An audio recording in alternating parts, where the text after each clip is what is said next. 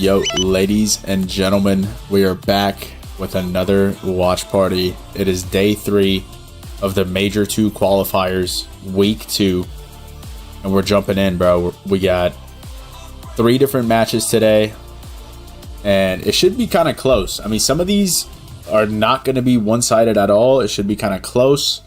It's going to be a long day of COD, just like yesterday. Yesterday, we were like 9 hours deep, and today should be like something similar to that. So yeah, we're about to lock in and jump in.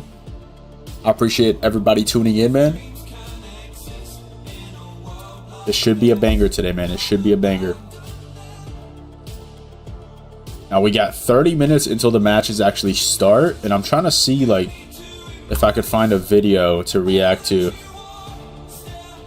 or just something to watch, you know, in the meantime. That's what I'm looking for right now.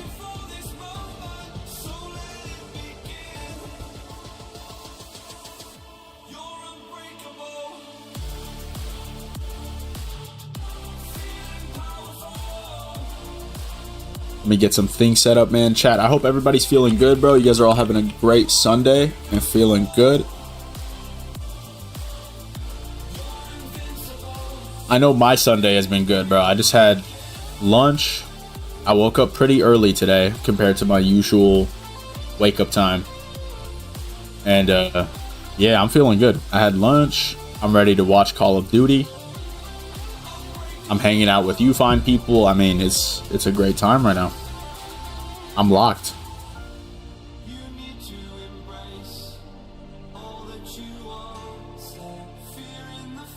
Warzone's audio has completely changed.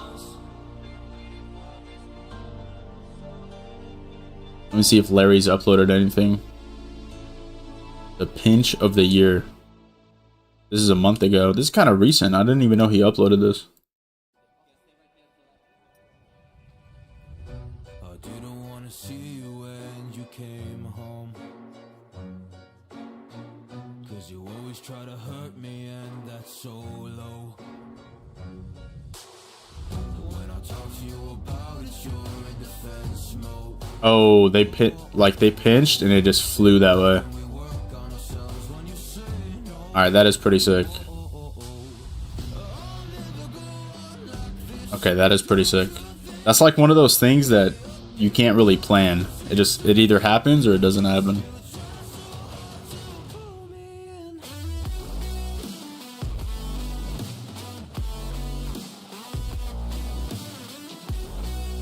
Let's see what Apathy's doing.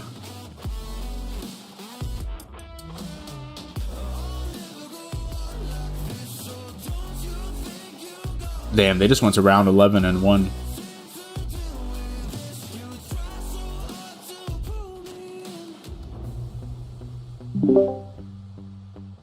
Alright, Duck, we're live, bro. We're live. I'm fucking locked. Duck, you there? Yeah. Yeah, what's up, bro? How's it going? Fine. That's lit, that's lit. Are you hyped? Are you hyped for the games today? I don't know. I'm playing Total War, not Total War. So what am I playing? What?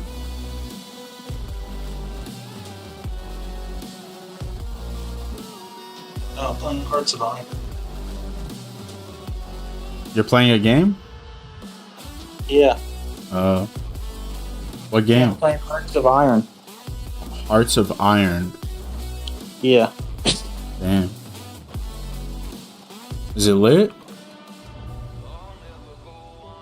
It's funny, man.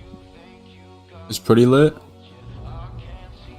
It depends on what kind of game you like, right? I'm not getting a word you're saying, dog. I'm not getting a word. It depends if you like this kind of game or not. Oh, okay. But is it lit for you? Like, are you having a good time? Alright, time, yeah. Okay. Yeah. Alright, Duck, let me hear your picks, bro. Let me see what you got, bro. Like, who do you got right now? First match of the day, we got Seattle Surge versus the Ravens.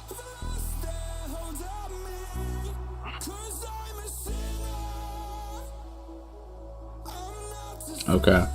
Beautiful. Good talk, bro. Bro, I'm thinking, Jesus Okay, Christ. my bad. I thought you were checked out. I would probably say the Surge. You think so? They beat them last time. Yeah, but that was with Illy. And Illy is like a different breed.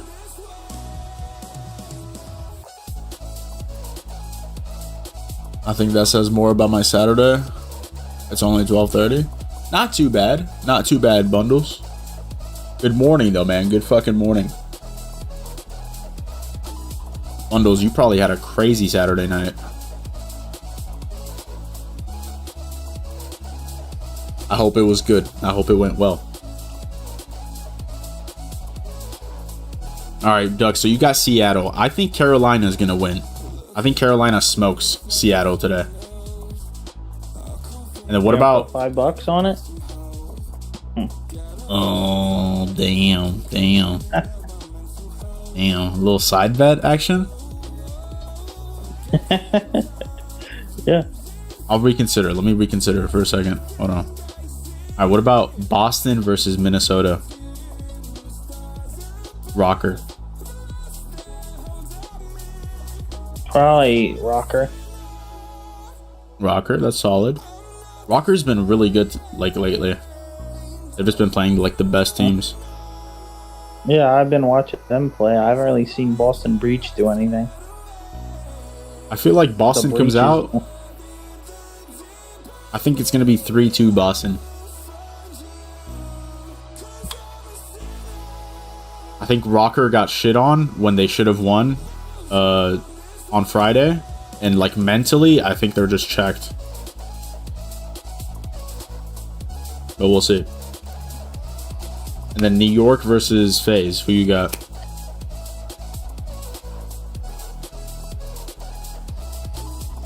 FaZe. Yeah, I also have FaZe. Yep. Nice and easy. Andre Iguodala.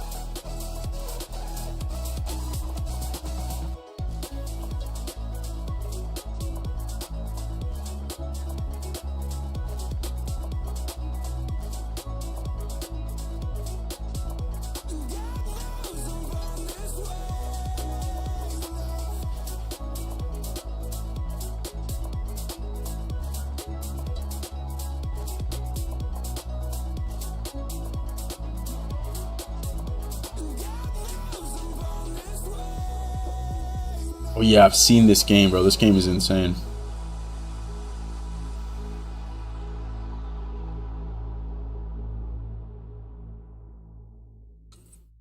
The only CDL tier list that matters. All right, let's see what the Rocker got to say, bro. Accuracy Betty, we're the Minnesota Rocker, and we're doing a CDL team tier list. Yo, let's hear it. Let's hear it. Top right now. Okay, so Toronto will put an S. Well, that's a freebie. They just won dominantly. Put them an S. Number one. Yeah, number one. You were pretty quick on the worst. Who's the worst then, huh? Vegas. Noise Station, Vegas. That dog shit. So we got the best and the Okay. worst so far. What we'll do another one at the top. We'll put phase in A instead of S because Ultra was like honestly dominating. So we'll put them in S. Yeah, they're in like a league of their own. Yeah, so we'll put phase in A. That's my take. I don't know about you guys. No, I agree. Yeah. And we're Looking good. real good online. Are you saying they're absolute breakers? Not breakers, just very good online. Journey didn't have the best of events. Yo, listen, bro. I don't have. This might seem like I have a TikTok attention span, but it's like, you know what I mean. I'm just trying to break it down right now. If this shit loads.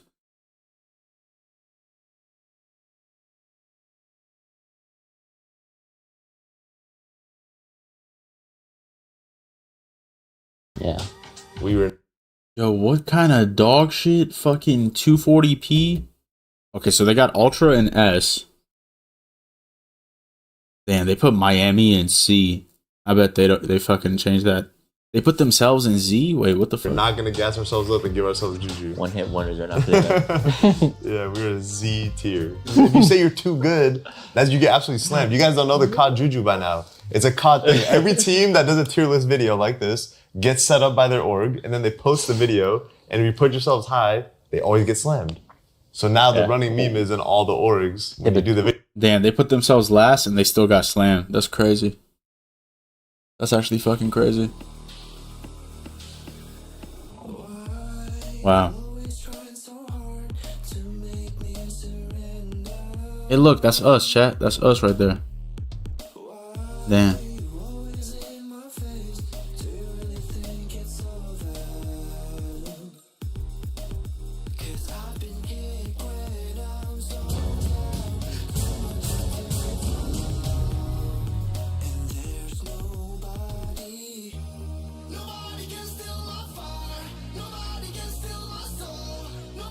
Yo, chat, let me know who you guys got, bro, for today. You got Seattle or Carolina? I mean, let me know. Let me know what you guys think. Who's going to win? Who's going to lose? Who's getting slammed?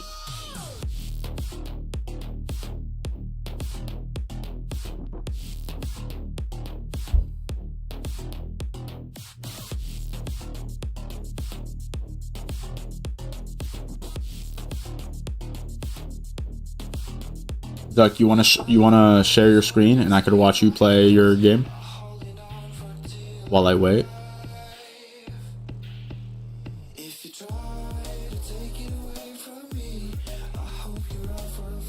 I don't think you're gonna like it. Because I suck at it. And it's also a strategy-based game. I mean, you know, I'm just curious. I just want to see like what you're doing. I probably won't like it at all. I'm just watching a countdown timer right now. It can't be worse than this countdown timer.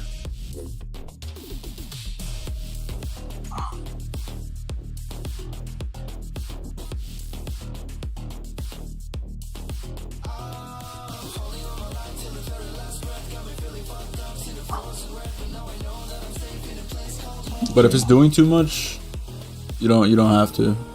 Like, No, it's fine.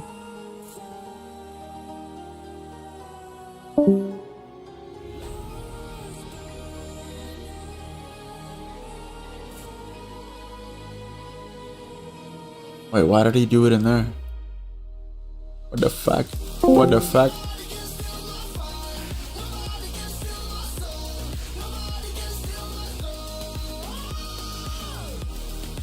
Yo, what am I looking at?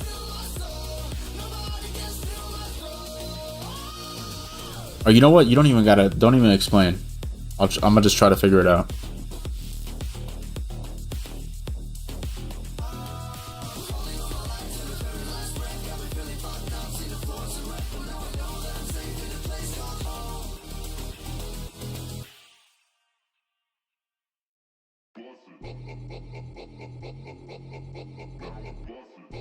United States. Okay, so that's... Oh shit, you could really like explore the world and shit.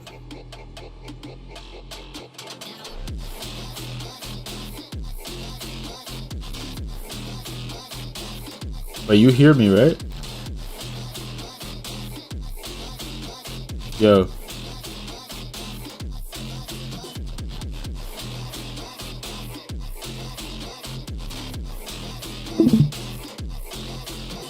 Wait, I gotta fucking set up my headset. It's not set up to my. That's why I can't really talk back. Well, You're good. You're good. I saw what I needed to see right there, I think. I'm, yeah.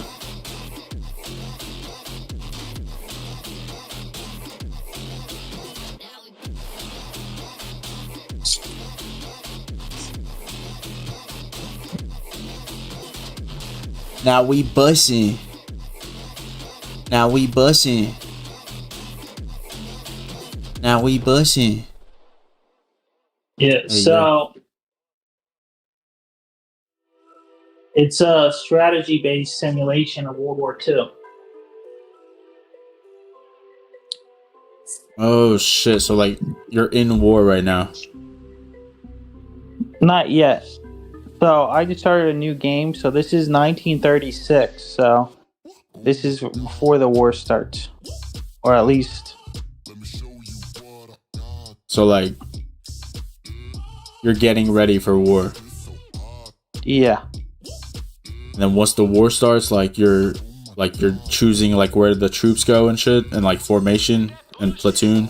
Yeah, and like I gotta build you gotta build like civilian military or civilian factories, and then a military, and you gotta research.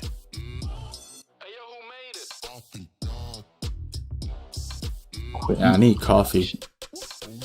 But lately, I don't know what's up with me, but as soon as I eat, it's like I'm instantly ready for a nap. Like a bear or some shit. Holy shit. Like a baby, bro. I think that's what babies do, right? After they eat, they just go to sleep. I don't know, they burp. Yeah, you burp them and then you put them to bed. I think you're right. Wow. Yeah, I'm gonna get some water real quick. And then refill the coffee machine. I'm about to like pass out in the first series. Oh, hell no. Yo, chat, lock in. Let's lock in. I'll be right back.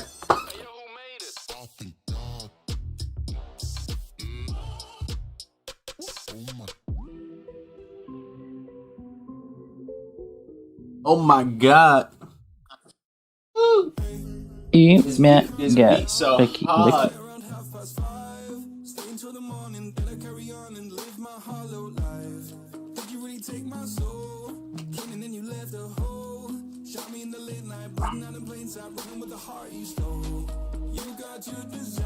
The fuck?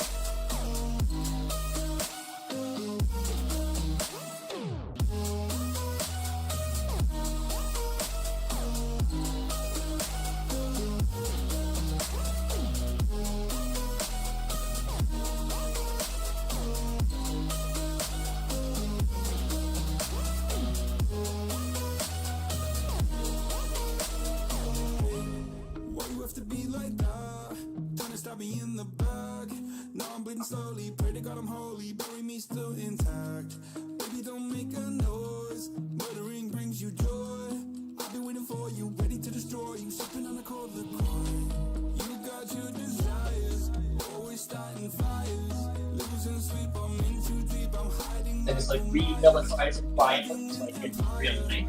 You can speak.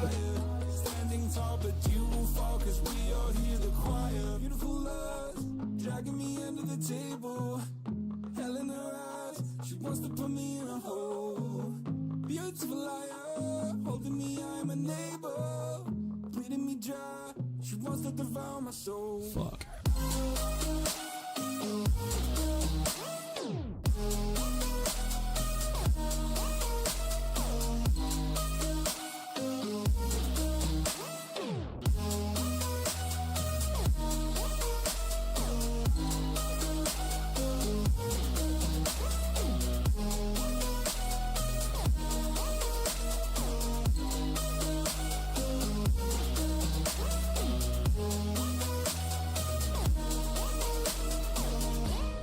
Pray that this life will carry on. I'll stay until you leave me drowning.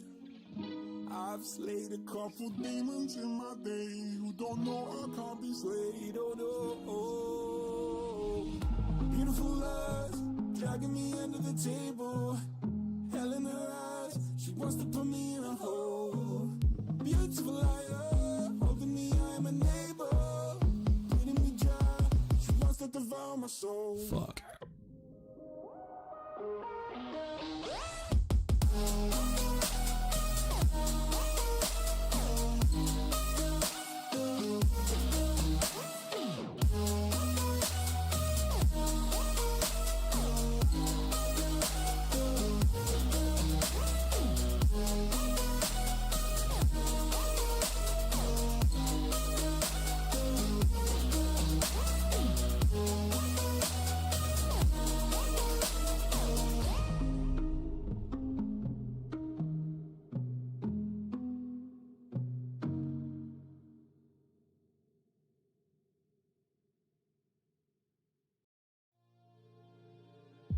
Yeah, I know we lost touch, but I'm still here.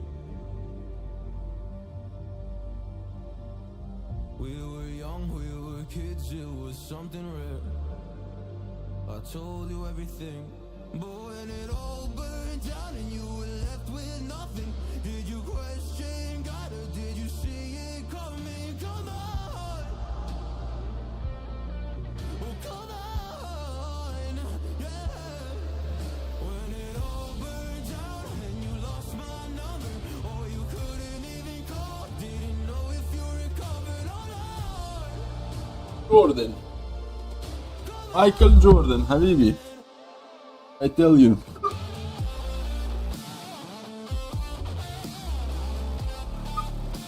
Right on time. I am here.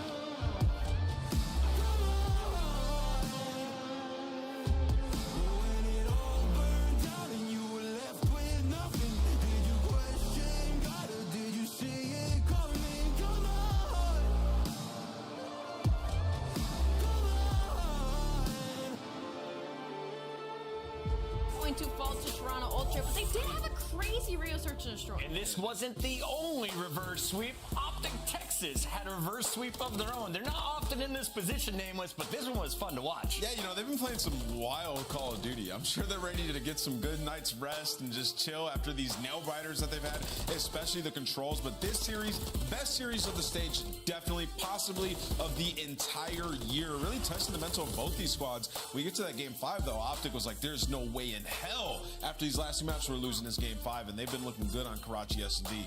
But we got to tip our hats to Minnesota, man. They still look damn good throughout their two series. And they're crushing it on social. There is the reaction after choking in map 3. They had the Vivid pose ready to go. Falling in that game 5, Rockers still 0-2 in our Major 2 qualifiers. But the good news for Minnesota, you got Linz on the team. The Rookie of the Year candidate, the front runner in a lot of people's opinions right now.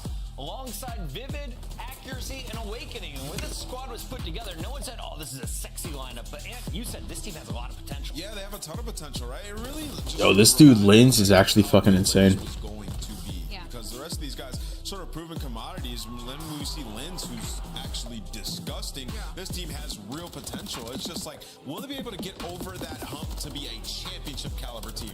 We already know they're very good, but at the end of these games, they've been folding a little bit. So I'm ready for Minnesota Rocker to sort of take that next step. Wow. And I really, Chris, I think it just Wow. awakened Yeah, this guy is just insane. He has been solid, don't get me wrong. They can win games with him, but if he gets to superstar level once again, they can win a championship. I truly believe that. And this guy, a big reason why. I mean, he's leading the entirety of the Minnesota Rocker team right now when it comes in terms of KD overall. And when they brought, you know, Awakening and Vivid into this roster, Giga is supposed to be that high Slayer rating. Is Philo ass? Hello? For Linz, he's still ready Yeah. for that Rookie of the Year, but Nah, he just got shit on last week. That's probably why his pick is low. The guy who's your entry player, also leading in KD. Or not last week, but last time they played, Fellow got shit on. Who's doing that? In the meantime, let's keep rolling about their opponents. They're playing against the Breach, who have had ups and Oh, he's pretty. Varsity's been playing like ass too, though. Our cities? Yeah. He has. For all of Surge have been playing horribly, bro. With the last iteration of the roster, they probably would have beat Carolina, given how everybody played. A team Like Carolina, was it against New York? Carolina won the first two maps? Yeah, it was. But Carolina won the hardpoint and the search against New York. And New York won in fucking round 5 control on high rise. And then they reverse swept the whole series, but I feel like right now, the Ravens are like Did we see map 1 yet? miles ahead. No, I haven't seen it.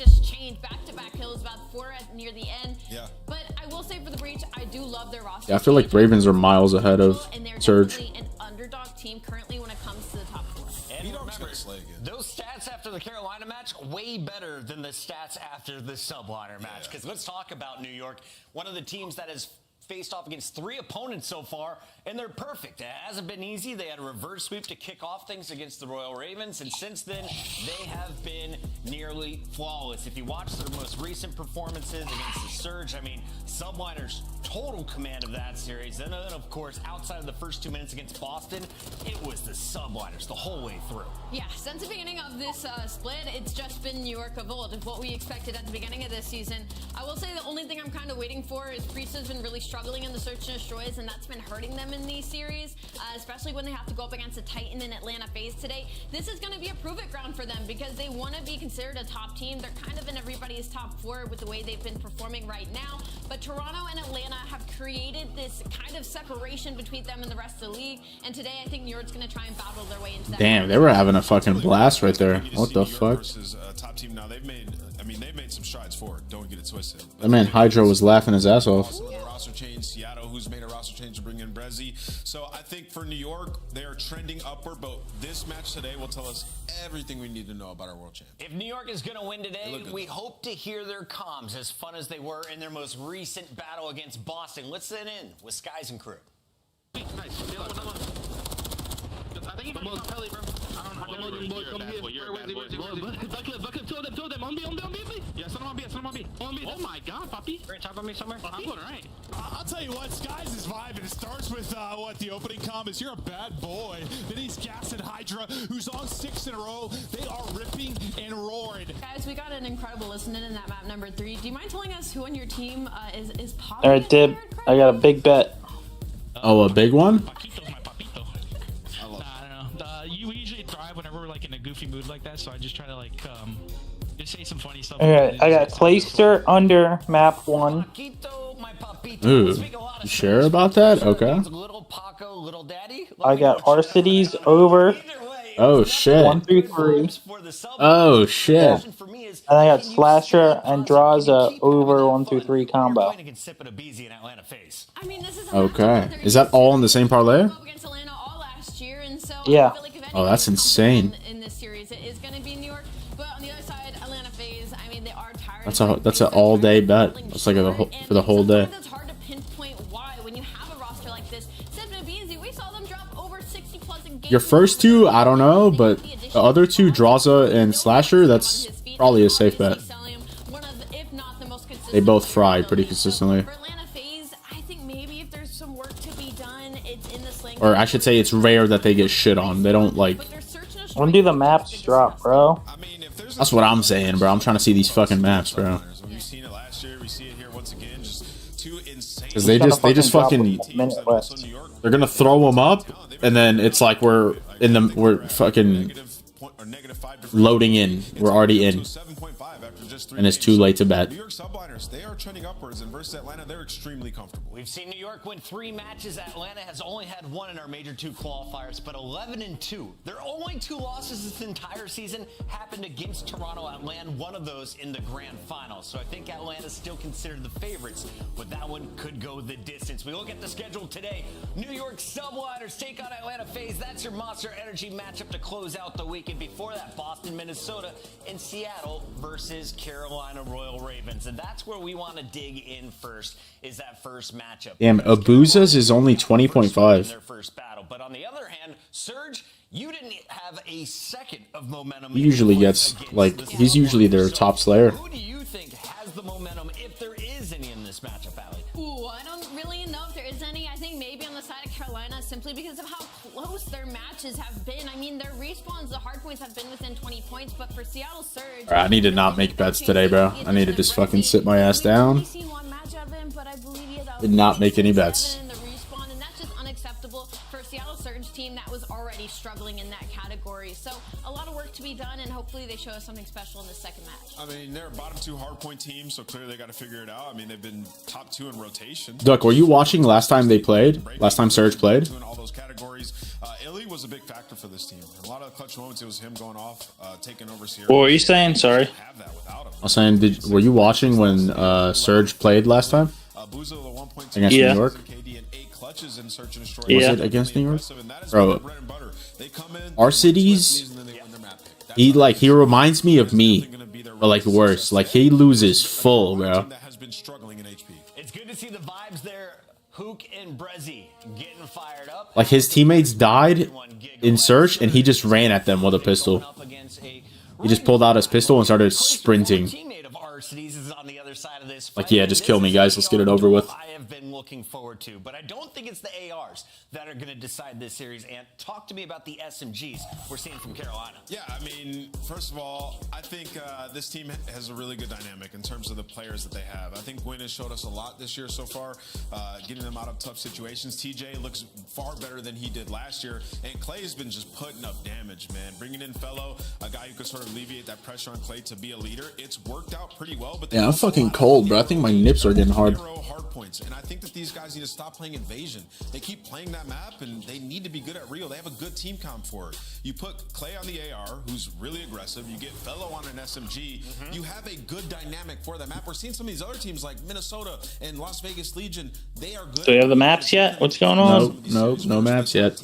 And that is what Carolina so desperately needs, and I believe we're going to have that in this series, so that's massive. And then when it comes to Monster Energy pregame for the Carolina Royal Ravens, I got to make the assumption, as Ant just said, veto Invasion Hardpoint, please. We are literally begging you to stop spawning in on that map, but also, I think they're just lacking when it comes to slaying currently. Like, they're doing the intros as if we're about to get into it. Even he's struggling in the search and then they're bottom 2 we're just sitting here. when it comes to those maps too. And no maps. Like, we don't even know the maps. They just got to start working on this game plan when it comes to search and destroy, because it's... Yeah, how much for that dib juice? Hey, the dib juice is in prime form, man. All you gotta do, Guns, is become a member on the channel, and you get these special emojis. I mean, look at them, bro. Look at them. Seattle be decent on at times, and for Carolina, they are 0-2. So we got a lot of only $2.99. Starting at $2.99. Oh, it's Skid Row, Duck, Skid Row. Skid Row. Yeah, I saw. I bet. I got bad news for you guys. It's Scuff Pick'em time, and we're all tied up, right? Yo, chat. Also, man, speaking of memberships, we are now 7 out of 10 for our membership goal for February, bro. We're only 3 members off.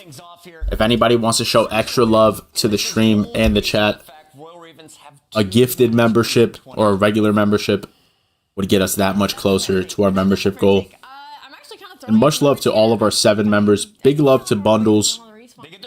Big love to Larry, man. Big shout out to those Damn, two. Carolina is 0-2 on Skid Row hardpoint. Math be damned. It's Yeah. time to find out how this one plays out as the fans also choose Clayster's crew. Yeah, I don't know. We got Shift and Study on the mic. Gentlemen, how we doing this morning? The thing with Carolina too is their stats are kind of weird because And I like the call towards pointing at the respawns in particular because bro, when they start talking, I fucking check out. But yeah, no, Carolina made a 2-man change. So like their stats are a little weird. Like they took some L's with a completely different squad. Because Fellow and TJ Hawley are both like new additions to the roster. And even the high rise, they haven't found any W's. So neither of these squads have found any W's in the respawn game modes. Someone's gonna walk away with at least one today. have to have it. I mean, otherwise I'm just going to sit here looking at the map cinematic all day long. It's going to be curious because I think on the other side of things, you know, Puckett was pointing towards kind of taking the conversation away from the ARs and into the SMGs, and I think that's a really fair shout, and go figure, we happen to be playing some of the hardest SMG maps that we have kind of in the pool at the moment, but it is Quinn for first blood. Carolina stepping in from the P2 side of the map, and Seattle just trying to survive and battle back. Damn, nobody went P2. There goes number 3, Brezzy. He's hitting P2. Oh, that's a good fucking play. Z finds 2, making 3 dead in the feed for Carolina. Just got to start thinking ahead now. There's only 30 seconds left. That P2 is already going to be off the rotation for Seattle. Surge, you have Brezzy trying to stay alive, trying to stall time for his teammates to get to him. Problem is, none of his teammates can get to him, and now Brezzy's the last one left. Oh, alive. Brezzy. Well fought from Fellow. Over the top, he's able to help out over through tunnel, and then easy pick over towards Brezzy on the high ground, and oh my goodness. I mean, did I call it or did I call it, bro? They're going to get 50 seconds on P1 and win the rotation to 2. This is chef's kiss so far for the Ravens. Yeah, they might have just called it right there. Just finding 50 seconds off P1, you're going to put yourself in a position to get another full 60 at P2. You might be up 100-0 at the end of this hard point. Seattle Surge have to find a way on in, and that 2-piece might be the opening. Now you have pressure through garage. Now you have pressure The through Surge, like they have talent, but they just, I don't know what's up with Surge, bro. Get here, but Seattle Surge just a little too slow. You're allowing Carolina to reinforce. And these extra kills that are coming through are going to make this hold potentially that much more impactful. All told, though, Abuza still in a position to try to challenge this, but the Ravens will reinforce through. Wait, he's under them. Comes down to can Abuza sneak his way Oh, up? No, Gwyn killed him. 9. Still 30 seconds to fight for, and now all 4 Carolina members are at the ready. Yikes! We're going to have 100-0 score line through 2, unless who can find some way to break. He may just sneak behind Fellow. Oh, Fellow hurt him. 5 in a row for Fellow, and yep, looks like we already get to that 100-point mark in the second hill. Playster almost assassinated, dog. Opportunity to stop this bleeding. It's all about finding a couple kills. He literally could have assassinated if he wanted to. 2 players from Carolina already contesting. Gwyn and TJ combined for 2. The trade is going to be there from Hook. Now it all falls into the hand. And TJ, he drops. And finally, Seattle Surge have an opportunity to get some points on the board. And you have to think about this being at least 45 seconds here, just to give yourself a shot at getting back into this game at the moment. Carolina trying to break this from 2 points of ingress. Half the team from the middle, half the team from the front. They're dead. Trade's looking good for the Ravens. Abuza, last one left alive, slips away. Yeah, they're Tries dead. to wait for his former teammate from Wobobobs and Brezzy, but is not able to get it going. 1 in 8 start for the new guy for Seattle, and Carolina get their break, and they're off to the races again. Yeah, this is not how you want to come out in your second match. Obviously, your first series versus the subliners wasn't even close. Yo, Duck, you think if I'm in there for Surge, I could do better than Brezzy? 25 total CDL points. You got to come out better than Like, no this. hating shit.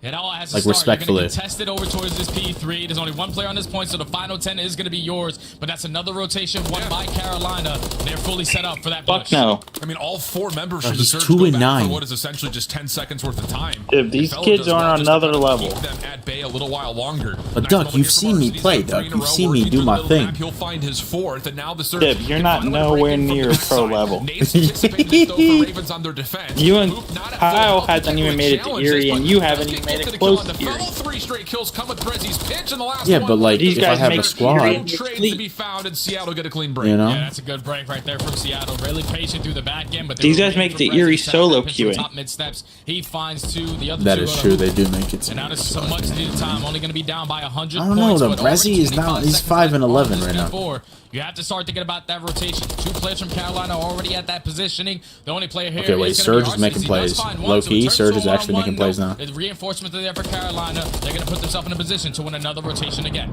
Trade's good on the rotation. Time to lock in with the Carolina Royal Ravens and the listen in to see how they hold this P5. open. I have garage. I'm backing up. I don't want to hold it, guys. I got one. Yeah, you're good.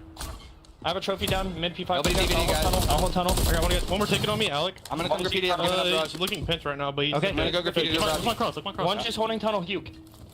Pop ticket. Pop ticket. I'm holding ticket. I have ticket. Huke tunnel weak. Dead. I died my ticket. Two ticket. I have your hop up in 2 seconds. Both cross. Back right time. I have a streak. I'm streaking. Stay the fuck alive. Go.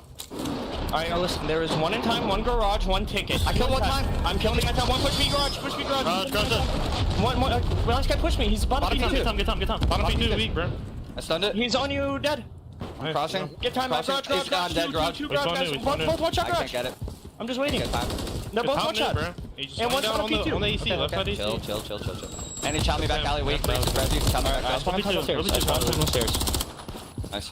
It's a good time. He's on the way Let's go back. I around. can reach this guy. Take time. Go. I'm gonna flood. I'm flooding with you. He's gonna be with you. Are you top flat? Laying down dub doors. As you weak, dub door, plat, one shot. Not the cleanest P5 we've seen study, but hey, at least it goes neutral, I guess. Just small silver linings, and let's be honest, there's still a significant lead margin here for the Ravens. Yeah, you take that, though, if you're Carolina. Like you said, not the best P5, but at least you started off the map slaying the way that you did. You earned the cruise missile. You were able to keep him off for that time for about 20 to 25 seconds. So that was potentially... All right, Rezzy's picking it up, bro. He heard me talking shit. Now we find ourselves on the second half of this hard point. Into the P1 we go. It's been an all-out scrap fest. Trades are bound, but Fellow, he's able to at least find two with that pistol. So Seattle Surge in control. One of the best respawns we've seen from Fellows at this point. Yeah, Fellows 15 and 7 all year long. But the big note here with Surge kind of clawing back into this game from a 1-8 start for Brezzy. They correct the mistakes they had done last time, which is right here at the second hard point. Failed the rotation, failed to break, and it looks like for the moment Carolina are very comfortable in their setup. Yeah, this has always been a struggle though for Seattle, especially in HPs. They are great off the rotation, but everything else when it comes to hold percentage or break, bottom two in those categories. And now you have to force them to break one of the most difficult hills ever created. But that might be an opportunity. They find a couple kills through ticket. They also find a 3 as well. So they have the numbers. You just have to step up the pace. Unfortunately, Clayster with the fucking too pinch. strong. The 2 players spawn towards tunnel. Too strong on that gunfight as well. And Carolina still hold on. Yeah, that is just mere margins where TJ doesn't have any information until Clay gets to garage, but the hit is not done yet. Surge coming up the back staircase. TJ goes strong, finds the kill, and once more, Carolina to the middle of the map. Just give TJ enough breathing room to hang in the hard point. So, just when you thought Seattle was trying to cut their way back into this game, Clayster and company have said, no sir, no way. 200 points on the board, plus more to follow. That's insane, too, because on a P2, you find 3 kills, you're probably thinking instant break, but every single time Carolina. Like you went under on Clayster? He found 1 kill, stalled enough time for his teammates to get back to him. And that's been 2 full 60 holds from Carolina, already breaching that 200-point mark. But this time they're going to be late off the rotation. Seattle needs to have a response here. It can't be slow and steady. That's the way Carolina broke their way in last time, was slow through back laundry, great through top mid, and they traded effectively. But this time, it's Seattle Surge still holding on. If Surge doesn't hold this, they're chalked. The map doesn't fully work out. Abuza just kind of thwarts himself right into the mix, but it's RCD's last one standing. Gets caught trying to place the trophy system in the break. Already good for Carolina, and I'll say, from a teamwork perspective, this is looking like a much more polished Royal Ravens team. They're going to have an opportunity to win it right here, so Seattle need to find a break. Yeah, they've been playing a lot of top teams, really close in HP. Yeah, Surge is chalked, playing one of the teams who struggle in HP, and this is what the scoreline is looking like currently. As Carolina, they were trading great, but Seattle Surge again are going to walk away with the final 15 seconds over towards B3, and you will take that if you are Carolina. You have God steps. You're already in full control of top mid and bottom mid. Just need to put one player into the point, and the game. Damn, that was insane timing. Yeah, something would have to go dramatically wrong for them to not find 10+ seconds on this rotation. And to be fair, Seattle has cleared some space at mid-map, but the apartment hold from Carolina is getting so much work done. Couple of trades, but again, it's just not enough at the moment. Someone's going to have to break this from the front. Clay hold in the corner, does get a lot of damage in.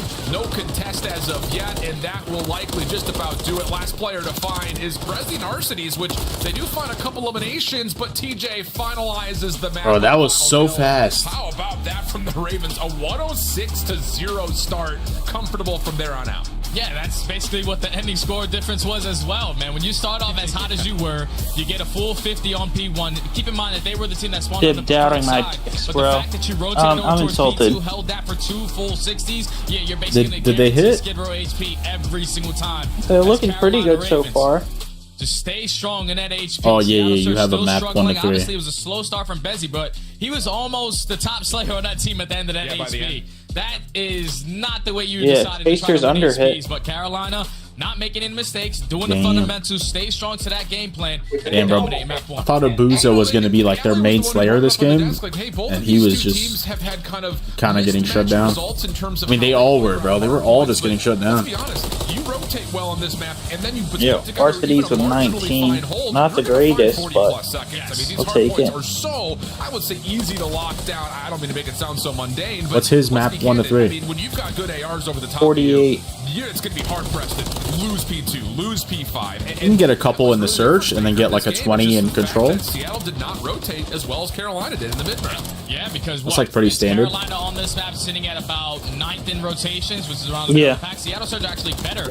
He needs 29 kills left in the next 2 maps. And unfortunately, Carolina, they make them pay for it. When you're starting off, like I said, If it's a game 150 points, you get a 4 P2 down. or game And there 5. were situations where Seattle Surge found a couple kills off the rotation or even trying to get the break Probably in hit towards P2. control. They were just too slow. You allowed Carolina to swarm 4 up game through control tunnel, instead of instantly sprint, a, drop a trophy down, make 3 sure and they're 0. safe from all the attacks, and then just crossfire galore. With Oh, you those mean like extra round Ws. 4 or round They just 5? simply did not have an answer early Yeah, on if it into it's this not, game 1. But if they get now, some if you are rounds. Seattle Surge, the stuff that's been getting you through a lot of these series all season long. Yeah, well, with the way Surge control and is this year, at least you and got one in fucking terminal next.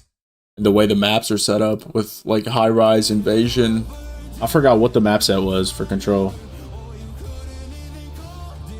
but that sounds like a safe lock, honestly.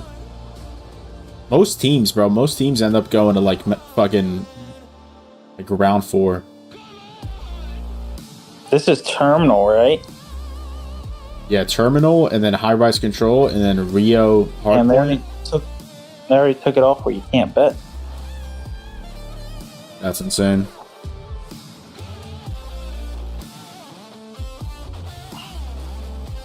That's actually fucking nuts.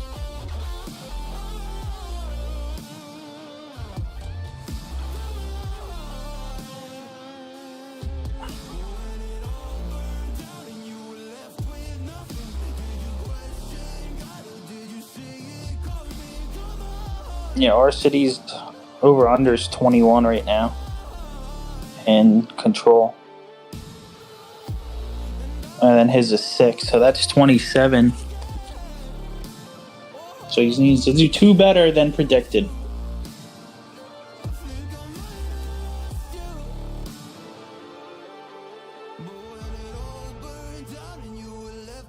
Look at him, that man's locked. He's locked. He's not even on camera because your big ass head's in the way. Bro, he had his head down, bro. I don't know. Lately, when I see Arcides, like, bro, I'll watch his stream and he's vibing. He's playing ranked and he's vibey. But, like, in matches, he just looks like he's fucking checked. Like, all the time. Bro, this man said, he sent me a DM like 5 minutes ago. He said, I'm ready. He said, I'm born ready. He said, bet the overs. He said, I'm locked. He said he turned on his aim. Oh, so you got insider tips now. Yeah. Okay. I hear you.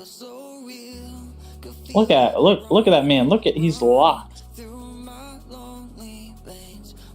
Look, he even got a hat on. He's blocking out the haters. But he's always got that hat on. Yeah, he's always got a hat on. I don't know. I feel like he's checked, bro. I gotta see it to believe it, but let's see. Do allow the bomb to get planted. They are the best team in the league at retaking and finding a defuse. So those are some key elements to keep your eye on. And well, you kind of look at someone like Gilly from before, but TJ has been really good so far in this major 2 qualifier stint. Nah, he's an AR now. Overall KD, and he has been one of those guys. Who's the main SMG? So yeah, you look at this map for Seattle and say, yeah, we should take this. I don't know. That's what's weird about Surge, bro. They brought in this Brezzy guy, and he's always got an AR in his hand. And Hook is like their only main sub. I don't know. I think they're just doing 3 ARs. Victory, but a lot of that was due to a lot of clutching, especially out of the old man Clayster. Had multiple 1v1s, and if you can do that again, obviously you're going to find a W. But early on into this round, on the attacking side is going to be Carolina. No trophy systems to work with, so they're trying to take plane nice and early. Arcides playing in the back. You've got one player in Hook set up over towards cockpit side, but it's actually Gwyn who finds Brezzy over towards a C, or at least nearby, and that's going to open up DJ to create a ton of space, plus a nade lands over towards the B site. Still looking for isolation over towards Arcities, and now with that information on the trade, they know where Hook is positioned, and they're not even going to bother with the plant. Carolina's going to play for the kills, and they'll find it. Really quick offense coming through for round 1. Yeah, you're just not reading that play. Carolina did a nice little split setup, 2 players through the terminal, but instead of them contesting in towards the plane, they actually... Bro, Surge is only good get the first blood with Illy in S&D. Now they got rid of Illy, so their S&D is kind of like chalked. And then Fellow and TJ are like some S&D fucking demons. Wanted to attack by the ground that they were able to cover. Just a really easy offensive round right there out of Carolina. Yeah, no need I think Carolina just slams. They're just going to keep slamming right here. Play aggressive, find the trades. Round 1, Carolina. Very quick, very clean. Now it's on to Seattle. Let's see what they can offer. Those nades don't quite get where they were intended to go, so that slows down this potential push over towards A, and the cross is being heavily watched by the Ravens. Plus a check from DJ. Oh, such a good transmission of info from the defenders. Deep first blood tally for the Ravens. Oh, but Gwyn, you probably want that one back. Once you put yourself in the advantage in a 4v3, you know it's on them to make something Arcities with a big 2-piece. On the attacking side, and that leads to Arcities finding the second kill onto TJ. So it just was a 4v3 for Carolina, is now a 2v3. Clayster and Fellow, both the ARs, double stacked in towards the plane. And if Seattle Surge has decided to hit the rotation over towards B, it's going to be a free bomb plant, but they might commit. And this might work right into what Carolina want them to do. Fellow may have been scouted here. Yeah, shots go towards the cockpit. Brezzy follows up. Easy elimination. Clayster has not shown himself over towards the A side of the map yet, though. Can he surprise someone? Arcities predicts it perfectly, and Seattle respond with a clean offense of their own. Yeah, that's just one of those rounds right there with Seattle. They were the team getting first blooded, but the fact that Gwyn gives them a free P through the middle hallway, you find that one making it 3v3, and then Arcities finds the second. Then as they were sliding into that terminal, you catch Fellow with a stun in his hand.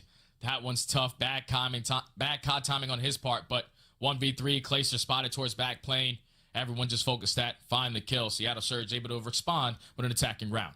Yeah, and initially it did look like Carolina had a good read on this, but I think you're absolutely right. Once Gwyn falls, it puts Carolina in a very intriguing position just because they kind of had to force a commitment defensively on the rotation.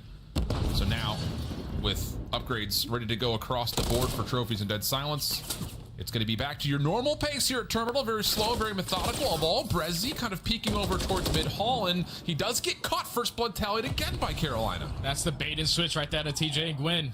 Brezzy was putting on a couple shots, but they didn't want to fully commit to that fight. Sets up Gwyn to catch him as he was trying to one away for the free first blood. So now in a 4v3, double stack for Seattle Surge over towards B, and they're actually going to contest this, and a Boozer is going to be able to even up the numbers on Clayster. It makes it a 3v3 now. What the fuck? Kind of giving up information and getting shot at. Carolina. They're double hitting Book. We'll take the 4v question mark over towards B. At worst, it's a 4v2, but it worked. like you what the fuck? Double stack of ARs watching over the top of it gets us to a 3v3, but TJ may have found some timing to get through. Call up as a player over towards top A. Seeing the last shots land at Abuza before he can get out of dodge over towards Eski. So we stay in a very peculiar Damn, Arcities is going insane right now. Across the board, TJ left in the 1v2. No bomb. Able to track Arcities, but not fully finish off the elimination. Now he's stuck down low. Not a lot of time to work with. And what looked to be Carolina on the pounce, this round just may run out of time for them. Yeah, does he have bomb? Time. You can't even plant the bomb. Nah, he doesn't even have bomb. You have it in your back pocket, so all you got to do if you're Arcities is just run away. It could have been some bad COD timing right there, but TJ's still thinking that he was going to be playing towards top 3 stories. Arcities makes it happen, though. He's the only player sitting towards top red. He's able to find 2 as they were being aggressive up through bottom middle.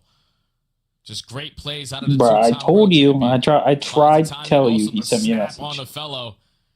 Bro, just watch. Just watch.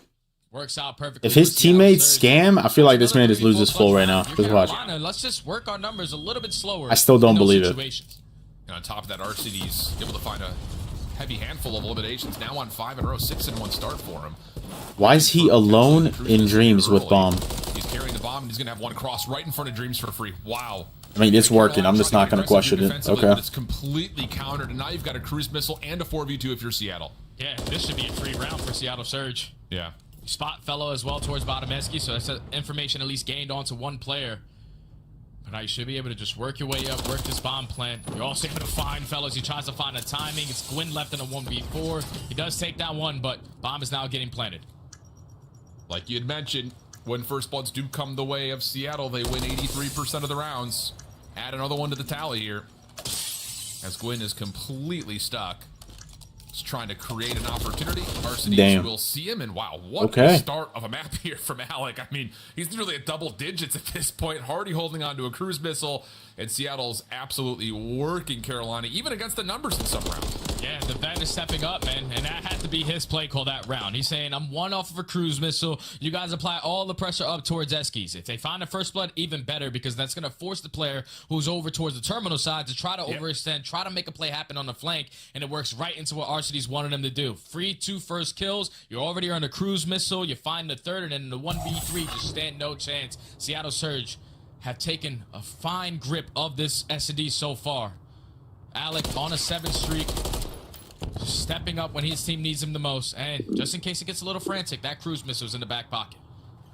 Quick rotation back towards mid here for Brezzy after initially Arcity's just the best player in league. Fellow just kind of popping his head up over the books, just Yeah, trying to see if okay. he can scout anyone on this mid cross, but nothing's been hit yet. So Carolina's kind of coming into this back half of the round pretty blind, and Seattle's in a good spot to at least the fuck is they doing? hit. Hook playing over towards cockpit side. I think Carolina just like they got scared, bro. Follows up. Yeah, Hook knows that he had to commit towards that fight, because once that They were- canister they blows just up, played he's gonna that get a so little bit slow. weak, but I'm just gonna send it on to him. Finds the first blow onto TJ, and Brezzy with the second. Instantly a 4v2. Both the ARs again for Carolina, forced to clutch on up. There's only 35 seconds left. Full commitment in towards the turn. Hook finds his second on the round. He knows the next player is right around the corner. But at least the nade hits for fellow. And he should get traded here. All right, what the hell is going on? All right, there it is. Seattle Surge, 2 strong, 3 rounds in a row now. Little fisticuffs on the railing.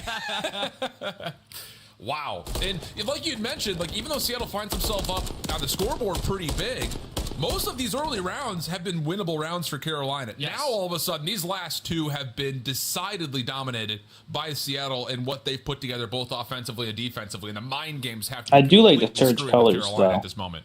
And now that you're up 4-1, this is where you can invest You that do? cruise missile to win this attacking round, because it's a lot more Yeah. difficult to win attacks than it is on defense. I don't. I'm not a big on a fan. map like Terminal. So if you can walk away with this attack, put yourself up 5-1, basically are going to call game. Now Damn, Carolina Arcity forced just to gets that respond, pick and so another first fast. blood goes in favor of Seattle Surge. They can do no wrong in essence. Yeah. Look how quick they've already made their play up towards Jet Bridge side. Arcety's, like you mentioned, going to call in the cruise missile, transmit the info on where everyone's positioned. Bro, this guy, I saw this guy that fucking tweets out his best to fucking COD. It's just Gwyn in the This way. He man, gets absolutely this man's obliterated. crazy. I guess. He had Brezzy and Clayster under map 1. Through cockpit and then the other on the bridge. So now all of a sudden TJ becomes I think a bit of that a menace hit. to this setup. Yeah, that He has definitely hit. Philo, This round, this is he has everything for Philo Carolina. You get the over cruise missile to be 5.5, invested. which isn't Getting in looking this good. one, it was also a 2v4. TJ Not makes looking it a good at all. 2v2, but the rotation for Seattle Surge going over towards that B site. And then he's got Arcity Now over set up for 6. Carolina over towards A, but Well, that already TJ hit. find the time in the turn. Yeah, it he's looked at like. 9 at least. Stun came through. Was that? And then he has the hands of Gwen Clayster? over, Did it hit anybody? Gwen, There's one and definitely then he's placed got over Hook towards the under B-bomb. map 3. TJ looks like he's seen Abuza make the crossover. The top shots don't fully land. Has to reset. Frag getting cooked. Rotation from Clayster already here. Does that connect? No. Well, you see how they're all using the L4R? Wait, no, Clayster's using the Purifier. Or the Billeted. But watch the pinch. Brezzy Never from the mind. back almost finds the timing to take down both. Instead has to take the 1v1 Damn, good with plays, Clay. good plays. And it's good for Clayster to get Carolina a big round on the board. That's a really big round. You get the cruise missile to get invested. You also clutch up in the 2v4. Carolina needed that fucking round, bro. The vets and Clayster and TJ. Just don't get frantic in those moves. Even when TJ missed a couple shots onto Abuza, he waited for his teammate to come assist him. Make sure you use your attacks to reposition him. And then Clayster with the timing to play the one-on-one versus Brezzy while TJ's stuck on that defuse. A much-needed round right there for Carolina Roy Ravens to not let this S&D get away from them. But now you need to respond on the attack. It's been all over the map for these guys. 2 towards Terminal, 1 towards Library, and Clay every single time islanding over towards Burger. Let's try to get a 4-man push one way. I was about to say, this would be time to hit with some concentration. But they just need to hit this shit fast, They end bro. up doing it. In fact, actually on the opposite foot, you can say the same thing's happening. But not for like Seattle, that. along Not like across, that. being watched by Arcities. The other 3 Oh, members hell play no. aggressive in towards B. Decent trade from Fellow. Keeps the aggression at bay. We're going to go 3v3. It's big plays from Clayster also to get out with his life at Burger. Multiple players trying to isolate him, but Continues to make Wow, it Hoop so 3v3. dead trying to Also fucking drops push bomb book. play. So, huge. Moving on up, Gwyn, great shots onto Brez. He makes it a 3v2. And Yeah, now you Hoop just have to makes find the crazy clear ass plays, bro. And the plane is going to be yours. He's like, Stun comes out. Varsity's waiting to check this. Carolina a bit antsy on their initial take of this plane position. he just does crazy ass shit sometimes. Tail position. They know that there could be someone here. Clayster coming the pistol out though. Free kill for Arcides. Wallbang starting to come through, and Fellow will capitalize on the elimination. Now it's just to Abuza. I didn't even know you could wallbang that. Collected. Fellow instantly for the plant. 1v2 we go. And Abuza did put down a couple shots, so already positioning known for Carolina. That's why they stick the bomb instantly. They knew he was towards top 3, but now 35 seconds to work with. Abuza trying to clear every single angle. Keep in mind, he does not have covert sneakers on, so he's going to be heard all the way across the map, and Carolina's set up on the crossfires. Yeah, Quinn's already heard this. Everyone looking at it. Shots from Fellow. Damn. Perfect. Wow. Okay. So that's exactly what the doctor ordered. Like we mentioned, the first 3 rounds really could have gone either way. In fact, I think there would have been more arguments for Carolina coming out on top of the first 3 rounds. Seattle have 2 convincing rounds in a row, and now all of a sudden we're essentially back to level terms here after some Ravens conviction starts to make itself known. Yeah, they've been able to just play the pick game. You know, once it goes down to them getting first blooded, they were able. I don't know, Felony might hit. 3v3, and then Yeah, Gwyn starts bro, it off he's. with a great I was saying him and TJ. bottom steps, put them in They the played a advantage. lot of Just S&D, trade like- efficiently in towards the plane, get the bomb Like down, scrims and like and secure the round. mini Carolina did tournaments, chain a like couple $4,000 together. Now pots. down 4-3, back on the Bro, defensive if end. if I think Felony Seattle hits, he's got 4 about for 4 6 so first far on his bloods, top and Abuza picks. finds another one this time on Felony just needs one more kill. It's so much information and the players coming up the slide, but And at least 2 more the team shots rounds. that were intended to try to find, I think, TJ crossing Yeah. ends up just What does he need? Just hitting one for more, the most part. or 2 more kills, right? 43, One. Seattle, I'm sure still feeling pretty confident. Oh, one that a more lot of to this tie it? defense is leaning A, but they're not No, gonna go with one more to win. 100% certainty. Our cities is still Oh, it's over 5? It's 5.5. He will at least Oh catch that shit! first Yeah, one. this is a guarantee. It's good info onto Fellows. He's watching over the middle alley, but just a lot of time being wasted and no ground. This man's being 4 taken. for 4. Yeah. Finally, far. Seattle Surge are going to work their way up through Library, and there's not a single player from Carolina watching this position. So this can be the opening if they decide to attack over towards B, because it's only Clayster on that side of the map. The only thing about it is Seattle hasn't put anyone on this side, so there could be someone inside of Cafe, there could be someone over towards Burger, could be playing passive towards Eskies. There's a lot of misinformation, and Clayster's able to find the first. No one rotating immediately here, though. Abuza is able to capitalize on the Gwyn, so still it's just kind of this decision of how do you want to hit over towards B, and Clay may read this perfectly. Abuza crosses it front, but Clay doesn't hit the shots. 2v2, plenty of time for the plant. TJ gonna see Wow. the cross, but Arcides catches him first. Oh, a disaster here for Carolina. Bomb getting planted. Fellow looking to go quick, and he's been completely taken There down. he is. He got the shot one. Finds the first, but not the second. What a regain round from Seattle. Yeah, that's unacceptable right there for Carolina. That turned into a 4v2 with about 20 seconds left. All we have to do is just make sure they can't put the bomb So, down. Dib, I need 13 more kills from You are our clear, so you cities. want that gunfight back, man. You kill Abuza, the round Yeah, gonna yours be is yours. The guaranteed. fact that it loses that fight, you Unless he force just gets multiple fucking players from Carolina stomped now on in in position, and with fucking Arcides control. in his position towards bottom They red, get 3-0 he was able wiped to and he catch a only gets couple. 10 kills. What a 2 Yeah. He pulls the right there from guns. Seattle Surge to now put them at game point, shut down all the momentum on the side of the Ravens. Nah, bro, that would be like What, 7. 3 rounds now that Carolina have had significant numbers, not be able to close out the round. Yeah. 7 kills with some assists. Can't win like that. Yeah. 2-2 split defensively here from Seattle. Oh my. Carolina looking to get aggressive over towards A, but RC just pops his head out. He's still feeling the hot hand from his 8-1 start. Now 14-3, first blood tallied, and he's going to get eyes on. Well, this man can't do any wrong. He's just not. Bro, missing I right now. told you, he He's been fucking watching literally champ. Instagram DM me. If he He's was like, able to demon step up time this roster tonight. and sitting at 14-3, you best believe he's gonna do that. It's now Seattle Surge into 4v3. Is he coming over? Oh my god! Game clock and Abuza. Yo, Abuza! He's able to What find the 2 fuck through was Bird, and that? Now his fellow left in a 1v4. Good luck, have fun. First contestant looks to be Hook. Bro, you know what's crazy? Way downstairs. Quick In this, one. it seems like their fucking hit reg and their fucking, like their TTK or whatever is crazy. But when I shoot somebody, it feels like I gotta put a whole clip into them. And almost end with Arcides there for Yeah, a moment. but it's holy yeah. cow, that 2v4 is going to be living in the minds of the Royal Ravens for a while.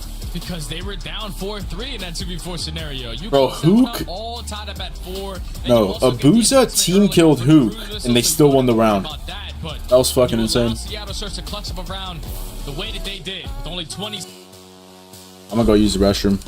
Shit, I've this, drank this so many might be fluids. some crazy betting time, bro. I'll be back.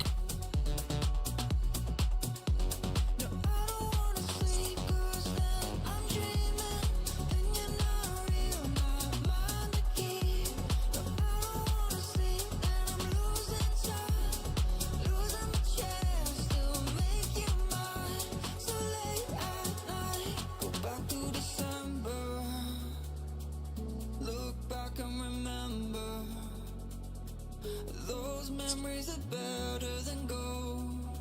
I let you down, I know. When it started to feel so real, could feel it running, running through my lonely veins. When I started to heal, could see myself loving, loving for the rest of my days.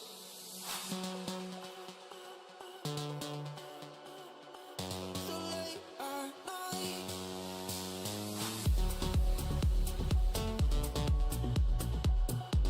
no, I don't wanna sleep, 'cause then I'm dreaming, and you're not real, not mine to keep.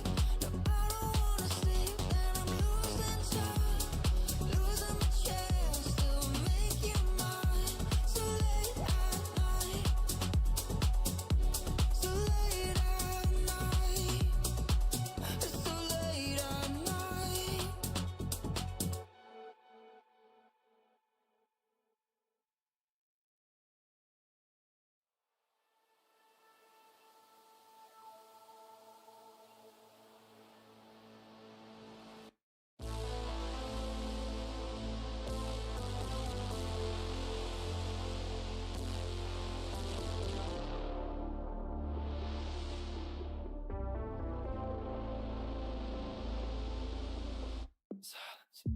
She looks deep into my eyes, remain silent.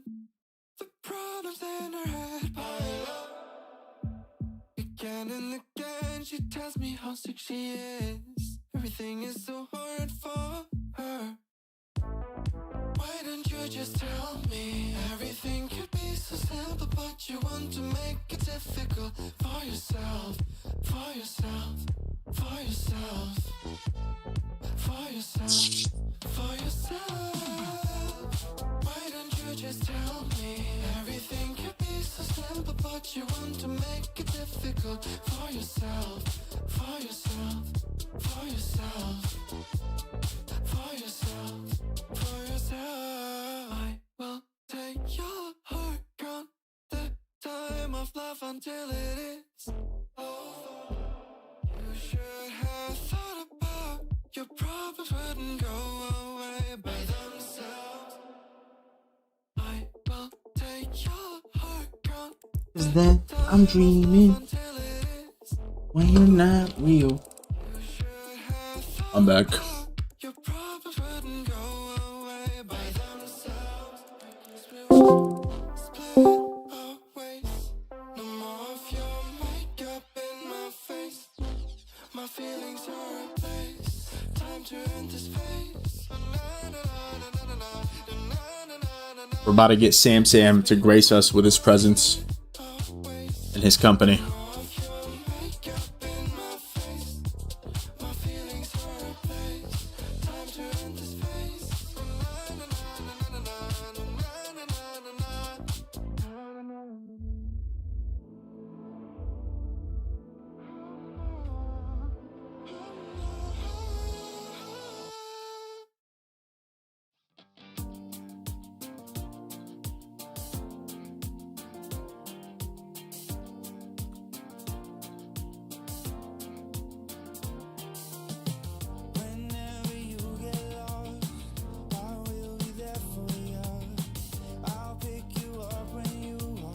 Damn, Duck, that guy's 4 for 4, bro. I might have to copy his fucking pics. Can you send me his Twitter? That Twitter that you found?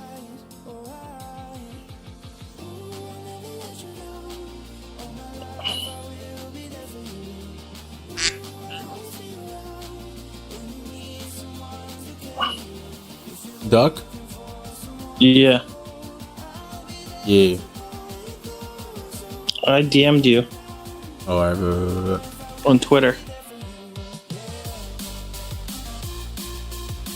he has Gwyn over and Hook under. Damn.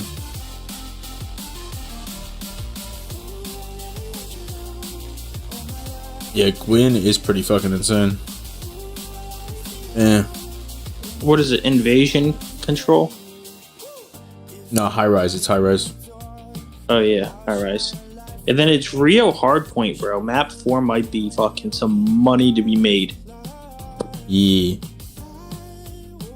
But it's like someone like Arcides, he could have a good map, but he could also get slammed on Rio. You know what I mean? Bro, I honestly think their new guy, Abezi, he's gonna go crazy map 4 here. You think so? You think he's gonna wake up and kick up? Yeah, bro. Because you gotta remember, bro, he was playing so piss poor, and then on Skid Row, he just started slaying out with that SMG, bro. Yeah, he started popping like 3 pieces left and right towards the end. Yeah. And he only needs like 20 or 21 for him.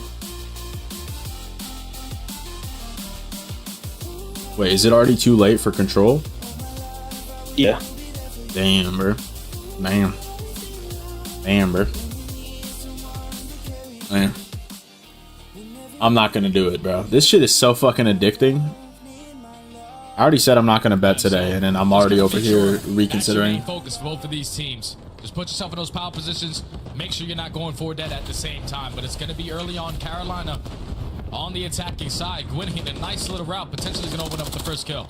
Yeah, really well done. Catches Brezzy completely off guard, and this Seattle setup was all intended to watch over the top at B, so this has gone absolutely miserably bad at the moment. First tick of progress going to get locked at A very quickly. Abusa also dropping means that the Seattle defense really can't converge to stop the second tick either. Mid-map. Yeah, that was a big gunfight from Brezzy. Working on the third tick of progress. There's no aim assist right there, too. Do they not know how to defend A? And there's A. A is gone.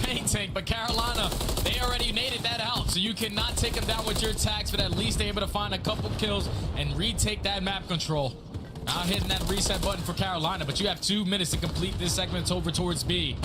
Place already in a great position towards top propane. If you can find another one, even better. As he lines up Abusa, but there's still a player behind him. Abusa finds that kill, and still Seattle Surge trying to hold on from the back of their spawn. Gwyn playing from the defending underground position.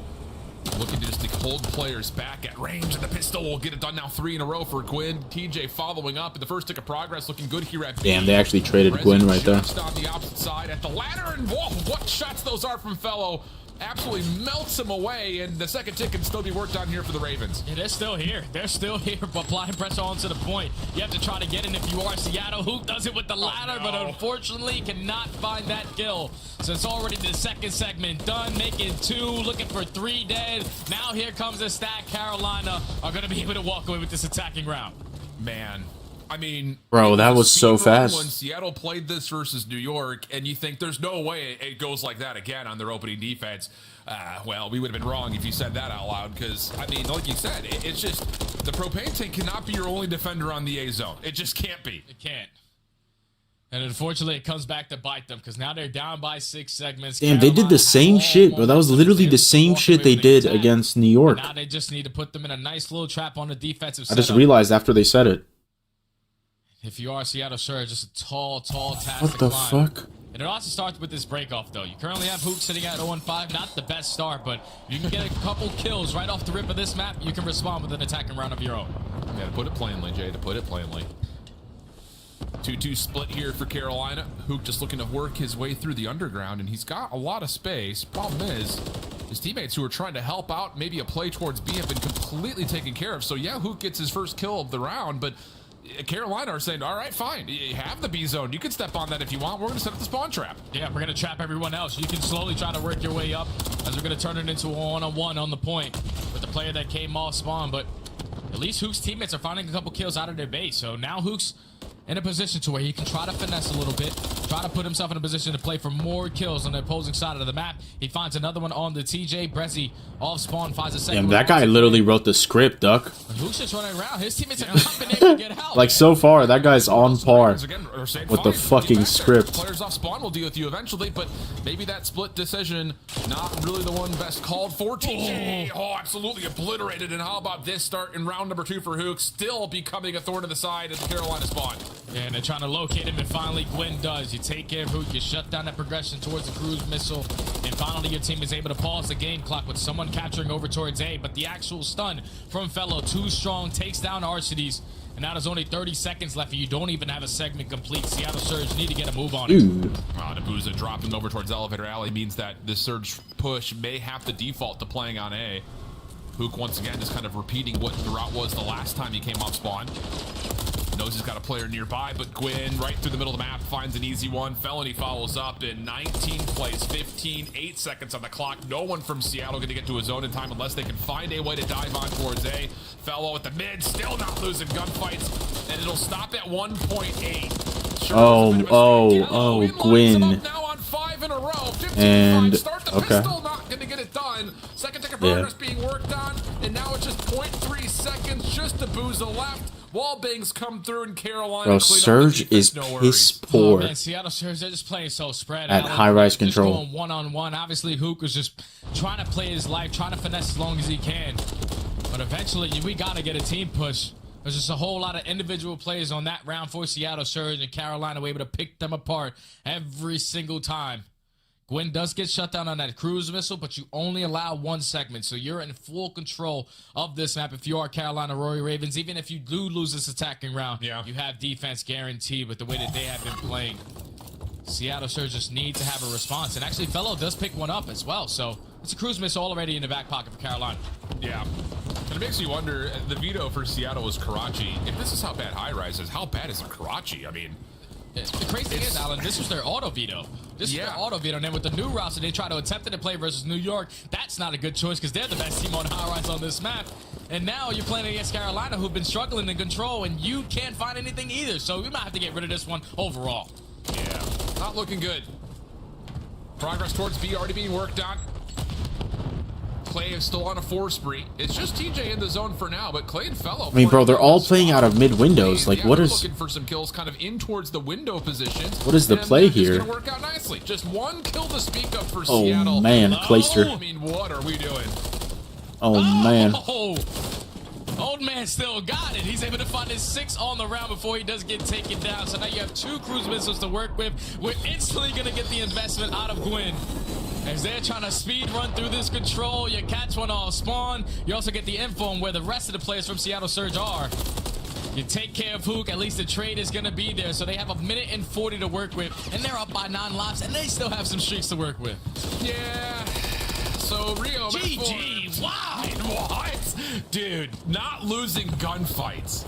And Arcides, who had a great search and destroy, just cannot find a way to win a gunfight here in the control. There's really not much to say. 22 Duck, plays, I'm 13, telling you. Minute 25 on the clock. More crews is going to get it. Wait, Arcides is getting slammed, by the way. Holy fuck. But Ravens have a chance to still dominate the map. Yeah, they're just making it rain at this point. Shout out Donnie Temp. I feel like Arcides loses full, and then on Rio he just gets slammed. If things continue the way they are, His teammates are still finding kills around the map. like Place it with holy another shit. 2. Last player up is going to be Hoop. Everyone else off the respawn. You're finally in a position to pause that game clock if you are Carolina. Defense still struggling to get out from these windows positions. Trophy systems are down, so the offense stays healthy through this incoming utility. Arcides Abuza working through mid-map. That will get one off the point. Second ticket to be contested, and hold on a second. 14 plays, 7. Seattle now working their way into some defensive strongholds, and they will also deplete most of that second tick. Yeah, and I think if you are Carolina, though, with only a minute left, let's just slow the game down and play our trades. Because they only have 7 lives remaining. You can turn it basically into TDM. TJ finds one onto Abuza. Now he pops that dead silence to work his way behind enemy lines, but RC is able to spot him as well. So there you go, Arcides. There you go. Holding on through the middle of the map. I know they only have 5 lives left. Not the And best start he to gets this picked round, out. They still have an opportunity with 30 seconds left to try to stay alive here. The Ravens just need to play trades. This should not be an issue here for the Royal Ravens. Keyword should. We'll see what happens. 23 seconds will put a little bit of pressure here on the Ravens to make a move on towards the zone. Pinches on the way over towards this A position. Abuza just trying to find kills around him, and now it's just the last couple of defenders, 3 playing up against 7, but the only player for Carolina that can actually get on the zone is Gwyn, and all the stun lands perfectly, allowing him the second kill, so he'll finesse his life a little while longer. Brezzy, the last Brezzy, he tried. He does immediately get traded. Damn. So more mixy than it maybe should have, considering the start for the Ravens. 3 Did our cities have more kills in Search? I mean, holy cow, we need to work on control a little bit more than this. Yeah, that's Yeah. They have just been blown out of the water. What Hit the 13 and You Search. form a new roster. Keep in mind, when you're What sitting the in practice, fuck? you're playing all the respawns before you're playing S&D. So this is where they need to be showing why they decided to put this team together. But so far, map number 1, you're losing by 100. You clutch up in the Search and Destroy, but in the high-rise Oh, they got control, you fucking get slammed. absolutely steamrolled by one of the worst teams that we have in the mode. So obviously something is not clicking for Seattle Surge. We're probably gonna have to get rid of high-rise control going forward. But now your backs are Wow, the Gwyn, bro, the Gwyn hit and the Hook under hit too. might be a good thing though. You haven't played it. That guy's insane, Duck. And you can also allow someone else to pull out that third SMG. So That guy's a fucking genius. And who have to try to step up on that map number 4 to keep themselves alive. Like, actually. The way that Carolina are playing, they're just so in sync right now when you talk about the respawn modes. Yep, and another map where not only does Gwyn continue to be another conversation point for potential MVP. I know that a lot of the conversation Nah, is Gwyn didn't wins, hit. and I think a lot of that is justified with Minnesota. It was a 20. It was 20.5, right? The last, we'll say, major Nah, and a half. Gwyn was but 24 and a Carolina half. can keep playing like this. Oh shit. Oh, that guy's ass then. Keep Never going mind. up because he has really been individually incredible. But with their roster change, Fellow's starting to kind of improve Who his hit? performance. His was under individually 24 and a half. match by match. And I don't know, man. If we're going to see respawn like this from the Ravens, they're going to win more series than just this one, pending, of course, that Rio goes their way. Yeah, I think they just. I mean, that was still a good pick though, because if it went one more round, Gwyn would have hit. Series. He's the only player when you talk about the respawns over a 1.0 KD. Everyone slightly under. But if he continues to play like that, and then you get the rest of your squad to start to step up, like you said, Fellows having himself a phenomenal. Look, our city's lost 4, bro. That's what makes these games a lot easier. You're playing against some of the top teams, keeping all the HPs really close. You're dominating the control on that high rise. Finally, you get a W there. And now you're going into a Rio HP just purely off the momentum, the way that you guys been playing respawns. We should be able to close this game out in 4. We just stick to what we do, play as a collective unit. And I think not just play as a collective unit, but keep that same focus we saw on Skid Row in terms of how and when we're rotating, because that was obviously the biggest kind of really moniker for success. Yo, chat, I appreciate everybody coming in, man, showing love. Thank you guys for all the likes on the stream, bro. We got 5 likes on the stream. I appreciate y'all. That can get really quick. We obviously focus a lot on the SMGs, but you get ARs to take long routes, anchor, find good spawns, and all of a sudden the map could be very snowbally as well, pending, of course, that your SMGs just don't get into a blender. And if you're just taking a look at the Seattle Surge body language, it looks like none of these players want to be here. Like, we gotta try to turn on up. That's what I'm saying, bro. They just lose full so fast. These squads overall in the season, 63%. It looks like they don't even want to be here, bro. For Carolina, it's not really the best numbers, as you can tell. For Seattle, they have been dead last in that category. They can rotate early, but they cannot He put took themselves in Breezy a over get some and much went needed over. time. Like, Same thing for Carolina, just slightly a little better. Sure.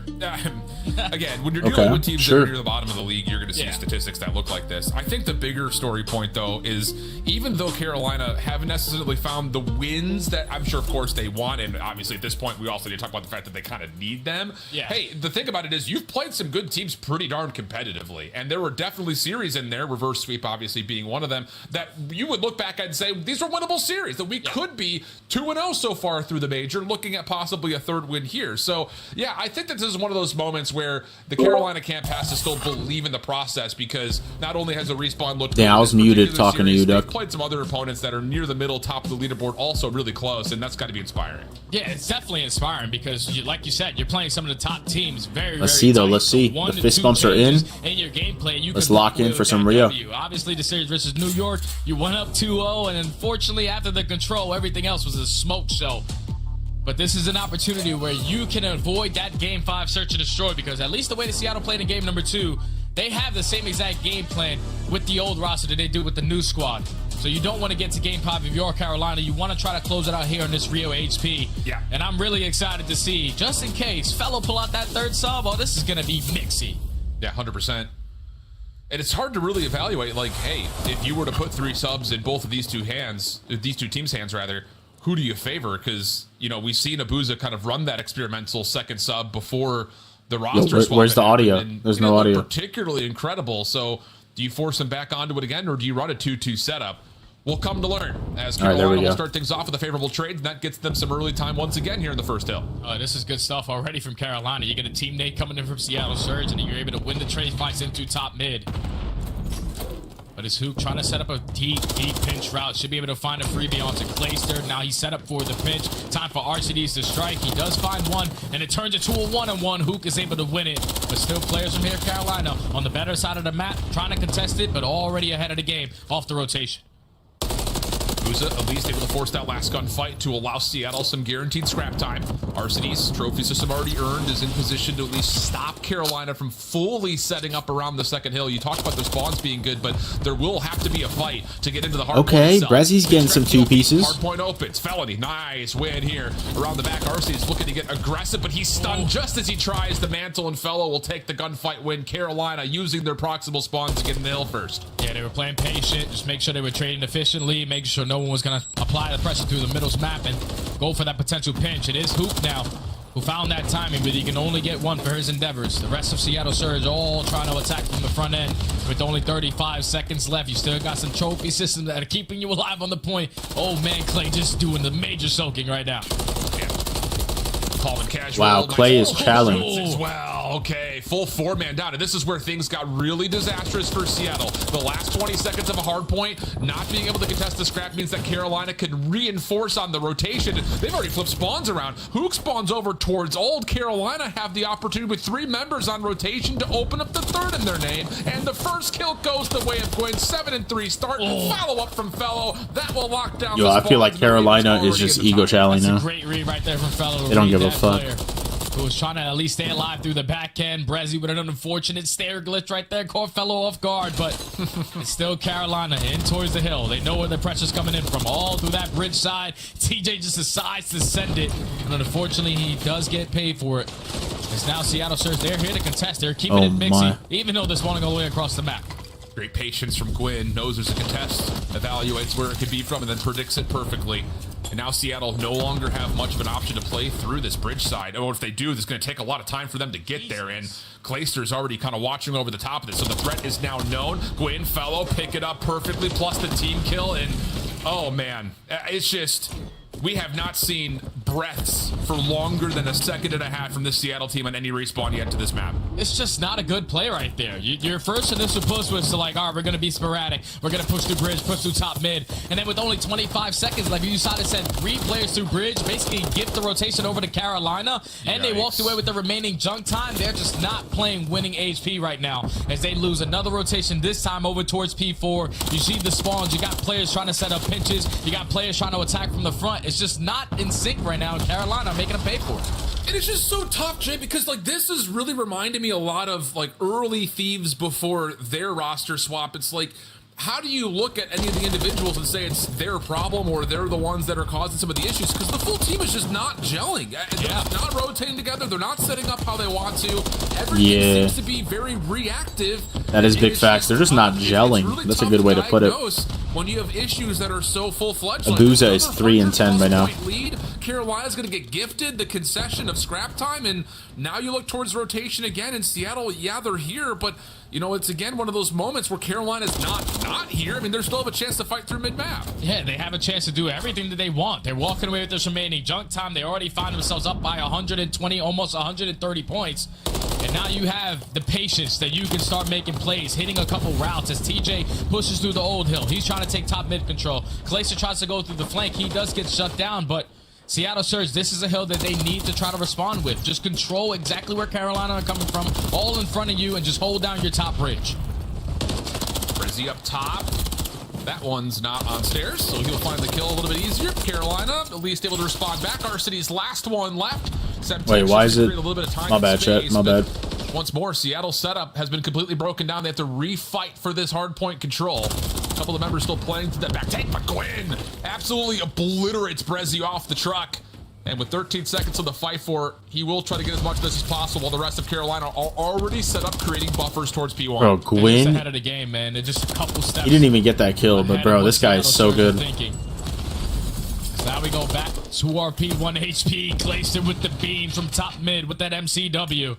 As they are the team early in control of this P1. How does Seattle Surge decide to break this? We have players playing patient towards the bottom of the Eskies. We're trying to set up the timing also through Bidge. Finally, the trade does come in from Abuza, who's currently having a slow start to this game, but you're not having fun when you're not winning rotations. Carolina just steamrolling right now.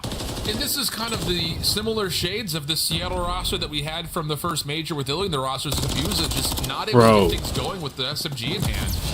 So, do you just take it away and just go to a 2-2 compositional setup? Because the SMG's not really working out for him. Clay on 4, TJ gunning, smoking, no one's challenging and finding kills. Clayster on 5, TJ still off the double, Gwyn already rotated to do. And this is going to be the biggest beatdown at hardpoint we've seen so far in the CDL. This is straight World Star, bro. Like, damn, even the announcers are calling it World Star, bro. Carolina are playing these respawns. Damn. Already 223, 27 points away from winning. This is fucking GG's. You get some cruise missiles to get invested. Gwyn's going to play slow towards backside of the gate side. Abuza is 5 and 15. First kill, and even if you're Carolina, just keeping them all for the point is already a job well done. Absolutely. And as much as this has not been proven for Seattle, you gotta look to Carolina and say, okay, this is exactly what we were hoping that we were gonna get from the Ravens after, again, some tough losses in their first 2 games. You blow Seattle out of map 1, you blow them out of map 3, and now you're doing this on a map you haven't played yet before. I think the hopes around this Ravens potential should be a lot higher than their record currently reflects. Oh yeah, I agree. The only thing that they do tend to struggle with, and I'm completely mind blown that they struggle with, is search and destroy. Sure. You have S&D players from start to finish of this roster, and they just simply have not been able to figure it out. But it's only 10 seconds left until they're able to call series. Wow, Seattle they broke Surge, it. great job. You're able to find a break, but it's only for 5 seconds. Now you're off the rotation. You are the team initially set up, and if you are Carolina Ravens, you can take your sweet time, hit all the way around the map. But Clayster could even jump out the map and come back in if he decided he wanted to, as they have a nice little comfortable lead, only 10 points away. I will say, this is the first decent moment we've seen from Seattle, but no one's anchoring the back, so Clayster will get around, stuns will land. The hit from the outside does get quelled, so Seattle's still in. First 25 seconds are theirs, plus the follow-up eliminations going their way. Kind of almost feels like that round 3 in high rise where it's just like Carolina can do no wrong. It's just put the game away, please. Like, what are we waiting for? But this P3 has been really solid for Surge as they will get past the 100-point club and have a chance to hopefully rotate. Yeah, hopefully they get a chance, but they probably will not have one as they still have a couple players spawning in towards the back end. Abuza and Arcedy's combined for 2. Big couple of kills there, but it's Carolina just slowly but surely only needing 5 seconds to close out this game. They can no longer win it here at P3, so it's going to be forced over towards P4, and Seattle Surge, they're the team early on, so how long can they hold? Oh, wow, now they rotate. Wow. Back from P3 coming out from TJ. Yo, imagine they come back somehow and win this. What the fuck? Though, from Carolina, and Seattle win out in the trades again. So where was this for the first 5 minutes of this game? You start to wonder as they do get past the 100-point mark and extra clearance kills come through. Seattle stringing together a couple of moments here. Yeah, they got a couple of good moments. You can just tell Carolina just like, let's just try to get this game over. Abuza got so many kills. He got 10 kills. All out individual in 2 plays. hills. Someone pop a 2-piece to end this game out for us. So Seattle Surge are reading exactly what they're doing, but Gwyn in a position now through side boxes could potentially take this player off the point. I don't think he's going to do so as the contest is still going to be here. So Seattle Surge slowly but surely showing some life, but now with only 13 seconds left, Carolina said, all right, let's go with this. Let's go win, this dude. over towards Bridge. They're going to be the team set up. Gwyn is insane. Setup, like you mentioned there, but heavy stack from Seattle trying to hit this all together, and okay, that should finally do it. And it will. All right. Yeah, that'll do it. I mean, it's just one of those times just like, boys, can we just finish the last 6 seconds, please? Like, can we just all just frame up, set up, get the hit? Okay. And you can kind of see just their falling. Clay's just like, all right. I mean, did all the heavy lifting early, boys. Let's finish those last couple of reps off. And wow, it's still one of those things that I think you look at it when it was 230 to 40, and you say, man, Seattle's got to figure it out, man. They have to hit the reset button, bro. Like, this is a new roster. This is now a second series where they do 4 short. At least they walk away with the S&D here, but we got to go back into practice and just hit the reset on everything because the way that they're playing, not in sync, a whole lot of individual players trying to make plays, and when the teamwork aspect is not there, when you're playing against a team... Hey, Arcedy's played well, bro. The trades are abound. Like, these are what the score lines are. I thought Arcedy's would just lose full and, like, stop trying, but hey, he fucking played well. I was not expecting it.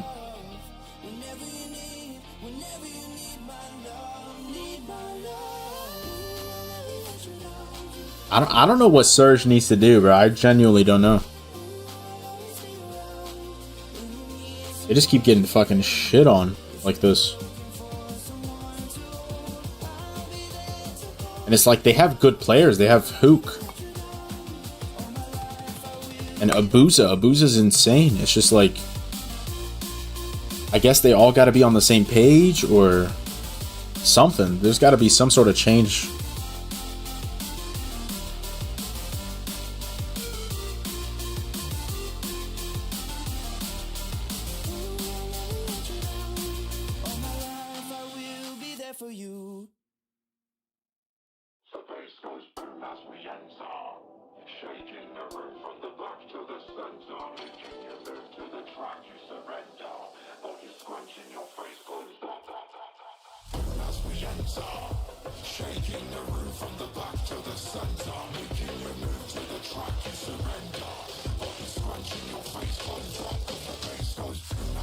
John Doe has Gulf War files. Perhaps MW stuff will transfer to Gulf War.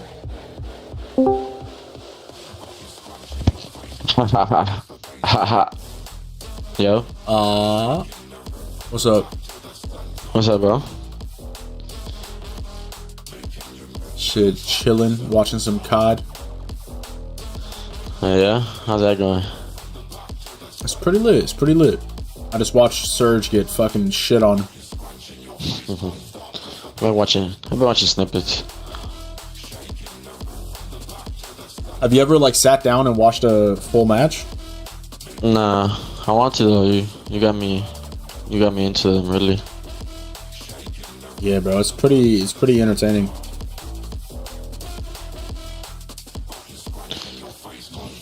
How long they got left?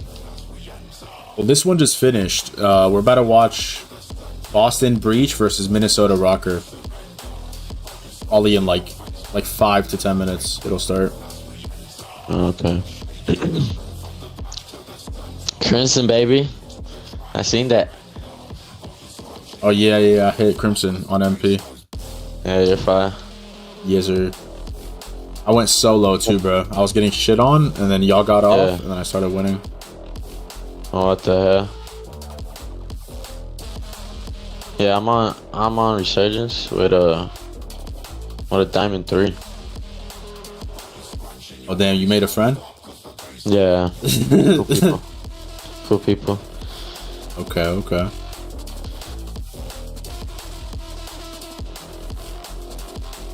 Hey, he could be a teammate for you on MP. He's Diamond 2 on MP. Clayster, how you doing today? Shit, maybe. I'm doing well. Can y'all stop bringing that up? No, geriatric. I told him to go subscribe to you, so maybe he'll do that. The oldest man in the league. He's hey, got real dust one. coming from his bones. Like, guys, I'm 31. I'm not that old. I mean, you're kind of old compared to the Kind of rest old, bro. Alright, bet I'll catch you in a second, though. I bet. Clay, talk to me about the squad, and especially Gwyn. What is it like playing with these rookies? You always seem to find that young talent, and they pop off for your squads. Yeah, the team's been meshing well lately. We actually have been focusing on our search and destroy more than almost anything else. We've been getting a ton of reps in search. Unfortunately, didn't show that series, but it's just super nice playing with somebody as talented as Gwyn. He's a super low-key guy, super laid-back, down to earth. So we've been getting him out of his shell a little bit, and I think it's honestly showing in his gameplay. He's been performing phenomenally. Clay, I want to ask you about the Rio in this series. So obviously it was our first look of you guys on that hard point, but also the last two hills. So you held them about 60 points the entirety of the game. You guys were out rotating them the entirety of this series. And then you kind of start, it almost feels like not panicking, but you wanted to close out the series as quickly as possible and going back to your old ways. What was kind of that final play call for that P5 of, hey guys, like, can we please just rotate and get this last 5 seconds? Yeah, we should have won off the P2 when I streaked. I unfortunately got mapped across the entire map by a sub from Kyler. So we should have won off the P2, the P3 they held on to pretty well, and then P4 we were kind of just slamming front. We were up so big that it's at a certain point, once they got like 100 points, we're like, hey, just rotate early and we're going to win the game. All we need is like 6 seconds. So just full rotate to one of these hills super early and we'll definitely close it out. Clay, I feel like Control, that game mode has sort of been your team's Achilles heel for the last 2 years now. In this series, you guys look incredible, especially on that high-rise. Gwyn was going off. What is it about that that's giving you guys so much trouble? Honestly, not sure what our problems in Control Yo, is there were, something on but I do Nameless's know that face? We've fixed a lot of the issues that we did have. Basically, just going like all dying at the same time, not progressing up the map the correct way when we have kills, and really just trying to be a nuisance in their base. I think you saw it a lot from Gwyn that game where he was just slaying super, super hard. Yeah. And honestly, Seattle let us get A off the rip again, like New York just did to them last week. So I'm really confused why they let us do that again. You think that after losing A off the rip to New York last week in Control that they would stop it this time, but we're like, yo, if we get it off the rip, we're gonna break them. Yeah, yeah. And what do you know, we did, and we ended up 3-0 them. So we've been working on our Control too, but it's a new patch, the new hardpoint hills and all this stuff, so it's actually a lot of stuff that we've been trying to fix and get cohesive on, and I'm just glad we finally showed it in the match. Clay, today you played against the top 16, believe it or not, in the Surge. You guys are currently in the bottom until after we update this leaderboard. What are the realistic expectations for Royal Raven fans going into Miami?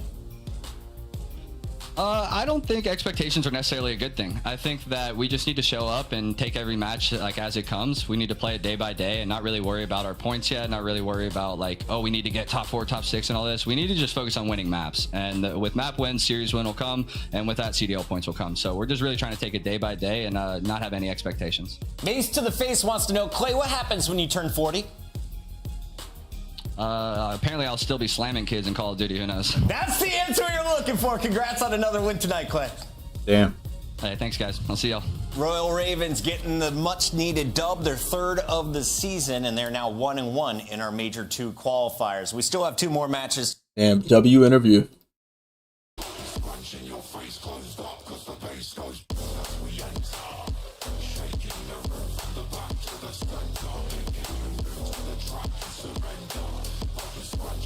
This man said, I'm still going to be slaying kids on COD when I'm 40. What a fucking goat.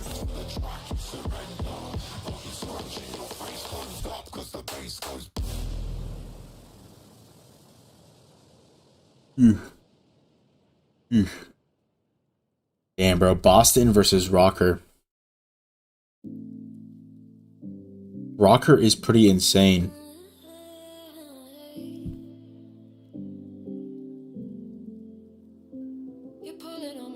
Duck, we got the map, by the way, if you need it.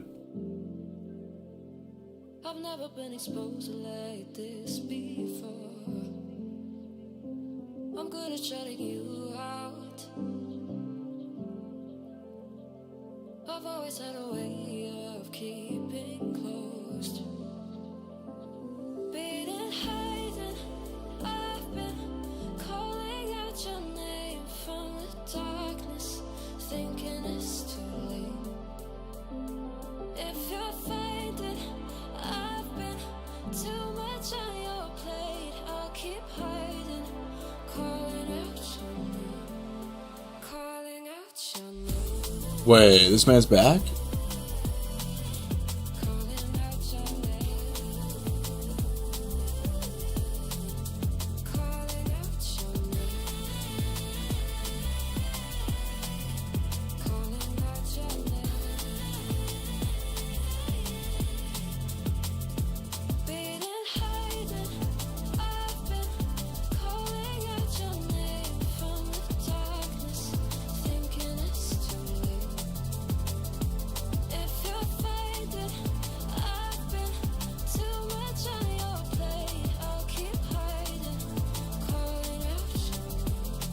You guys came out and made that look easy.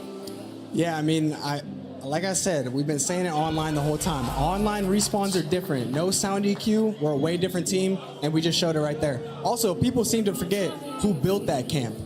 I know how they play. I taught those kids how to play Call of Duty, so don't forget that. All right, like let's. Before you get my shirt today. Damn.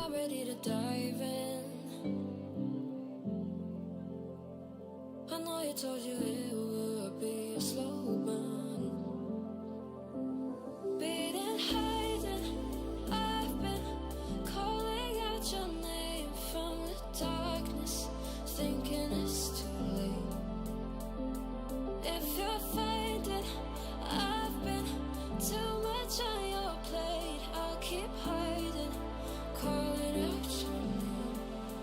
Oh yeah, the Abusa fucking ninja diffuse against Optic. Damn.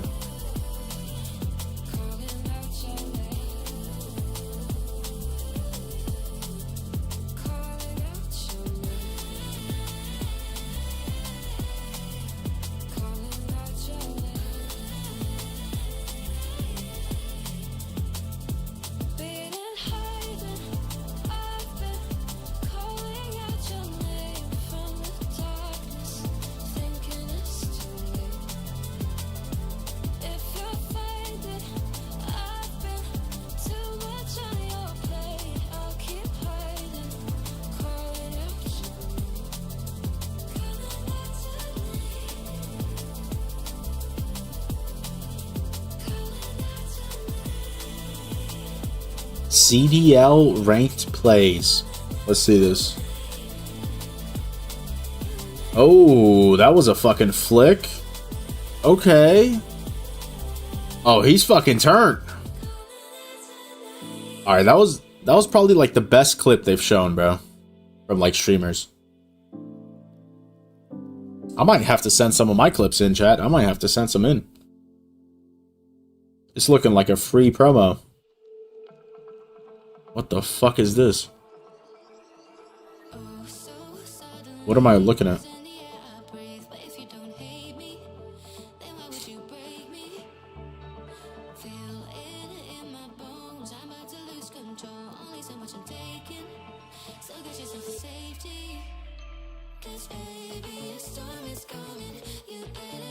Alright, here we go, here we go. Team intros.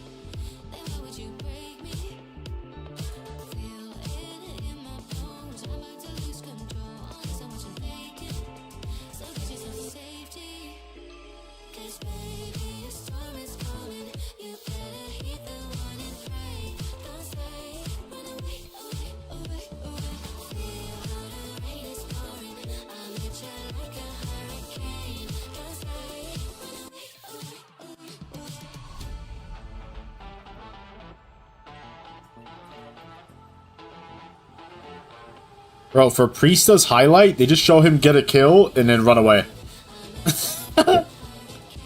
Yeah.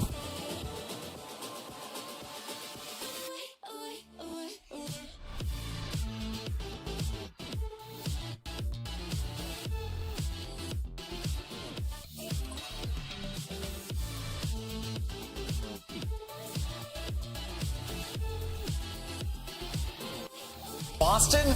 Well, you're in the bottom three. All right, let's hear the picks. Who do they got? This whole season, but you're starting to gain some momentum. At least that was until you played the subliners. Let's start here with Boston. Let's keep it 100. A buck, if you will, Allie. Why do they struggle, and when do they succeed? Well, they struggle mostly when it comes to that search and destroy, right? Like, this is a pretty respawn-heavy team, but traditionally, like, you have Slasher on this roster, which is known as that guy when it comes to those 2 and 5. So it's simply off the back of their attacks haven't been very good. They're last in the league in attack, last in the league in attack post plant, and even when they do win their opening duels, they are bottom 2 in converting them. So they're getting first bloods, and they're literally doing nothing with them. And I'm looking specifically at P-Dog right now. He's going to be rocking a .64 in search and destroy, which is just, it's uncharacteristic, right? So when it comes to the Monster IG pregame, again, it's that S&D that needs some cleaning up. I mean, I 100% agree. I think you hit the nail on the head there. Like, this is a team that is actually middle of the pack in hardpoint and top 4, top 5 when it comes to control. They're good at every single map, so they have a deep map pool in the control game mode. It is literally search and destroy in a lot of these series. They are just folding, and a lot of it is on the offense. They have to take it slower at times, right? Like, take your time, try to get that first blood, and the mid-round adjustments are extremely important. We saw it, you know. Damn, Snoopy looks like he's fucking locked in, bro. Opportunities early on, just not able to close it out, and that's what we're looking at the improvement for today. Slasher is going to have to be the guy go into the film session to get these guys on point. He's been a part of some great search teams in his career. Yeah, we just saw an interview from, I think, 5 years ago, letting Lando know, like, I built these teams. I taught these kids how to play Search. If they get to a Game 5, it could be tight. But if you're looking at recent numbers, a lot of signs are pointing to Minnesota getting it done earlier than that. Let's talk about the team you claimed is top 4 right there behind Optic Gaming. Yeah, I think, Minnesota Rocker, they just have a really good roster, and some of the players are just, performing right now. Linz has been great for quite some time. Vivid's been solid all year. Accuracy is going above and beyond. Like, we're seeing prime Lamar once again. And, that last series they had up against Optic, that was way too winnable. Like, 4-1, I feel like, should be the actual scorecard. Just in the final moments of these games, sort of reeling it in a little bit. I mean, it got away from them at the end of that hard point. Obviously, there was a tough spawn, but so they were leading before that as well. They had potential to close that out. But Game 5, we've seen them a little unprepared in their last 2 series. That has to be better. Yeah, for Minnesota Rocker, I think the biggest thing when it comes to this series is these two. I'm gonna run to the restroom real quick, chat. I'll be right back. Search and destroy, so I feel like it's gonna be whoever's having a better day, and maybe even who's won the map vetoes on top of the other one. So for the Monster Energy pregame, it should be pretty similar to the Boston Breaches. Everyone on Rocker is under a 0.9 right now, except for Linz in that search and destroy. So maybe just get him some help. But they're right behind Boston, or right ahead of them, I guess I should say. When it says their defense needs work, they're 11th in win rate and 9th in defensive opening duel win rates, which is about half of the time, which is just unacceptable when you're on defense. You proved you can hang against the best. Can you beat the teams that are below you? I think our graphics person nailed that one, because that's the question for me today. If Boston beats Minnesota, they're right back to that question mark that they were for me going into that first major. We find out, though, if they can establish some dominance early on as we lock in our scuff pickups. I'm going to go first. I'm picking Minnesota. 3-2. Can't be wrong twice in a row, can I? I feel like I've picked Minnesota. I mean, I've picked against Minnesota every single time that they've won, and I can't break that streak now. So I'm going to go with the Boston Breach in this series. Going Boston Breach, okay. She's got to catch up somehow. I'm going Minnesota Rocker. I think they take the series. They've looked so strong. He's got the lead. Can the fans catch up? They're also siding with Nameless and I. Let's find out what the casters think about this one. It's time to get match 2 started. Gentlemen, take it away. Thank you very much, Chris. Yes, excited to get into this one. I think it is a curious one, isn't it? I am definitely leaning the side of Minnesota, but Boston need to turn it around sometime. Chance, and is this a potential opportunity?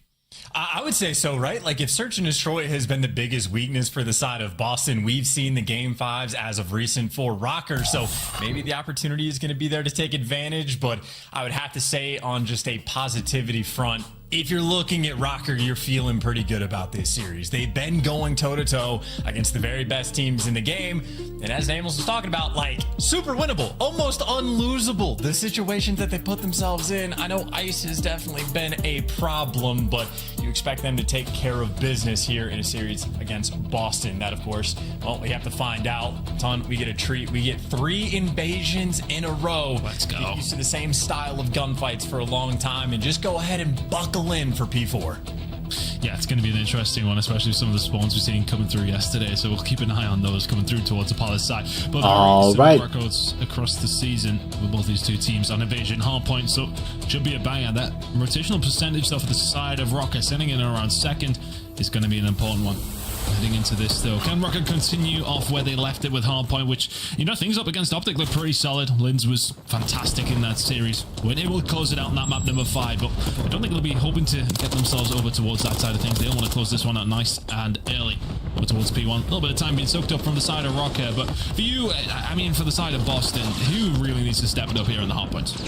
Priest, I think, would be the guy you're paying attention to really for all game modes, but he is a guy that is sort of like one of the ultimate flex players in Call of Duty over the past 5 years, through the CDL era. The guy can use every gun. That's good kills from Priest though to start the game. So far, a bit lackluster. He's actually getting 2 pieces. Performance, you want to see him crank it up, but I know you already acknowledged those rotational battles. Snoopy is just by himself over by P2. Opportunity to make the big play, but he does not have any help. Rather 9 in hand would have helped him for that gunfight against Vivid, but shots coming in from 2 different angles. All of a sudden, Minnesota Rocker couldn't find that break. Should be more than 18 seconds very, very shortly with 60 to play for here. Rocker in a good spot, keeping an eye on a seam. He's going to be on the flank. Linz. Ooh, a seam. Gotten out of his stocks, and all of a sudden there's a potential break now. A seam going to just take the time with the rest of the team. They maybe try and find the push, and they start to make the move whilst the kill comes through onto a seam. An awakening. For a moment, Awakening. Big guns coming out from Big Wake, though. Big So kills. just taking down 50-50 so far. Yeah, that is Big Wake indeed. Priest just trying to do a lot of Oh damage. my. How did he even hit Priest 3 times? Coming through, but Oswald, that ends well, and it does look like Rocker gonna come out on top. I don't know if you read that spawn. That is 2, maybe 3 players basically spawn up simultaneously with Priesta. So it looks like the scrap time, because of that, more so gonna go over towards Boston, who also get to stay ahead of the rotation. So the rotation is gonna be the key over towards Showers. Awakening doesn't slip the net. They are gonna spot him, a seam there to take him down, and Boston, this is your Asim got a 2-piece right there. Showers a true money hill, and they got the hold on it so far. Those palace spawns still coming through from Rocker. They're going to be very far away. 20 seconds is the gap, and that will, by the time Minnesota Rocker actually manage to get themselves over there, be pretty much eviscerated. Pressure now coming in through the mid-map, though. Rocker starting to win a couple of fights that well. Boston are not going to enjoy. Priesta needs to lock it down, needs to find at least one on the cross here. We'll get Awakening. Push going to come through. Wow, big kills from Priesta. Well. Nicely played. Vivid from the flank, though, is going to try and do something they about needed this those again. kills. Nice from Priesta, much better. Sitting at 8 and 3. He's able to pretty much shut that push down all on his own. Good shots coming through with the MCW, putting the pressure on now. Can't quite find his fourth, but did a lot of good work in those couple of moments for Boston. 20 seconds to go now over towards Showers. Looking pretty good for a full 60. Oh, nice jump up there by Snoopy. Common in search and destroy, but showing off the goods and hard point as well. No. Oh no, Vivid got shit on. And Snoopy, ton of credit on the Yo, Vivid got shit on. How is... That is him at his very best. Thinking about the cruise, 10 kills already, but... How the fuck did Snoopy stay alive right there? Welcome to chaos that is this P4 hill. Spawn management, it simply does not exist. Good luck reading any of these coming through, especially over towards the palace side. There's the first one. Nobody over there for Minnesota Rockers, so Boston Breach will start spawning up towards that side. Well, Minnesota Rocker will as well. Keep an eye on Palace and what's going on there. Snoopy will find one in the hill, one on the respawn. Vivid now just trying to lock something down. Minnesota Rocker right behind them. Honestly, it is just very, very difficult for these teams to read. Hence, you don't get many points going over towards this P4 hill. Right now, nobody inside the hill, but it does seem as if Boston Breach are winning the gunfights. They're going to find more than a few. There's time now potentially on the board here. Linz is the only one who can answer back here for the side of Minnesota Rocker. Already thinking about the next hill with 20 seconds to go here at P4. Yeah, he's working on that Pierce, but in the meantime, this is actually, halfway decent time that you're able to collect on P4. The team's been soaking it up over by that the motorcycle spot. He also had Snoopy going on a 5 spree along the way. Doesn't quite get the cruise, but still nice moves for Boston to keep that lead. But the long-term play has been Linz. He was the early rotator to get in the action, be the first man to set foot on time. But you have Boston players crawling around him, and Linz, all of his teammates are losing the gunfight. Pressure's on him to deliver, can't get it done. Boston clean house, and now Slasher on a 5 spree. Honestly, the fact that Slasher has died twice this entire map, a little bit insane. Yeah, the interaction's not quite there, but very much the cruise missile is 9 and 2. How on earth is he only died 2 times? Vivid's died 12. Damn. My bad, chat. The screen went away for a sec. Just looking down the street. Accuracy with some good shots in, but some good time for Boston. Once again, that lead has just all of a sudden started to climb. Sitting at around 60. Slasher now just continuing to do some really good work, make it 9. Can he find the 10th? Not quite before he is taken down, but eventually just falling on his sword. A brilliant life coming in from Slasher. Gets the cruise missile. Good chunk of time for Boston on this hill and the last. Really good work throughout that first rotation. Coming away with about a 70-point difference as we head into another rotation of hills here. Minnesota Rocker, what a fucking flick. P2 and P3. That's where the difference really has been made. Yeah, I think just the initial break that came through on P2 really sets you back. You get the palisade spawns on the rotation towards Showers. It can be a dagger. So Boston early on holding the game in their hands very well. Opportunity for the flank for Snoopy. He's going to get the timing as well through dark, but it does get red. I don't know if that's comms or awareness by Awakening, but he's on point with it. Either way, Priesta, last man standing for the squad, takes 2 to the grave with them, but Rocker still at the time. They still have Boston spawning out on the deep right side of the map. If you're thinking about the comeback, this is exactly how you want the minimap to look for Minnesota Rocker. Admittedly still, though, final 20 seconds to fight for on P1. Try to get as much as you can, because you see Boston exchanging it for the rotation, but this is similar story to last time, where it's just one player is able to get through. The pressure to try to make the big play, it's going to be on Priesta. Not an easy feat. He does get his first kill, but his teammates got eviscerated along the way. So Priesta dealing with basically the entire squad. He's taken down 2 for the moment. Finally, wow, that was a big gunfight right there. It was a hell of an attempt, just not quite enough. And they get palace spawns. Couldn't quite lock it down for the rest of his team, who maybe needed to find a bit more over towards the street side, but when you have a cruise missile, that's always going to help things out. Going to find a he gets both. That's such a big cruise. And now all of a sudden, that good work from beforehand. That's fucking big. Down, setting it 14 and 8. but is reaping the rewards of that spree that he did go on. Snoopy now finding a couple of kills, but all of a sudden, Boston, for what it seemed like they had loads of good pressure, a lot of good positioning. Kills came through, looked like a break was there, non-existent. Rocket will manage to hold on that gap, which was around 60 or 70, is down to around 35, and now narrowing. Minnesota Rocket looking good for the rest of the time here, over towards P2. Rotations for P3 can start coming in now. Boston definitely in the favorable position, but Minnesota Rocket have clawed their way back into this one. That lead has been cut right down. Well, if the lead got chopped in half, basically now to a 20-point game, we go to the rotation. Boston was a full 60 last time. Let's go to a listening and see if they can do the same thing again. Lamar, coffin, one shot. Coffin, Lamar dead. I have a front, stay on time. I have a front cross. Right on me. That's one down. Look for the other three. Right dead. Nice, two. Right. One shot me. Close on you. Wait, keep showing you. Let's go. Small. One deep court, Lamar. We should be good. Deep court, Vivid. One shot. Yeah, we're good. Lamar, close to me. One bullet cap. Lamar dead. Good class. One's deep street though. Vivid street. No, one's maybe a white car, I think. Okay. I think one's A&E. Just stop from A&E. Yeah, A&E pushing the street. Weak. In cafe. I have to say small. I'm small. I'm in front. Yeah, I respond. Cafe dead. Cafe awakening. Cafe jump out. Nice. Other two on one. No, you got me DVDs. I'm on time. Could be right now. You want beat on my song. Okay. I'm gonna play at the right, bro. I don't see this guy deep left. I don't even mid on you. I would cross right. What's deep left to me? Hold on. There's two front of me. No, deep left. Two A-search. Two deep left and one A-search. Deep left is hitting you, Preston. He's hitting you. White car. I don't see him. Boston managing to find another really good hold over towards the P3 side. It has been their moneymaker here so far in Invasion. And Slasher just continuing. 18 and 10 is definitely slowed down, but very much getting the job done with the AR here. But some time for Minnesota Rocket over towards P4 isn't necessarily crucial, but it would be nice. Spawns over towards Palace side. Which way are they going to stay? If you can keep them locked down, you can still get some time. Lins will eventually get taken out. But 40 seconds is the game now. Boston Breach have stretched away once again. Chance Minnesota Rocket just struggling playing catch up here. Yeah, hey, now this is a situation for Boston. You just play for yeah, this is really good from Snoopy, bro. As much as you want, you could play as slow as you want. He killed the guy on time, got on time, and you just want to keep Minnesota. And he gets a kill. Holy. And that is truly going to be the blender. You are stuck. The bridge is going to be cut off by a Slasher, and you're just going to have to spend so much time to try to hunt this man down that rotation is looking hopeless. Asim already pushing it out. Priest is going to be collecting that time in 26 seconds away. Boston win the game. Two players do spawn out, so Minnesota Rocker, if you push the pace, you can make the break, but you can see the hiding spots that Boston have chosen. They're playing for the kills to fall into their lap, and Priesta heads up on it, getting the freebies, and trying to keep Minnesota away. Middle of these back spawns open, but still stuck in the blender. Two players towards that back spawn. It's very, very tough now for Minnesota Rocket. For all that, they got the benefit of Boston spawning out. Really good play from the players who were in and around the point just to slow that game down, waiting for the reinforcements to come through. And the potential win. I mean, Boston could win it right here, bro, on P5. Minnesota Rocket. One final good push down the street side. Accuracy will find one. Vivid over towards the middle of the map. Finds Slasher. Good and they collapse. It's down to Snoopy on his own. Final 7 seconds. Not going to come through yet. Looking like Boston are going to have to wait for another rotation coming through. But is the damage already done? Rocket going to be so far behind. Needs to be...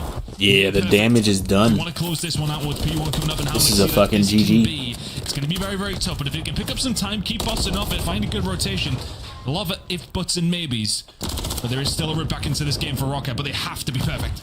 Well, yeah, and for the moment, they are. Right now, they are keeping them completely contained. Everybody pushed out in the right spots. This is accuracy on a 4 spree, looking towards the left street and winning the gunfights as well.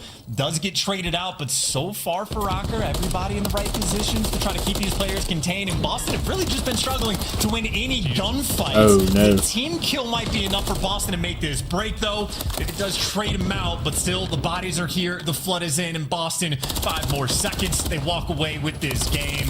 And Minnesota Rocker getting pushed too far back. They called it. Game number 1 on Invasion in Boston. Making that early statement. This is going to be a series. Really good play coming in from Boston. Damn. It felt like the damage was done in that first rotation of Hills where the lead got as big as it ever was, really. There was around 50 or 60 for the side of Boston with a good couple of seconds over towards P2, a full 60 at P3, and they never let the lead go. Inspirational first half from Slasher coming through, slowed down, but it didn't matter. Minnesota Rocker keeping it within 50 or 60 all the way through, but couldn't quite catch up. to the Damn, really good Snoopy work that went Boston 32 did and towards the 21. beginning of the game. 32 and 21 from Snoopy. Really, really high interactions coming in from him, finding the damage. Big game out of the youngster. But again, I think, you know, when you get a hold of Slasher, getting a hold of that cruise missile, then may not have found much from that on that second rotation of hills over towards P2. But it does get Rocker off that point. It does just make things a little bit more awkward. You can't soak up that time, and all of a sudden it could be a 20 or 30 point difference just due to Slasher going on a bit of a...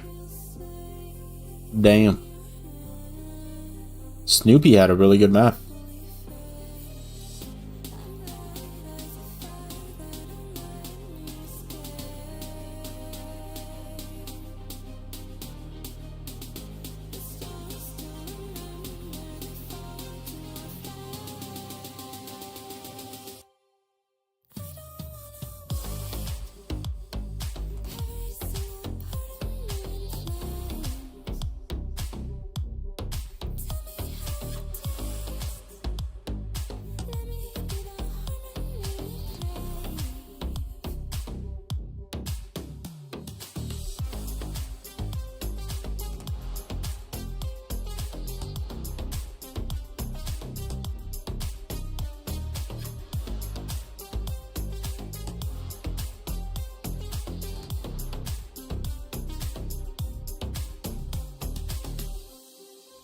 It's kind of crazy because Rocker beat Optic in Hardpoint, and then now they just got slammed by Breach.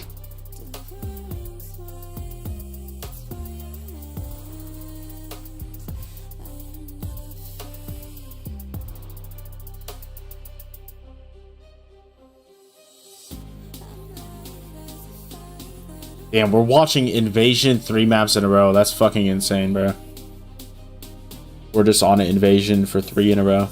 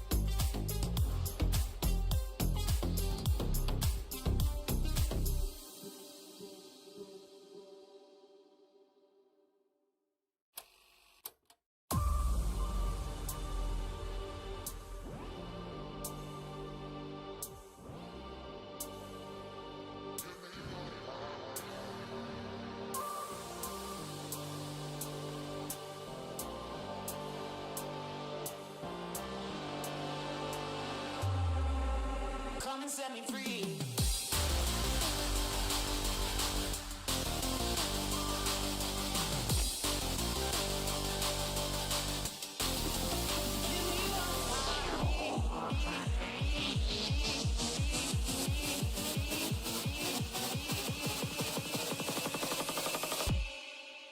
Come and set me free.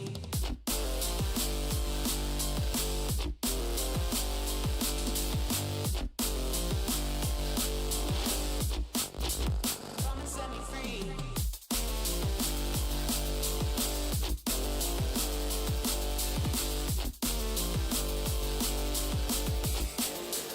I guess Linz and Slasher are the players to watch for here in this search. Most on point for Minnesota.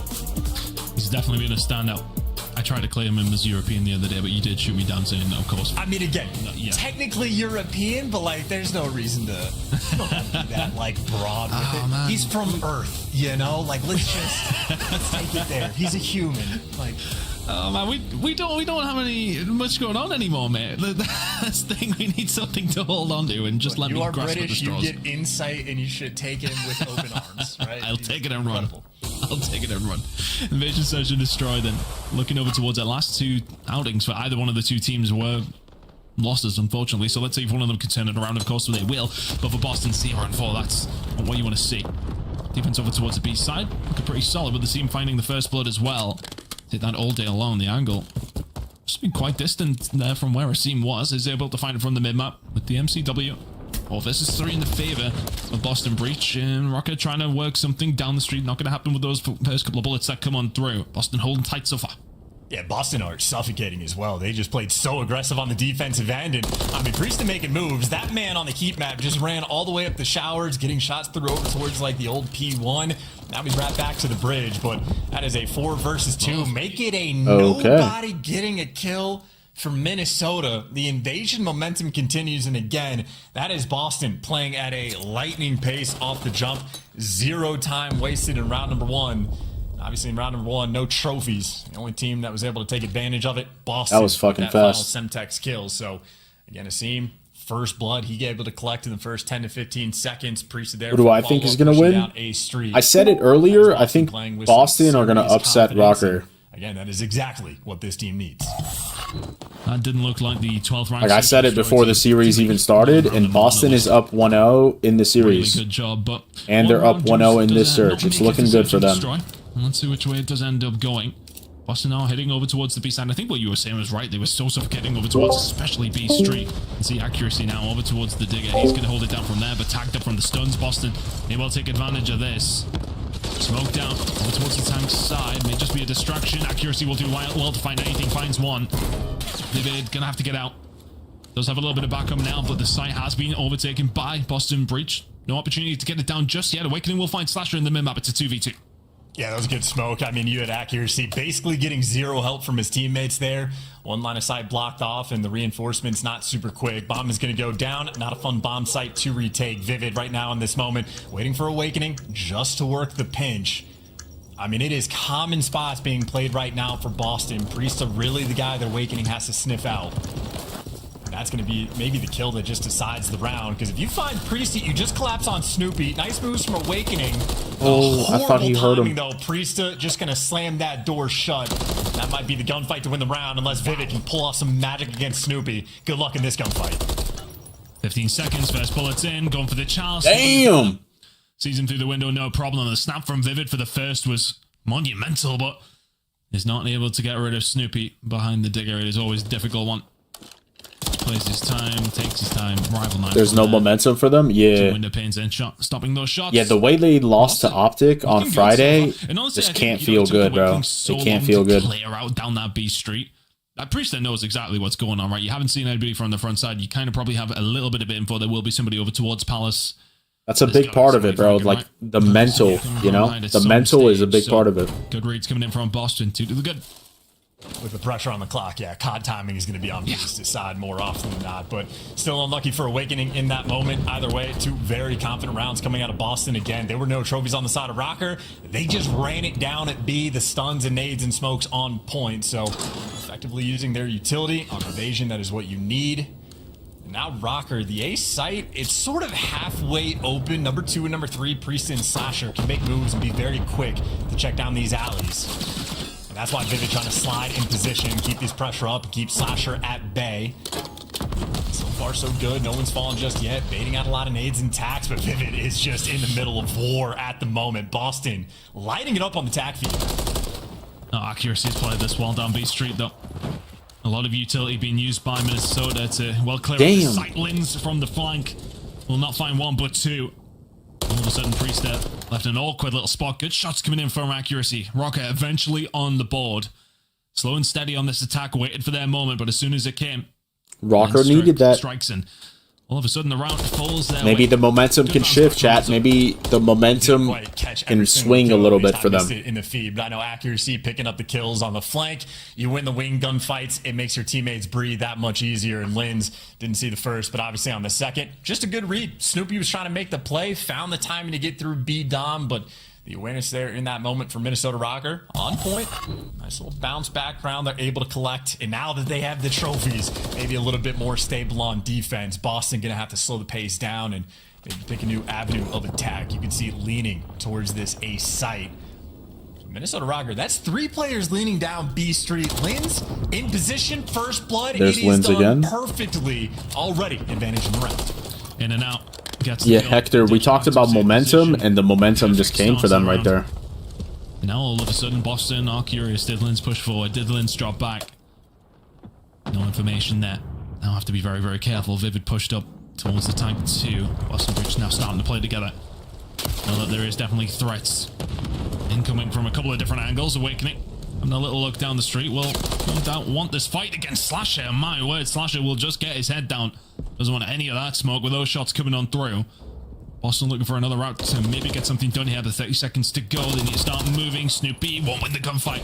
Look like he got the first bullets in, but Vivid will punish him. Accuracy finds another. The round is pretty much done as Priest are now left in a 1 versus 4. Not looking likely. Great start from Boston. All but nullified by Minnesota Rocket. As soon as Linz finds that first kill, Rocker in a fantastic spot. And Priest are going to really struggle here now. Pushes to Vivid, finds the round for Minnesota Rocker. Nice play, 2-2. Yeah, super good setup as well that they had after they get the first blood. I know for Minnesota, something Accuracy talks about, like after their sort of like online stages in stage 1 where they weren't performing, they were just really talking about needing to get that system together. I think we've seen their system on all these maps. It looks fantastic. The system can obviously break down in those very mixy clutch sort of moments that are like sort of atypical. You don't get that experience in scrim. So I think that's where Minnesota is faulted. But in that round, they get the first blood, and then their setup is perfect. Both ARs on both long lanes of the map. The 2 SMGs playing on the tank to watch over each other. You got a fucking even game now. It's even Steven. So Minnesota, again, very well orchestrated team, at least when things are easy. Now back on the round. Linz maybe dancing with the idea of sliding out to the tank, but Boston, again, very aggressive. I mean, a double stack on the A-bomb, a guy in the mid-tank as well. That does mean Snoopy completely by himself, though. And Snoopy might be the guy to try to make the big play. Can you hunt this man down? He's playing sneaky because the pressure's on him. Oh, he hasn't checked What is this timing? He checked it. Snoopy is still here. Lynn spots him, and there you go. Eventually he does get a hold of it. So Boston were very aggressive on the defensive side of things over towards B. They sort of let it go and make Snoopy just have to deal with something over towards that side as Priest is able to answer back. 3 versus 3, but will we be expecting the full flank push coming in from every member of Boston? This bomb now going down over towards B. Boston gonna go for the 3v3 retake, but Rocket, they've got a good idea where they're coming from. Yeah, I think they've spotted at least 2 players on Boston. There might be 1 player MIA, but Lynch should be able to spot him towards the middle map. You see Asim's tagged up, so they got the intel, all 3. You know what's coming down B Street. Almost like a round of control, but Accuracy keeping these players at bay.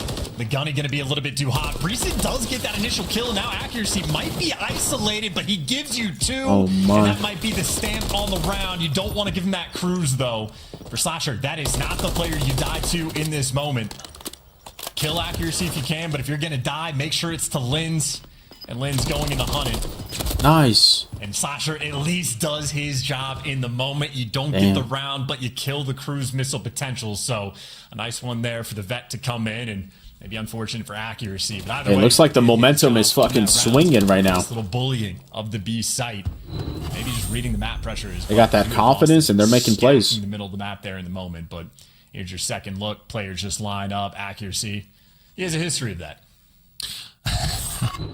It's a team in green as well. Don't want to bring up any memories, you know, but you were trying to be subtle with it, but I'll just nail it home. Rocket now, 3 rounds in a row. After a shaky start, bringing this one back for all that accuracy was on for the cruise missile. Now Lindsay's. So keep an eye on what he tries to make a move with throughout the beginning of this round. Will probably just put himself in an awkward spot for a guaranteed kill. And it is looking like that guaranteed kill could be heading his way. Seamanco considering a push over towards A. A little bit of purchase over towards the B Street, though. Could be something to consider. It looks like that's going to be the... Oh, maybe not the play call from Sim. Working A Street, still trying to feel this round out.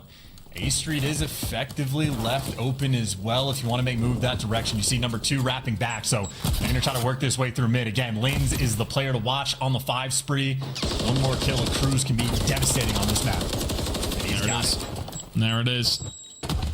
Seam falls, and all of a sudden, a 4th round in a row is looking likely here for the side of Minnesota Rocket. Shot's going to go in over towards the B side. If Accuracy can just stay alive, the reinforcements should be on their way, but he does want better. Priest inside of Dark, taken down as well. Make it 7 in a row from Linz to finish off the round. Damn. Minnesota very much into this one now. It's 4 rounds in a row after a really good start from Boston. Rocket turning it on. It's all just kind of the plays being made by Linz, right? He's finding first bloods. He's dipping out. He's being that awkward SMG for Boston to deal with, and they just can't get a read on him. And I would say for Boston, the most success they've had is like the aggressive rounds that they brought to the table, both on the offensive, defensive end. They're slowing the pace down, and the reads they're making on the map, a little bit strange, right? They go and check A Street left wide open. So they say, hey, that's open. Let's run straight into where we think they're going to be. And they did. Ran straight into death and gave away the cruise. Lynn's right now on a 7 spree. He's feeling fantastic, and maybe Minnesota off the back of it. You see the play. He's about to cruise. Waiting for the timing to call in the cruise, force Yeah, these he's about to players cruise. indoors and see if you can find an errant kill. His teammates just took the space in a cafe as well. So many players outside by Palace. That's going to be at least one freebie. There goes Priesta. Accuracy does get blooded in the meantime, but at least you get the bomb plant down for the 3v3 over by the A site. See if Rocker can clutch up. Oh, this is going to be tough. Lynn's now in the action as well after the cruise missile hits. Slasher probably spotted Vivid there. Vivid going to have to reposition, although he didn't know because Lynn's hasn't turned around. So Slasher is potentially something on the flank that could be done here. 25 seconds time starting to tick. Awakening being pressured now. Slasher should have him dead to rights, but Vivid will find one. Slasher managed to clean it up, but Lynn's is there for another. Vivid finds 2. And Minnesota Rocker hold it down. Cruise missile invested. Round gained. And, you know, maybe not the biggest fan of accuracy, trying to push the street in that moment to look for Slasher, so he might fall. But in the meantime, you get the bomb down, still going to be a massive advantage. You get the A Street control as well. And make no mistake, Vivid absolutely saw Slasher on the cross. Lynn's knew that he's going to have to turn around at some point, and they orchestrated well together. So very efficient rounds. Lynn's continues to pop off in search and destroy. Saw a stat before, you know, coming in with a 1.4 in search. Now he's 9-2, so he continues to lay down the law. Now at the MCW, maybe he's going to be aggressive down the A Street, or maybe just trying to feel this out. Double chow in the middle. Good luck with this one, trying to read it. Both kills fall into Big Wake's lap. The play call is perfect in Boston. No hope anymore in this round. It's falling apart. Slasher will stop Lynn's on the tear that he's been on, but he probably will be stopped himself. Accuracy finds the kill. Why is Priesta always last alive, bro? Accuracy finds Priesta. And that's the map. One apiece. Rocket bounce back in the search and destroy, and the woes continue for Boston. That's now 6 in a row in search and destroy that have resulted in losses. Minnesota Rocket bouncing back nicely. Map 2 search and destroy hasn't been a problem. Map 5s have been. We're a long way from that just now. Control going to be coming up next. But Boston, I think it'll be disappointing because they had such a good start, 2-0. Minnesota Rocket just ran through them after that, though. It was 2 aggressive play calls early on as well, right? On defense, just running at them. The next round they had on offense, using the tags. And Priesta had almost 2k damage with 4 kills, bro. That just suffocating. I mean, Snoopy only. He had the most damage on the map. A little bit wild. That's fucked. He got 4 kills. It's kind of impressive with that little damage.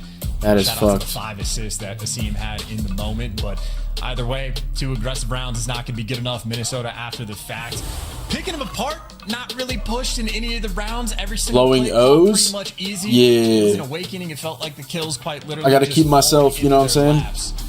Maybe the only spicy one. Gotta stop myself from getting bored. Picking the 2-piece over the B side, but either way, tied up. Damn. It's fucking tied up, and we're going into invasion control.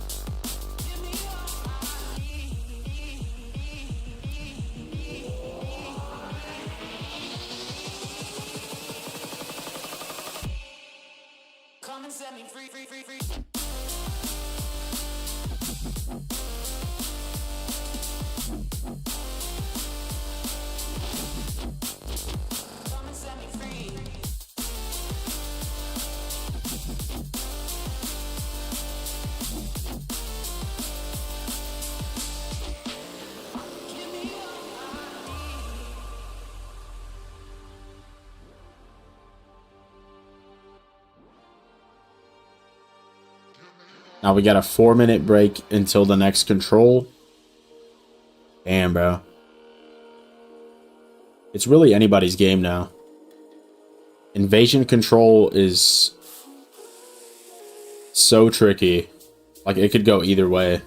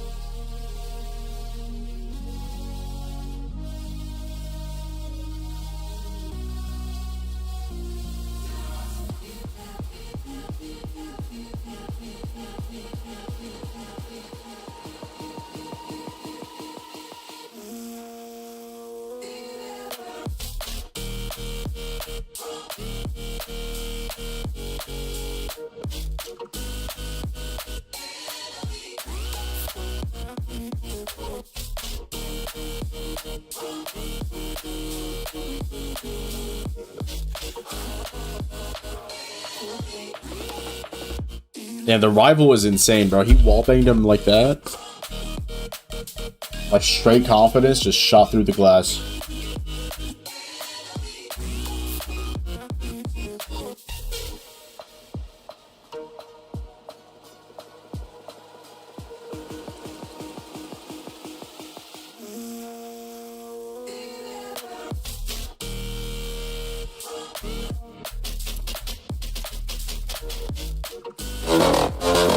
Oh shit!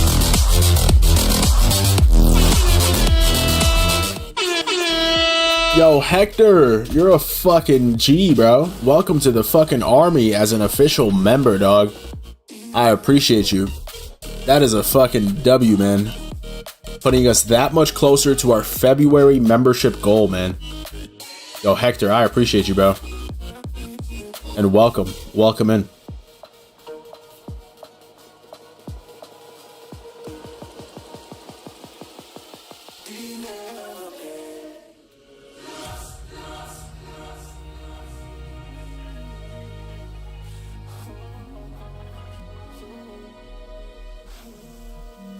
That is love. That is love right there, bro. I appreciate it. Now we're just 2 members away from reaching 10, bro. And I think when we reach 10, we unlock like some special features on YouTube. So I'm pretty hyped about that too. I'm pretty excited. I don't even know what it is, but I'm just excited to like get there. You know what I mean?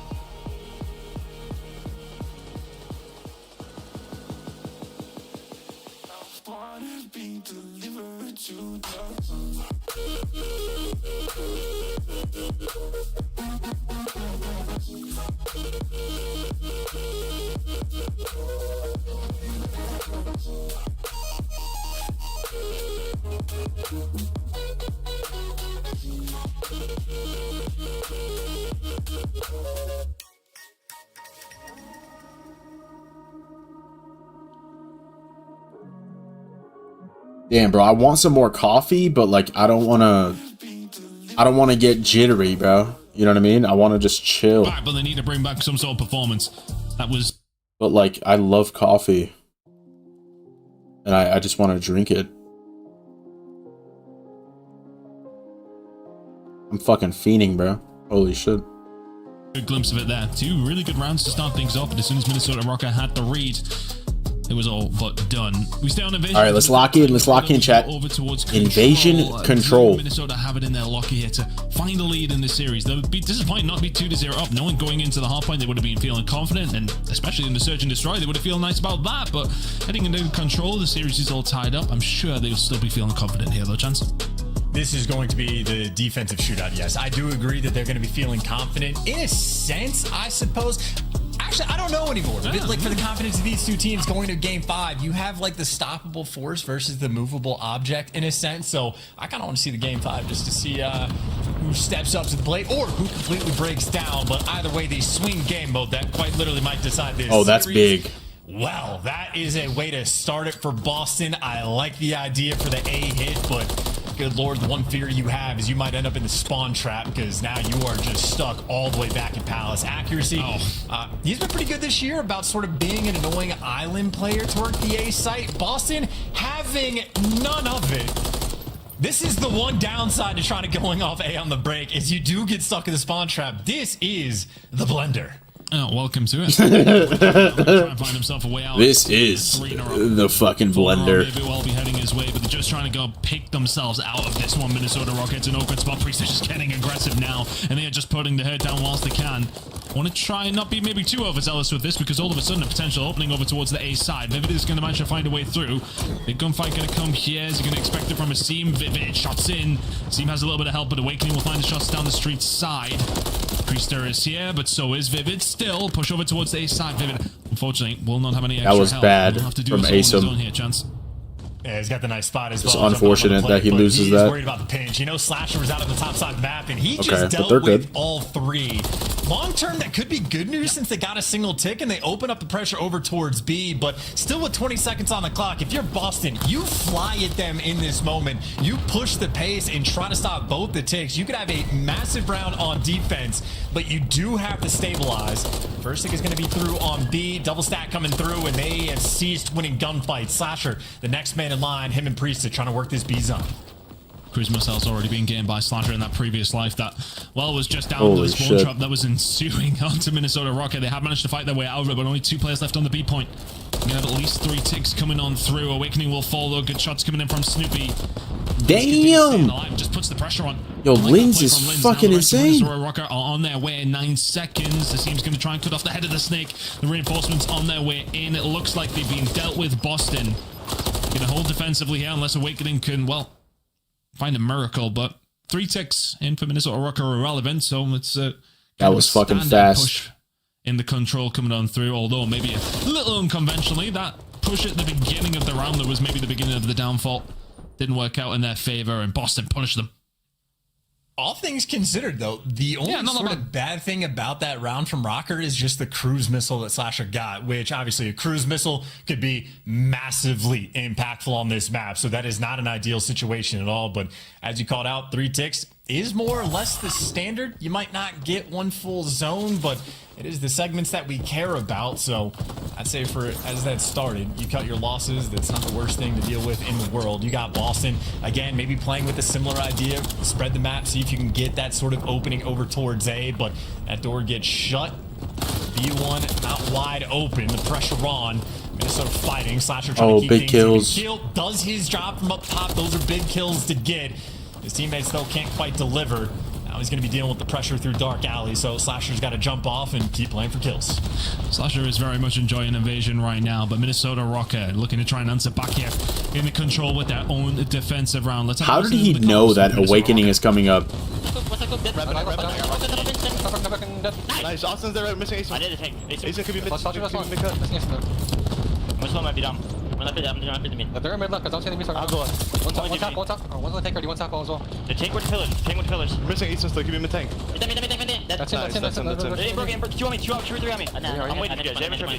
One tap. I have a double gun. Get on the car, CB. I'm gonna slide in this guy.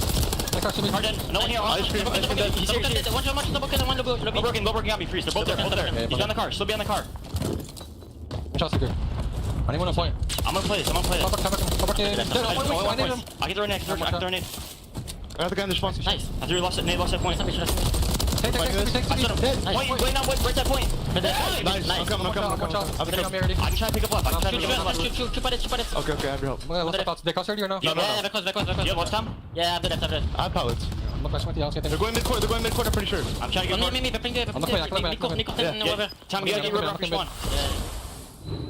So far, so good for Minnesota Rocket. Your Rocker's playing this really well, bro. Awakening just went fucking huge. Defensive sides, if it stays this way, at least anyway, and it's looking like it is going to. Priest has managed to find a route through towards DBD, but he is very much on his own. Spawns over towards this B side, the potential now. On the side of Boston, Awakening with 5 in a row, though. You really don't want them to get the 6th. 3 seconds, got to get a touch. There's number 6. Oh my god, the heat. Give him number 8 as well. It won't matter. Really good shots coming in from Awakening. A big spree to close the round. Minnesota just woke up. Will get the better of things after 2 rounds of defense. Awakening just fucking woke up. See this again. Shots onto Priest. Butters up a seam. Finishes him off. And then who is it that gets the gunny here? Snoopy. Wow. Absolutely deletes him. And honestly, if the round hadn't ended, I reckon Slasher would have followed as well. Awakening. Big round from him. Minnesota Rocket with the slight advantage on the tick side. And this is hindsight 2020. I would have liked to have seen. I just got locked in, bro. I saw that. That shit got me turned. As you pointed out, that was I'm fucking locked. Horrifically bad offensive round there for Boston. As good as their first defensive one, everything is now just null and void. You're down on the tick front. The cruise missile advantage you had obviously evened up because of the plays Big Wake was making. So that is an interesting 2 rounds coming through for Boston. Maybe a small missed opportunity, and now the opportunity for Minnesota is by the hands of Linz. Gets caught sprinting there, can't get the second kill, but that B zone looking nice and secure. And now, instead of using it sort of in an aggressive spot, you're forced to invest it on defense. You do not even get a kill. You don't get any map pressure. And now you just have to deal with more players that are bottom blue. Again, that's sort of the Minnesota strat. Accuracy maybe only takes up one. This B zone, in spite of the cruise missile, gone. Oh, Snoopy. Gonna get it. A massive advantage now in this game. I'm not one to question the Litigo by any Snoopy's sense of the fucking imagination, but that flicking. feels like a massive waste. I mean, hindsight is 2020. Of course, he didn't manage to find anything there, but it almost feels like that was not necessarily the best moment to use it. But irrelevant of that, Boston will lose B, and now all of a sudden, it's potentially on the cards. Just going to start coming through down this side. Snoopy not going to win that one. So Minnesota Rocket starting to find a little bit more room down this B side. We'll start to work with a bit of a flank coming on through, but the Oh no, Slasher. Oh no. if this accuracy won that gunfight. Oh fuck no. Slime. There we go. Does make a difference. Good kills coming in from Snoopy though. Minnesota Rocket now going to be forced away. Good shots again. For Rocket, yeah, they just haven't been able to formulate anything over to it quite yet, but plenty of time to do so. Obviously, I mean, the opportunity to use the cruise missile again on offense. I wouldn't do it at this point, Big Wake. If I'm him, like, conceptually, it feels like you don't want to make the investment. But if you just somehow get the opportunity, get a 3 down, you could just call game if you win the round on offense. And Awakening might just be doing it with the gun. Him and Vivid pulling up with a big 2-piece out towards the zone. They got the trophy. They're going to get the stack. You've cleared out the A street. This could be the game. Oh, this is game. So good now for Rocket. Inside the point, the Wait, kill's falling away, never but mind. Snoopy finds 2, and all of a sudden, Awakening all on his own. And he's going to get taken down pretty quickly as well. Priester will find it, but is the damage maybe done? 4 ticks in that round. You can see the ticks are still there, 7-2. Of course, Boston will have their attacking rounds and their chance to answer back. But irrelevant of what happens in the rest of this round, has the damage been done by Rocket already? We'll have one more stab at it by the looks of things. 45 seconds, plenty of lives, but Snoopy is going to be an issue here, but they do deal with him. A trade comes through.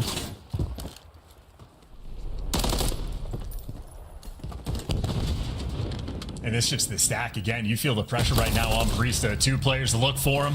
Would have had to trade if you needed it, but they just win the first. Gunfight, Slasher, no flanks coming through. The A pressure here again. Snoopy closes that door, though, picks up the big 2-piece to keep things secure. Snoopy popping off in this round. He earns a cruise as he saves you on defense as well. Damn, Snoopy and Asim are pairing up really well. From Minnesota. Maybe to get You that love to pressure see on it. A, but already they've done their job. They are massively ahead on the tick battle.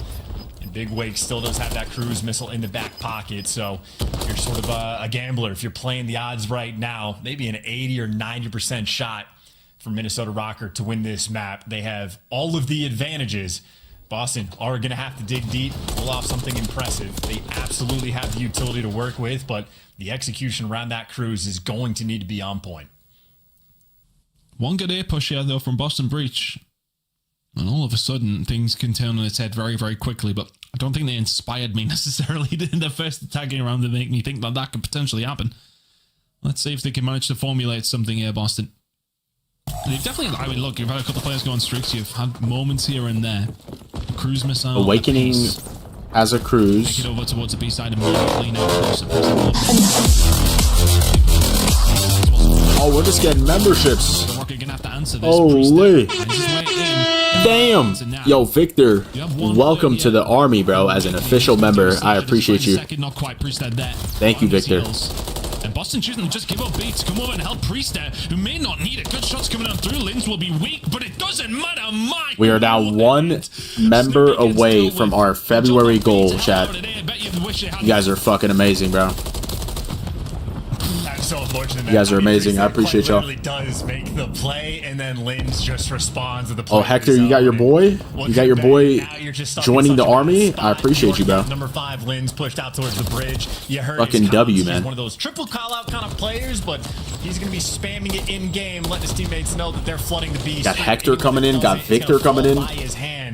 And this is Bundles, so Larry. incredibly annoying to deal with. Wow, I'm yapping, and Boston is getting spawn trapped, guys. Holy. Off the back of it, but like, what can you even think about doing? The map spread and control right now that Minnesota has. I mean, this is impossible. Do you maybe choke it up in terms of the cruise missile and just sort of say, right, let's save it to see if we can get something going? The problem is you're going to have another one to deal with. Lins now. Cruise missile on his side of things for Boston. I don't think this is obtainable. Yo, real shit though, Victor, again, bro, I appreciate you. Hector, you as well, man. Minnesota Rocket, almost a flawless defense. Incredible round coming on through. It is actually for us. Not a single tick going over towards Boston Breach. Phenomenal from Rocker to send us to round number 5. And defense will well and truly be theirs. And based off the 2 attacks that we've seen from Boston, they ain't got a hope. But they do have a cruise missile. There is always opportunity. This is Call of Duty after all. But can they find something? They haven't offered us any examples that might potentially happen. Outside of Priest, they're making some big plays over towards A, but it felt like a flash in the pan. Well, if Linz doesn't pick up that 2-piece, I mean, it's not a guarantee that they win the round. A fucking but W. They at least keep the pressure up. I don't think Minnesota Rocker players were quite there off spawn to get that instant trade. So make no mistake, Linz does make the play in that. Yo, chat, can we get a little W spam for Victor and Hector, bro? Our new members. Out Boston, they were already having to do it. It is dig deep. And I appreciate you coming in and showing love, bro, to the members. Now 3 players giving some gas. It's been Priest up more or less by himself down the A street. Now you get all the reinforcements. Bro, Boston got to lock in, bro. This is it. This is fucking it. Player makes it through towards A. You win a couple of these gunfights. It's only 1 player on it to stop the clock, though. But Awakening is shooting at Go, so this is so many players. This is your opportunity for Boston. Here we go. First tick's already in. Accuracy can do well to find 1. Nelly finds the second. Now Linz is here. Just going to slow things down. Priest will hop off. Needs some help from his teammates, Linz. Or does he? Can find 1. Bit of laundry control for a seam store far, but that should have very well protected. And he will be able to back on down. But for the Minnesota Rocker, you are able to just about slow that push down. Once it comes in, though, for the side of Boston, we're now able to freely make their way over towards B. The life advantage in their hands. Still with the cruise missile, as far as I'm aware. Lynn's going to invest his. Doesn't hit anything. And all of a sudden, that's an investment for nothing. One of those cruise missiles is already gone. Oh, fuck. Oh, fuck. Damn. Yo, we just hit our fucking membership goal for the fucking month. Sam, I appreciate you, bro. You're an absolute fucking W. As he knows, play for kills. You don't want to go to actually stop the clock because the B's. And welcome to the fucking army, man. As a member, I appreciate you. The pressure that he is putting on the other team is just going to be astronomical. Finally, the cruise missile gets invested. Nice moves to pick up 2 kills as well. Yo, it's 23 to 14. They're doing it. Alive in the back, forcing the spawn now. They're actually doing it. And Minnesota right now have to deal with the seam sooner rather than later. You got number 3 Slasher behind enemy lines as well. Maybe a little mini round of S&D. You see the Awakening cruise missile finally coming through. So they know. Still, though, he is dragging this attention. Any kill he gets could be huge. Hey, no, it was that easy? Yeah, bro. Now, Minnesota Rocker, what did he do? Did they pay attention? Did he just leave him and just start to farm? Hey, you guys are going fucking insane. Insane, bro. Insane. I appreciate y'all, bro. We hit the fucking 10. He just needs to go stop the clock. I appreciate everybody coming in with the love, bro. I appreciate y'all. I know it's tough because he is not getting the help, but you could win it 1 of 2 ways, but you take Damn, bro. How is Rocker holding this, bro? Picks you apart. This is insane. Boston, you are back to square 1. 5 lives is now the difference. It was a 1 stage, about 13. It was 23 to 14, like just a second ago. From the fire, but once again, a player from Boston has made his way through. Snoopy has slipped the net. The problem for him is that the rest of Boston Breach are well and truly in the palace. Slasher goes down to Vivid, who was getting very, very aggressive. Now, do Minnesota Rocker have a read on this because of spawns coming on through? Snoopy towards the back. Yeah, they spot him. Lens is going to be the one to try and deal with him. 1 more opportunity now for the side of Boston Breach. You got to read this. Accuracy holding his irons. Can he find the second on the Priester as well? Be huge for the round if he could. Not quite. Priester finds it. Snoopy still towards this back side. Lens is having to pay attention to the rest of Rocker. They're going to have to deal with the push that's coming in from the front now. The kill's starting to fall their way. Slasher will find 1. Snoopy was taken down towards the back. 6 seconds to go. If you're Boston, you just got to hightail it. Kasim will find 1. He's not going to be close enough. Minnesota and that's Rocker, it. Hold it down. Holy. Round number 5 win. Find themselves a lead in the series. And that is honestly an insane invasion game, but that is the defense special. Wow, we went into invasion and we just hit 10 members on the channel. You guys are insane. Again, bro, I appreciate everybody coming in with the memberships. I appreciate y'all. Not quite able to get it done. Just to backtrack for a moment, I also do not know how Linz's cruise missile doesn't kill at least 1 person. I don't know what it hit that it exploded that high up in the air. I've never been able to shoot one down in this game. I don't even know if it's possible. I'm just not a good enough player to have that intel, but whether it got shot or he hit some random wire, Linz's cruise missile being ineffective was a massive opportunity. Awakening low-key went huge right there, bro. He had his as well. 5,800 damage from Awakening, 32 kills as well. He was feasting the entire time. 25 non-traded is fantastic, and Linz might have gone negative, but... Yeah, Hector, I think they fucking found the momentum, bro. I think they did. And we're going to map 4. I feel like Boston brings it back, though. I think Boston brings it back right here, and then we go to map 5. I just have a feeling.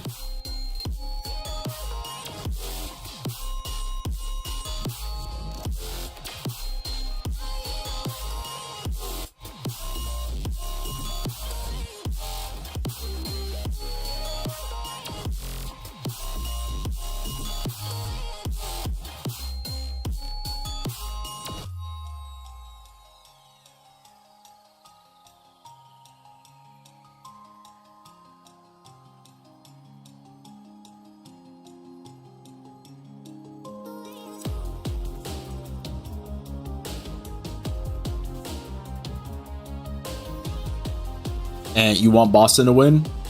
Yeah, Fast was saying go Boston too. I saw earlier.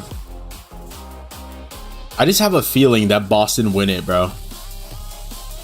Like, Rocker is really good, but like when it comes to those last second moments, we saw it happen against Optic. I think they're just a little bit more shaky than Boston. Boston is a little bit more like together, you know, fundamental, composed.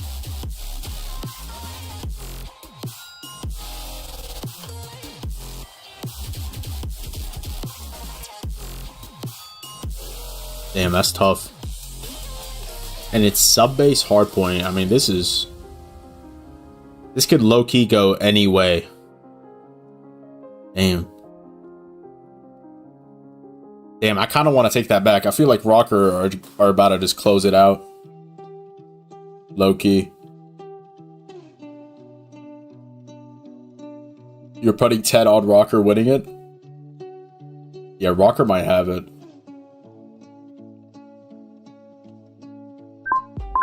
I'm gonna hit the restroom real quick while we're loading up.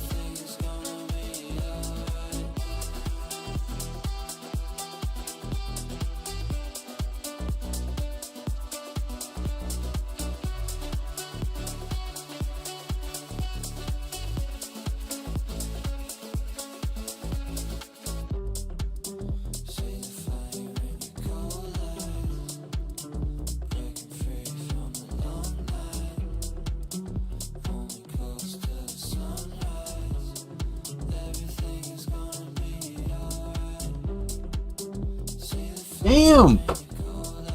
Yo, they loaded in quick as fuck.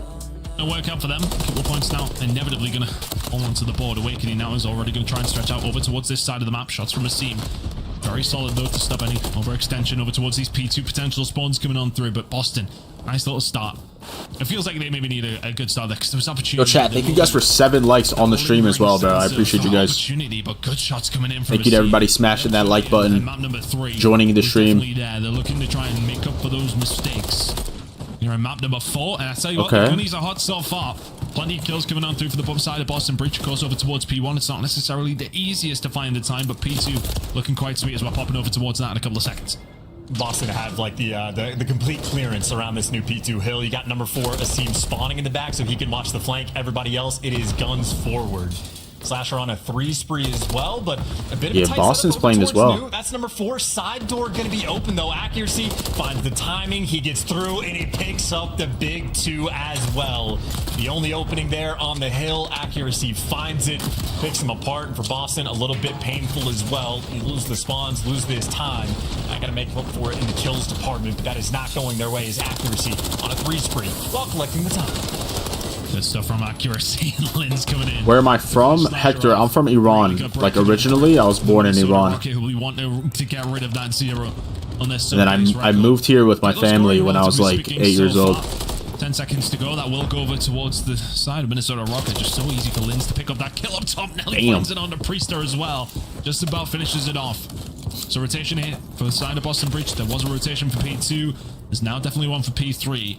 Spawns absolutely miles away from Minnesota Rocket. There should be a solid 20 seconds before Rocket can really do anything about it here. That's an interesting decision from Linz as well, right? He's still picking up the kills, but that's a moment where he goes for that Shalom Priest. It dies and spawns all the way across the map. And speaking of spawning across the map, these players from Minnesota. Oh wait, they got the back spawns. So much further away because the scene spawns out as well. You read the plusher on the flank, and now it's just, I mean, this might just be a straight up full 60, right? I mean, I'd say for Boston, you just have so much clearance on the map. One good spawn comes through, and for Minnesota, this is just effectively devastating. So Boston right back in the game. Nice little lead. They're going to be up by maybe 20 or 30 points going over towards noon. And for Boston, that was the story of map number 1, right? They found a couple of really good rotations, a couple of 60s, and Minnesota Rocket very much struggled to find a way back into that one. Sound cue's not going to be there. But Vivid this time around, Asim will just about finishes, didn't it? Vivid falls down, and now all of a sudden the push coming through. Good shots from Asim, but not quite good enough to finish the kill. He's going to be making some inroads through the middle of the map, but Minnesota Rocket, equally from what Boston I'm taking some notes for ranked play, bro. Here at P4. Shots from Vivid need to be crispy. I'm definitely taking some notes right now. 45 seconds remaining. Minnesota Rocket still looking good in that hole, but Boston are slowly creeping their way up the map. Linz will find one on the point. We'll need to get back onto that one as soon as he can, but just trying to clear out each and every single one of his bases. It's only Slasher now left in a position to do something about this. Great hold so far from Rocket. And Slasher is not in a position to do something about this, right? He even retreats from top third and jumps down, maybe to bait out a couple extra kills, but they're trying to seize up, get the gunnies down in the back, and the opportunity to get to the hill is there. Slasher eventually finds the play, but it's always just to strip away an extra few seconds. Accuracy not even going to be there to get that time. In the meantime, though, a couple spawn outs come through. Sub base always gets a little bit weird in these moments when you get the sub spawns, but on the rotation, Boston, I mean, execute. It's only a 2-point game. They will be over towards P5 first. By the looks of it, power positions maybe in control of Minnesota Rocker, but Slasher takes care of them. Administers death to everybody. A near 4-man white. Now you just got to read the flank coming through from Vivid, and you're squared away, good to go. Slasher can't quite get it. If he punched Vivid right there, that would have been insane. Already having a very, very good game. That 1.94 is looking like it will continue if he keeps going this way, but looking like Rocker are eventually going to find themselves a break it. Boston don't get a great deal over towards the new hill, and Awakening & Co. will see that other 30 seconds that is still available, and we'll say thank you very much. Break comes through. Reads on spawns need to be good here from Rocker as well. Priester already spotted in the middle of the map. This is looking like a good hold from Minnesota Rocker after a decent break. Looking like we're going to be heading into P1. Slasher's in the route, and they read it. They fucking read it. And I was a little bit worried for them as we kicked it off here as Linz starting to fry. It was just down to the previous game on Invasion where it was really about some really solid holds coming through from Boston Breach. Found themselves at a good lead, never really let it go. Minnesota Rocker this time around, not letting things get out of hand. Priester fighting for P2 spawns, with the team finding the kills. That's definitely going to work out. Rocket now spawned out. They know exactly what's going on here. Boston Breach may lose that final 30 seconds towards that final hill, but looking good for the spawns and some time at P1 here. Slasher in front of his chance. Honestly, struggling. I'm struggling. Hey, happens to the best of us. And I think right now in this moment, Rocker struggling as well, getting absolutely Slasher's 15 and 8, bro. He's playing really well. A pretty good chunk of time on P1. And in the meantime, that's like it's just so neck and neck. Like both teams are like slaying each other. Side of the map for I'm having trouble just keeping up right now. Like what the fuck is happening? And maybe open up the spawns like long term for the P2 rotation, but still on P1. That was a great chunk of time for Boston. Maybe only going to have about a 10-point lead. Priest, the man who flipped the spawns initially, he is tucking himself in the back of the map. Talk about playing it safe, making sure you secure the back spawn over towards new. Effectively going to be a tied up game. Boston with a small spawn advantage. Still got to win the gunfights though, and wins. At least gets traded out. How he wins that first one, I do not know. He is built different. And brings it where his teammates fall. Doesn't even get the back that kid's spawns fucking for his built team. different, bro. All of that effort to try to lock it down, can't get it done. He's at least keeping people distracted, but it's still Rocker collecting the time. Still all those spawns, although not really getting that reinforcement coming in where you would essentially think it was going to come from. 35 seconds remaining here over towards P2. Boston will find themselves a break. Looking like a good hole potentially coming through. Seam deleting Linz. I beg he was weak. Push now going to come through from Asimo. Say thank you very much, but it's Priest there to clean things up. And now all of a sudden this rotation, which was looking solid for Rocker, at least with spawns this side, you have spawned so far away if you're Awakening. Over towards this new hill. The rest of the team, they'll lock it down. Oh shit, Awakening spawned out. These couple of gunfights coming up. And his slasher spawns behind him. What the fuck? One more. Linz is going to be calling the call. He didn't see him. He didn't see him. I do not believe my eyes. Linz gets away with it. Rocker lock it down. Boston may well have themselves a lead. The spawns towards the back. You don't read those. It's a free break for Boston. I mean, dude, look, I can't. I'm staring at the mini map and I can't predict these spawns. That is Boston. Maybe what state? I'm in Georgia. Maybe that's consistent and they knew it was going to happen either way. Moment of the game. I mean, Priest has played back P2. Maybe sweet old Georgia team, but does enough work on the hill that they put themselves in a fantastic spot. And yeah, Asim's in his fucking bag right now, bro. The team has 25 kills. This has been the hill for Boston. It was the same story the last go around. It is the same story now.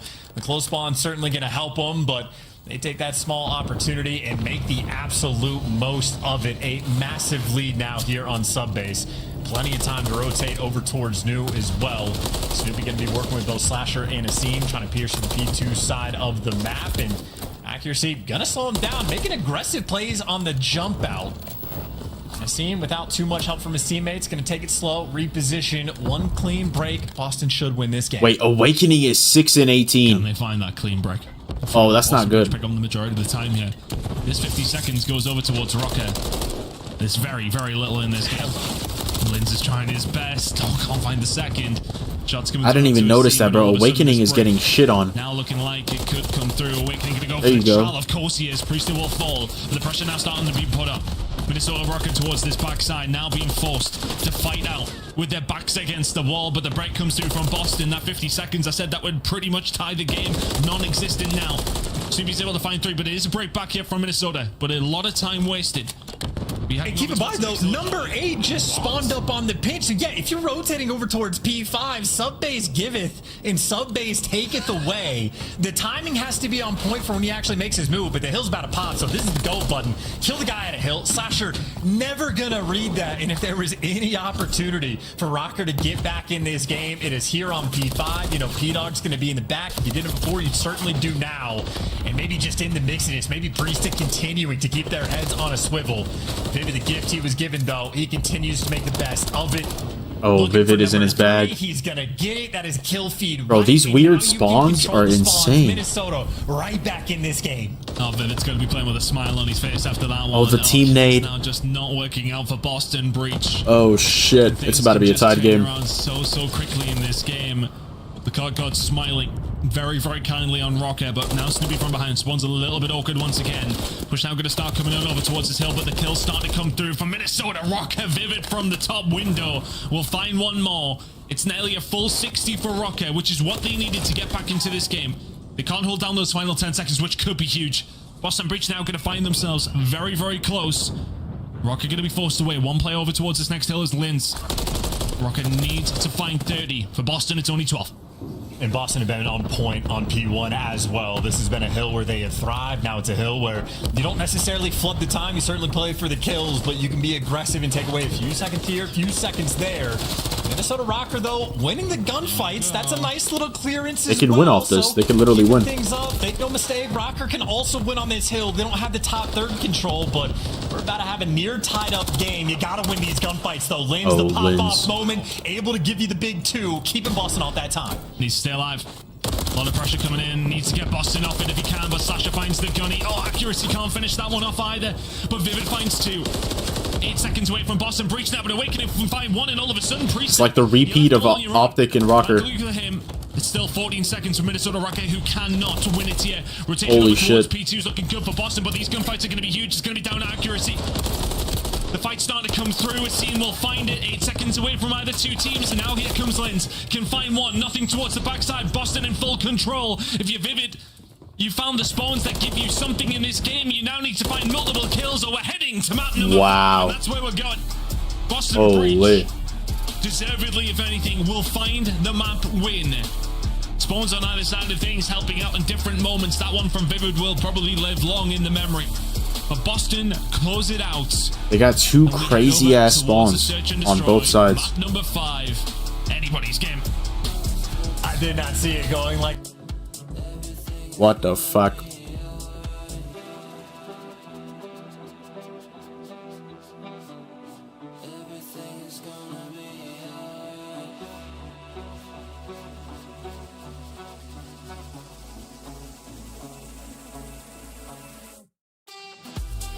Asim went big, bro.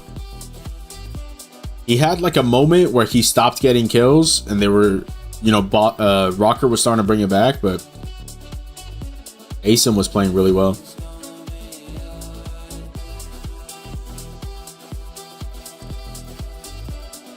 Yeah, that was a fucking game, chat. That was a fucking game. I was just sitting here. I couldn't even talk, bro. Like, the whole time I was just trying to figure out what is happening. That shit got mixy.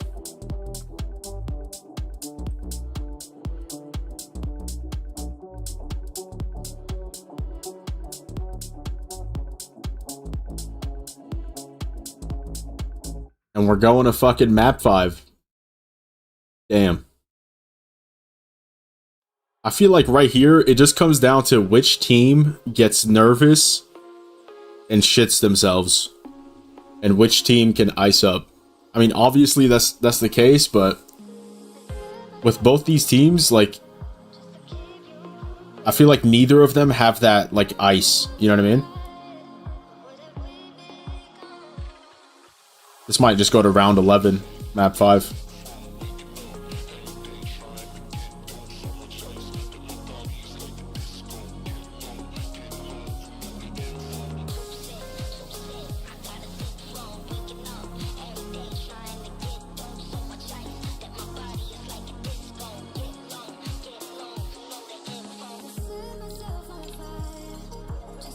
A 4-minute break. Yo, chat, thank you guys for the 8 likes now on the stream, bro. I appreciate you guys.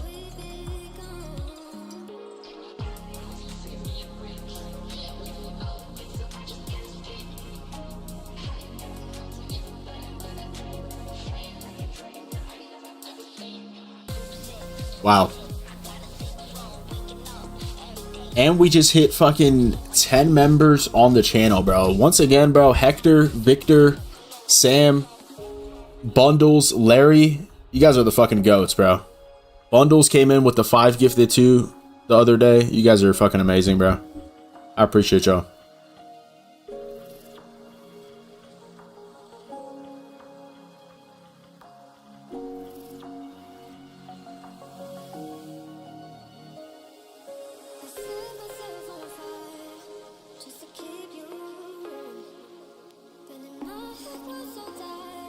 This was insane. This gunfight right here was fucking insane. Vivid got fucking shit on.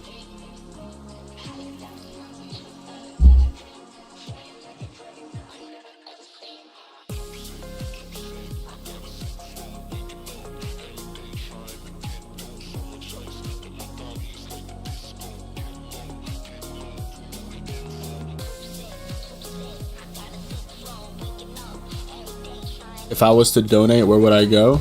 So you could either do a super chat, which is like right next to the, it's like, there's like a little like box with a money sign in it.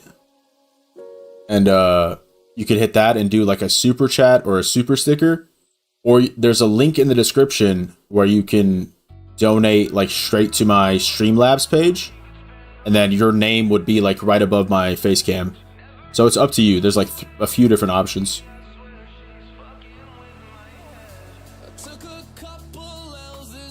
Yeah, you got it. Yeah, Victor, I appreciate you, bro. Fuck yeah. Oh, fuck yeah.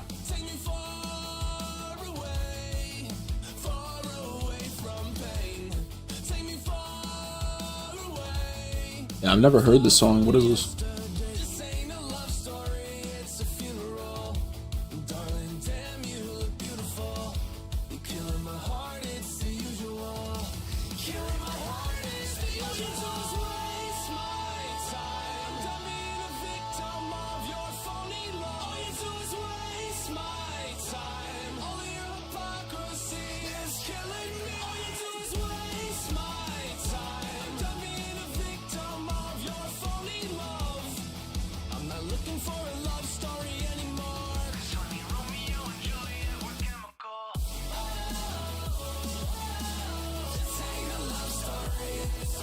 I gotta text my girlfriend chat. 1 second.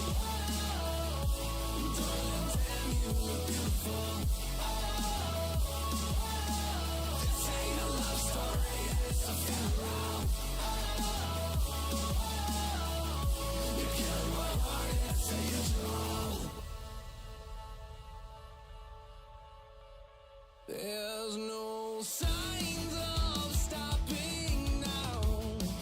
She stares at me from the ground. Locking lips with him, just trying to tear me down. In this evil game. Oh, Hector. Okay. Damn. Damn, Hector. Damn. Yo, Hector, I appreciate you, bro. The fucking $9.99 super chat. You're a fucking goat. I appreciate you. Wow, you guys are, wow. What a fucking day. You guys are going insane, bro. You guys are going insane.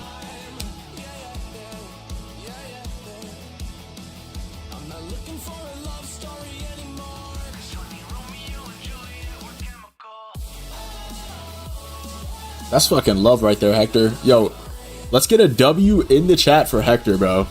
Going fucking big. I gotta drop one too. That is a fucking W. I appreciate you, Hector.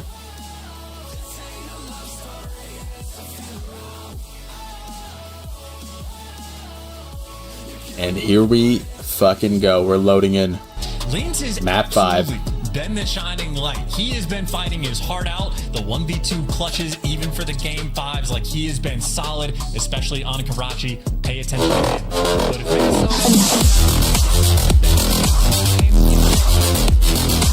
it's still positive. Hector Iola donated $9.99 through Super Chat. Record, I don't know what to make of that. That would be terrifying. So Minnesota Rocker feeling the pressure, and of course Boston also needs some extra CDL points. So both of these teams hungry for it. Nice jump up spot done by Snoopy, but first blood's coming through just yet. These A-side battles between the SMGs, always important. Everything else over on the B side, very standard. Bridge players pushed out, over by Bricks as well. Extra AR players, so ordinary setups on both sides. But the first blood finally rolls through. Asim gonna grab it. That was something for Minnesota Rocker. We felt like they really struggled with first bloods up against Optic here in map number 5, which was correct to search and destroy once again. And well, it is going to be the case. I seen. Left in 1 versus wow. What the fuck? Boston, my word, Asim. Some way to kick it off. A really good start from Boston here to find that defensive round, but I just want to kind of allude back to the invasion. He fucking as well. beamed right here. They started off hot on that one. It was a 2-0 beamed lead. awakening. They didn't win a round after round number 2, so now can they continue doing what they just did very, very well there? Just hold a completely clean round on the defense, but a lot of search and destroy to be played yet. Good round, good round. A lot of these like sort of mid-round adjustment fights, it's the SMG players that get left out over towards A, that as soon as that first blood comes through, Linz gets active, Boston shut that down. So you know when these players are going to start making moves. Hey, for real, Hector? Hey, bro. You're going to have a great time. And hey, I'm glad I could help, man. I'm glad I could help you out. Middle of the map. Free first blood. That's good gas, bro. That is a good gas. More kills going to fall into his lap. Accuracy has run straight through to Coop. And yo, what is happening? Being free for Slasher. What could have been in that round if accuracy would have found it, but the luck is simply the Rocker is breaking down. In game 5s. Awakening for the 1v3. Not a lot you can do in this spot. Not even the biggest of wakes could do much about this. B is just a hard defuse at any given time. 1 versus 3 does make it even. More difficult, of course, Awakening. Got to try and find a pick here, but really good play coming in from Boston. Trying to find something, if anything, is possible here, Awakening. Not going to work out. Priester. 2 rounds in a row from Boston to kick things off. Yo, Hector, I'm glad I could help out, though. I almost feel like that first blood, though, where Vivid running up top, it just felt like a little bit predictable, a little bit slow. It felt like he got there not very quickly at all. Boston punished him pretty much immediately. 2 to the good here. Chance looking very, very solid so far. Giving away the freebie first blood is never an ideal situation. And again, what we saw in the invasion, as you pointed out, aggressive play calls coming in for Boston early on. Yo, that might have been 6 rounds in a row. You never really get too. That might have been the worst defense I've seen on Karachi. Aggression through the middle of the map for Boston pays off. Going to be another standard again. Linz is going to be the player left on an island over towards A. It is a default push over towards B. Boston heads up for it. Maybe aggressive, jumping up top. Asim might have free first bloods. Again, he catches Vivid. That's the aggression you like to see. 5 in a row right now for Asim. The new man on the roster currently making plays. He's going to be looking for the cruise. If he can get a hold of that, that would be huge for Boston. Honestly, I think just the utility was used wonderfully there. Over towards market side, it allows the team to get himself up and not get caught out by any bad timings. 5 in a row will very much be playing for this cruise missile. 3 players on the side of Minnesota Rocker, though. One of them has slipped in, and that's accuracy. Being ridiculously aggressive. Right? Yeah, he's got a no-show. 7 and 3 are just dancing around each other. Maybe they heard him, or maybe they're caught completely unaware. Maybe that's just instinct, but Awakening's going to get shut down. And oh, man. The only player, by the looks of that, so quick. They knew. So fucking quick. Asim was turning, looking basically through walls, so either he heard him or someone else got the intel. And how quickly that round collapses. Yeah, I don't know what it is, but Rocker is just folding right now. They're struggling to get a single kill, let alone actually get a first blood, let alone actually do something in a round. Boston, firmly, the game is under their control. Len's kicked back in his chair there, just like, what is going on here? Minnesota Rocker, nothing to speak of over 3 rounds so far. The only kill belongs to Awakening. Over 3 rounds of search and destroy. Not good enough. Need to start finding something. Now over towards the defensive side. This is where you can maybe start to get something going for the team. Hasn't looked too hot so far here, Chance, but realistically, you need to start with something. Another first blood. Priester finds Awakening, who's the only one with a kill from Rocker so far. I was going to say as well, I think they waited out enough of the stuns that the player that got picked, instead of keeping the pressure over towards B, started wrapping back and just got caught. So I don't know if exactly that's what happened in Minnesota, but just dodging the stun grenades might have just paid off long-term for Boston. And now they triple stacked over towards A. You see they're leaving Asim deep over on the B site. Asim wants to play hardcore right now for this cruise. And now you're trying to isolate lanes back P2. And Asim, by the way, gets it. He plays it so patient, gets the cruise missile. In the meantime, the aggression over towards P2 on A. Coverage is perfect. Boston can do no wrong because Minnesota can do no right. Or Rocker just doesn't have ice. On the back of Minnesota, they're fucking folding. These map number 5s is just getting bigger and bigger. Right now, it's just nothing can be found whatsoever. They're getting blooded. They're just getting outgunned, outplayed, outrotated. Everything is working out for Boston. Got to give them the credit, though. They are the ones making the plays. Holding tight. Allowing that utility to do absolutely nothing from Rocker. Punishing them for a good spot from you. And really good play from Boston Breach. Cruise missile acquired. Asim's got a hold of it, and this has been a whitewash so far. Have Minnesota Rocket got anything to answer here? It's going to be a big push over towards it. I think some players at least got tagged up there. Now Asim is going to be ready for it. This stun is devastating. Awakening going to go for the child. Oh, shit. The gunfight's irrelevant. So Linton Awakening get themselves now into a position where they can potentially do something here. A-side control is there. Priester is going to find a freebie. Accuracy will fall 3 versus 2 in favor of Rocker. That is a Hail Mary if I've ever seen one. If it does land, it'll be late. Can the retake come back through here from Boston? Priester and Slasher, what can they do? Well, it'll be Slasher for effectively a 1 versus 30. Just does not last long at all. Awakening. Closes that door, and finally, we have a game. Shining light there from Minnesota. As you called out, the stun might have been devastating, but the good news for Minnesota, at least they were grouped up together. So the gunfights come to them. They come out on top. Awakening picking up maybe 3, I believe it was, in that round. And I know for some of these game 5s, we've been saying for Minnesota, someone just has to step up and sort of like break the mold that they find themselves in to get any sort of momentum. That's the round where Minnesota finally able to get it, finally able to breathe. Of course, bad news long term. It's still a cruise missile in the hands of Asim. If a bomb ever gets planted on either site, I mean, that might just be the round. Once again, you see Boston waiting out the stun grenades as well to mess with the timings, but a much heavier stack here over towards B. Accuracy, obviously, the overseer, going to get all the intel. Oh, they're cruising. Cruise missile called in on the attack here. Bricks are wide open. Who's going to be the one that gets dealt with? Absolutely nobody, but it does give them a little bit more map presence. For all that, Boston don't find the kill. It opens up B nicely. Vivid had to back on down, but finds himself over towards this site now. Bomb still not going down here for Boston Bridge, just trying to dot their I's and cross their T's. But it should be a free plan from what we can see on the minimap. Seem looking not exactly, no. Yeah, they're still waiting to find these players, and I think the patience from Vivid, he repositions in the cruise, and there you go, finds it. So Boston get the bomb down, but it's only going to be a 3 versus 4, and Vivid, he knows that player retreated over towards Bridge. A double stack on Bridge. Priest are going to be around the top third area. You can clutch these in a 3v4, but advantage right now, Rocker. Priest is having to deal with 2 on the flank. Lindsay's going to get around the back. Priester takes down Awakening, no, and Snoopy will find. Oh, those are big kills. So looking good here for Boston as Priester will hold down the flank in accuracy now. And that should be the round. Yeah, series point Boston Bridge. 5-1 to the good. The cruise missile might not have found much, but just control for Boston was enough to find the round. When that bomb goes down over towards B, it's always very difficult to find a retake. Boston Bridge looking very, very good here. And look at P-Dog, so inspirational. 8-2 right now, 8 kills in the game 5. A player that has certainly been feeling the pressure.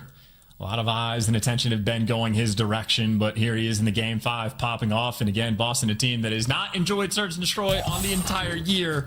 Right now, Minnesota making him look like one of the best in the game. Accuracy on a donut. Lin's the shining light, 1 in 6. Not a lot of life, not a lot of love, and for Boston, might as well run straight at them. Asim, free kills again for the first blood. Vivid has not shot back in a single first blood engagement. Man advantage again towards Boston. It was Vivid is not shooting back, ladies and gentlemen. It's been so easy for him to find the raids.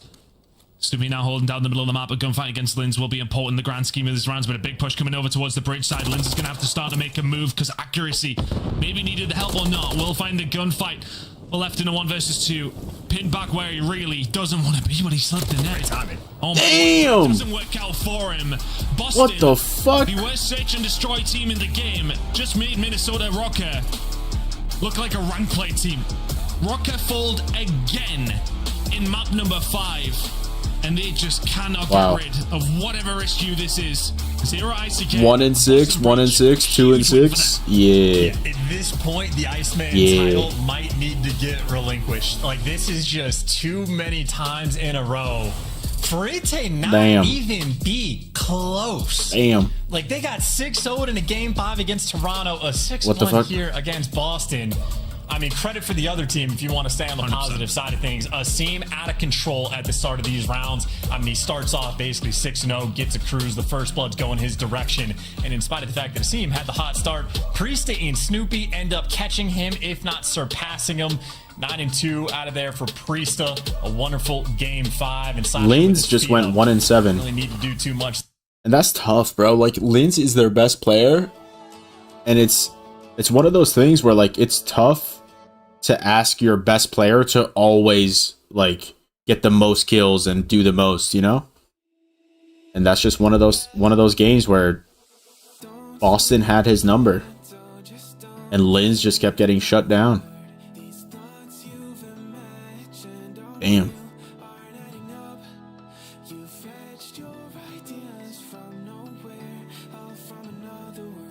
They got slammed harder than they did against Optic, bro.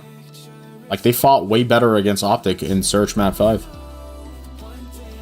In Boston, they are 0-3 to kick off our Major 2 qualifiers. And for Boston, this win is massive. You're in the top 8 now. You just passed LAG and Vegas Legion with this win. You're 4-7 overall. Right back in the mix with the team on this roster. Yeah, and unfortunately for the Minnesota Rocker, this is another Karachi that you're going to have to take home in the books and start thinking, you know what, maybe we need to take this out of our map pool because unfortunately, like game number 5, it did seem like they were trying a couple new looks on defense, but they just weren't working. The Boston Breach were very much acclimated and very much ready to change their in-game plan. It just felt like they were constantly in control of the map in any given situation during this map number 5. Nameless, this was a big exposure series potentially for Minnesota. Earlier in the week, we said they looked like a top 4 team. I wonder who they're going to interview. It's probably Asum. What do I do for work? I don't do anything for work right now. I just do this. Like, most of my time is spent on, like, YouTube.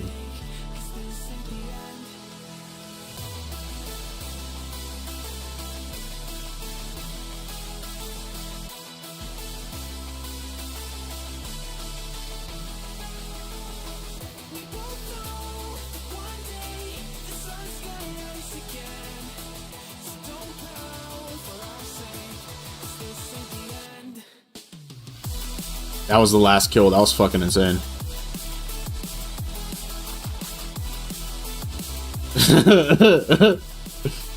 Yo, Asum was fucking hyped.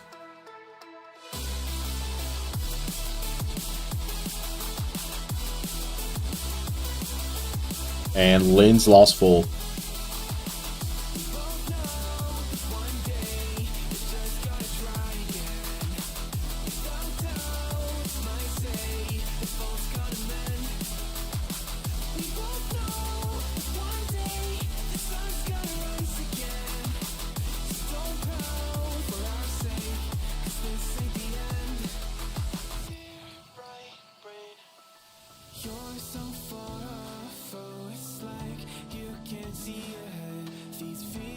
Damn, in the hard point, Asum went big, and then he went big in the search too.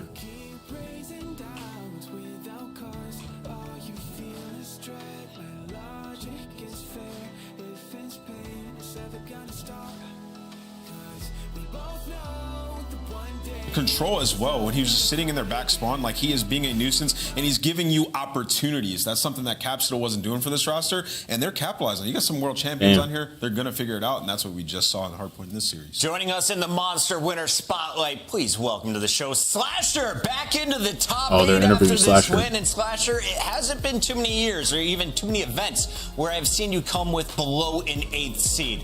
What's the struggle been like with Boston, and how did you guys right the ship today?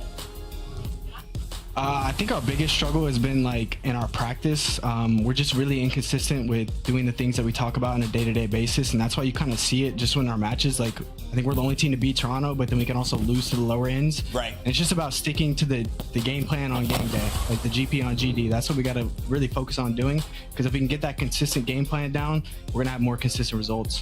Absolutely. Slasher, I feel like historically you've been on some fairly good search and destroy teams, and Boston Breach, that's been your main struggle, and you're able to take this map 5 very convincingly. What's that conversation been like of pinpointing the problems and how to rectify them?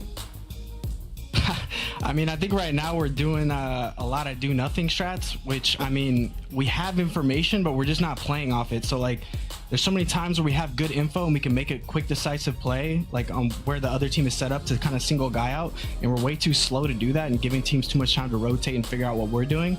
And I think like we just need to learn, like we have some good strats in our arsenal, like rushes and stuff like that, but we need to learn how to play the pick strategy right. Take that information and work off it quick, because if you can do that correctly, nobody will really know what you're doing. Love that answer. Austin, I feel like we've seen some great moments from Snoopy. He's had some moments where he just looks ridiculously talented, been a bit inconsistent at times. What's the process been like teaming with him and sort of trying to mold him into a top tier talent? Yeah, so I mean, Eric's like one of the most talented players in the league. Like his shot is actually incredible. I think the big thing for him is, like I said, and what we kind of all have struggled with is like sticking to that game plan, simplifying the game, making it to where you can just get easy kills. Because if you're constantly getting easy kills, it don't matter who you're playing against, you're gonna do well. Yeah. And right now, I think we give up some situations and make it a little bit harder on ourselves than we should, rather than just, you know, playing that consistent COD like that. I mean, I've always kind of played.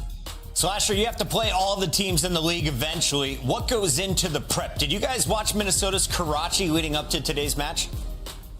Yeah, we did. We knew Karachi was going to be in it, and honestly, I kind of knew how they played it, and even before I watched it. I feel like, I mean, I'm really good friends with Lamar. I usually watch most of his matches. I know exactly what he likes to do, how he likes to play the game. So we knew what was going on, but I think the big thing for us was sticking to our game. And like I said, just playing off that info. Like, I think Asim was making a lot of big plays and we got some information, taking like educated risks, which is like the best way to play S&D. Final question for you. Who wins in our next match between Atlanta and New York? Ooh, I got a game 5 grueler, and I think New York's gonna win the searches. I love it. I hope it lives up to that hype. Thank you so much, and congrats on your dub tonight. Thank you, guys. That is Slasher. That's the Boston Breach, and we're 2 matches done. When we come back, Allie, we got 1 more to go, and it should be good. Oh, yeah. That was a banger series, but this one might top it. New York, Atlanta. Coming up next is the NYSL versus FaZe up next. Bro, I don't think anybody expects NYSL to win this, like, realistically. Just because of the way they've been playing lately. Like, they are a really good team, but I feel like FaZe is taking this all day.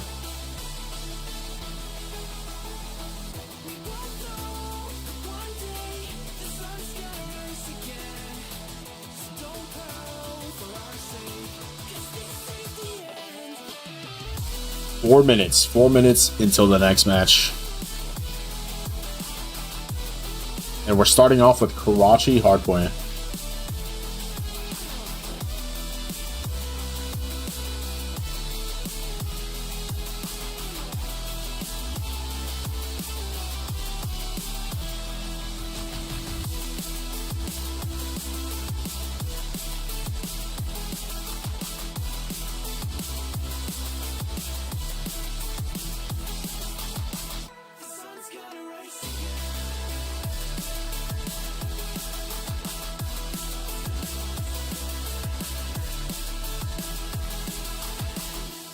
Yo, chat, who you guys got, bro? You guys got NYSL or FaZe in this one?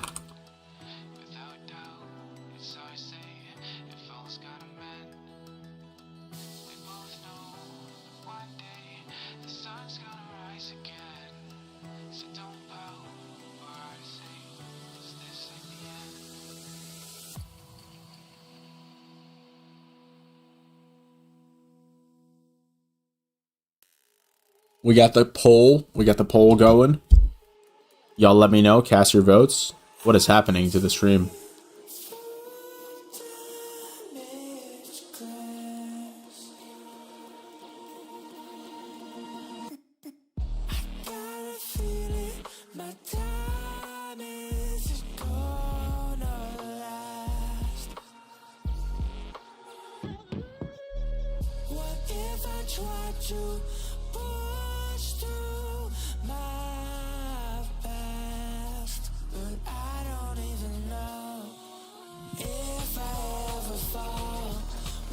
We got 2 of you guys going for FaZe. 1 person voted for NYSL.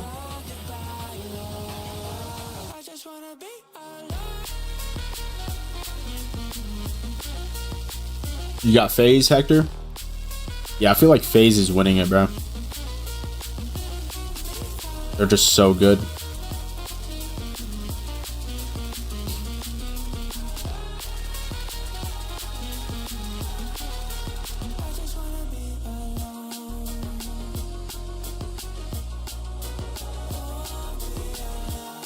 Damn, what if NYSL just 3-0 FaZe right here? I don't think anybody's expecting that.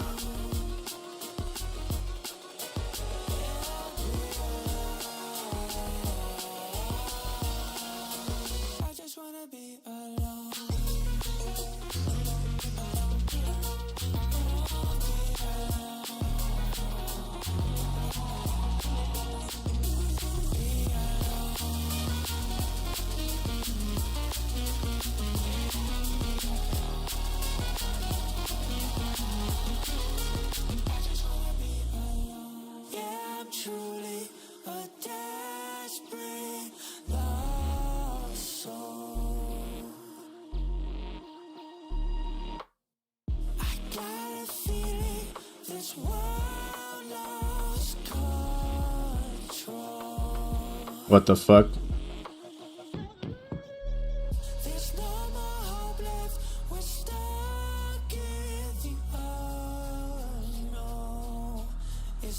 Man, this guy Crimsix was a fucking legend, bro. I never saw him play live, but like hit the stories and like the highlights of Crimsix are just fucking insane. Oh shit, here we go. Intros.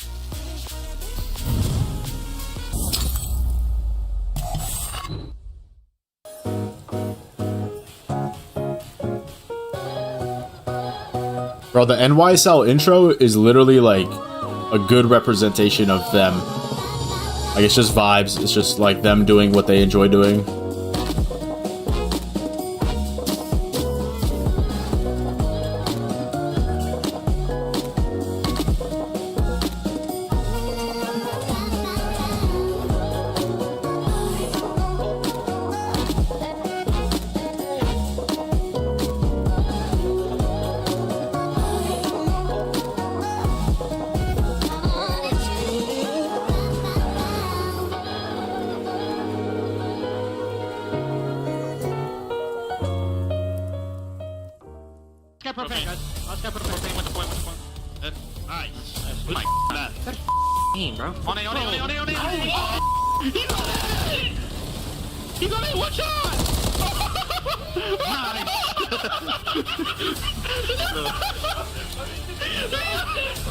Or they're just having a good time.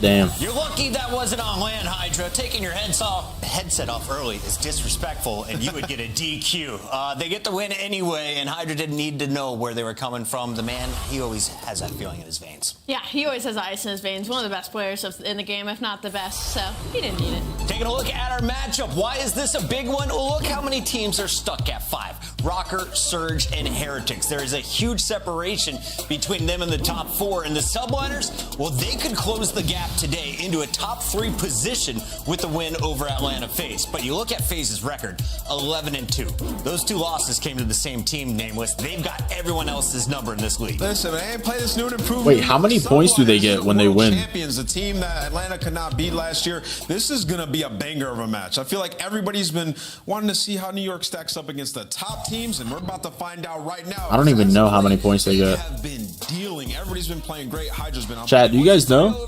Like the CDL points? Good for them to just like 3-0 or 3-1 NYSL today. I mean, same thing for NYSL though. I mean, both of these teams really need that win right now. Just to like feel good and be like, okay, we're a good team.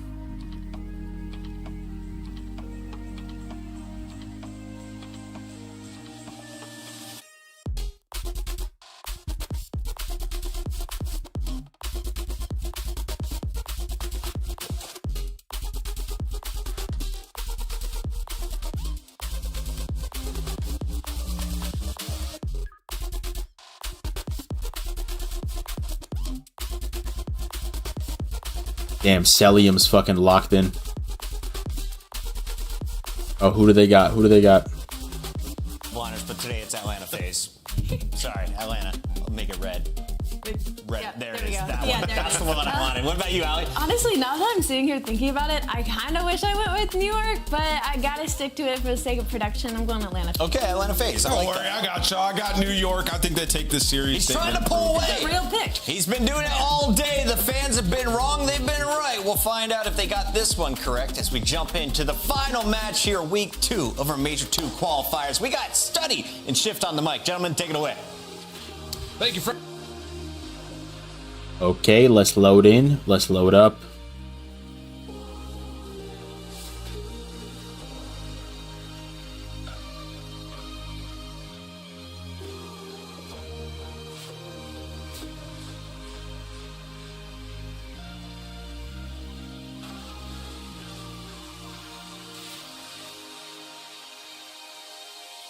Starting it off with a Karachi hardpoint. This is the true test right here to see where we stack the subliners up. We currently have them at 4th, but if you get a dub like this, you can jump up to top 3 without question. And I think this, more importantly, kind of eliminates some of the shaky doubt that we had into the DFR that happened in Boston. So, yeah, lots riding here to kind of change expectations for what the league may look like. But overall, you still have to go through one of the biggest powerhouses in the league historically. And Atlanta will at least be able to keep the hard point neutral from the P2 side of the map. Everyone just kind of vying for positioning here, Jay. Yeah, no, it's all about the positioning already to start off the game as Atlanta FaZe. They don't start on the preferred side. You're thinking subliners, they're going to be able to sprint right to the hill and get it for free. But Atlanta, they're doing a great job of at least keeping it contested. You have players towards bridge side, players towards top. They see it. They do end up dropping. So the subliners should be able to take control of this P1. But for only 20 seconds, you see Atlanta FaZe, they are cutting their losses. They're more focused on setting up around that cafe, which could potentially be a full 60. Oh, that's a big two from Celium. But Cell does miss a shot that will reduce the threat of New York trying to hit this rotation around the back. So a little bit of scrap time earned, but for the most part, like you had already mentioned, Atlanta already in prime position. Hydra working on that red up top. That will at least allow some sort of a setup for New York to try to set up this break. Yeah, and the thing with both of these squads, specifically on a map like Karachi, the thing that they struggle with is their breaks. You have 9th out of Atlanta FaZe, and you have 8th out of the subliner. So this is where they need to start stepping up in their gameplay. And right now, New York, the way that they are trying to set up this break, you already have players behind enemy lines. Hydra finds the first kill. Now you set up the pinch as well between him and Kismet. Can they find these fights in towards the middle of the cafe? They can with a little bit of assistance from the team. That's a clean 4 dead. They get the break, and now they're controlling the spawns as well. This can get a little frantic if you are Atlanta FaZe. You are forced now to hit that early rotation. That is just a masterclass from the Hydra's already here. Holy shit. They're kind of creating space at Hotel, and then the follow-up from Kismet and Sib with the pistol. Absolutely perfect. So you talk about breaks possibly being the difference maker in this map. We're already seeing an early instance of that. On rotation, go Atlanta. An opportunity for actually 2 members off the spawn to kind of reduce the presence at Old. So after not really finding much success over towards Market, Atlanta has created a new route over towards Junk. Oh, they've created a new route, but it's still Hydra running a one-on-one ISO on the pinch player Andraza. Kismet didn't see him. An opportunity for Atlanta FaZe to find a break. You have a couple players from the subliners who are spawning at least close towards Junk, but you have that coop spawn, so you can potentially just fly right on in. They fucking broke it. FaZe broke it. Celium and Andraza combined for 2, but here comes Kismet. His turn to strike. Yeah, it's just been kind of 6 of one, half a dozen of another for both teams. Get into the back, play your life, wait for help.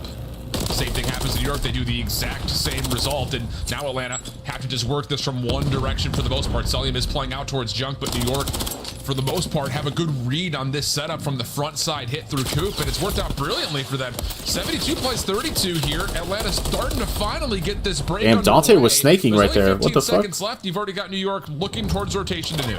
Yeah, you take that if you are the subliners. You completely disregard the positioning right there of Celium. Switch your sole focus over towards the chicken coop side and at least walk away with about 20 to 25 Oh shit, Hector, you're changing up. Team there for the final you got New York. And now you're gifted for a rotation over towards the next. P4 is going to be set up, but a couple players do drop off of the rotation. We shall see. Now Sib, with his hands full, knowing that the players from Atlanta FaZe are going to be all around him, just trying to reposition, trying to finesse as long as he possibly could. Hydra is already 10-5.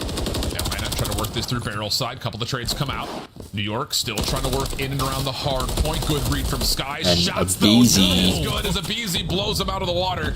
Trade from Hydra up Damn. top, but he cannot jump into the hard point yet. Still has to wait for help. Atlanta spawning over towards the backside of this hard point, but kills are still the main focus here for both of these two teams as Celium obliterates Hydra up top, and that's enough for Atlanta to start putting some focus on the hard point. And there's still only 20 seconds left in New York. They're already going to be gifted off the rotation. These are big kills for FaZe, but they're not getting time off it. Who's been playing back P3 basically a majority of this hill.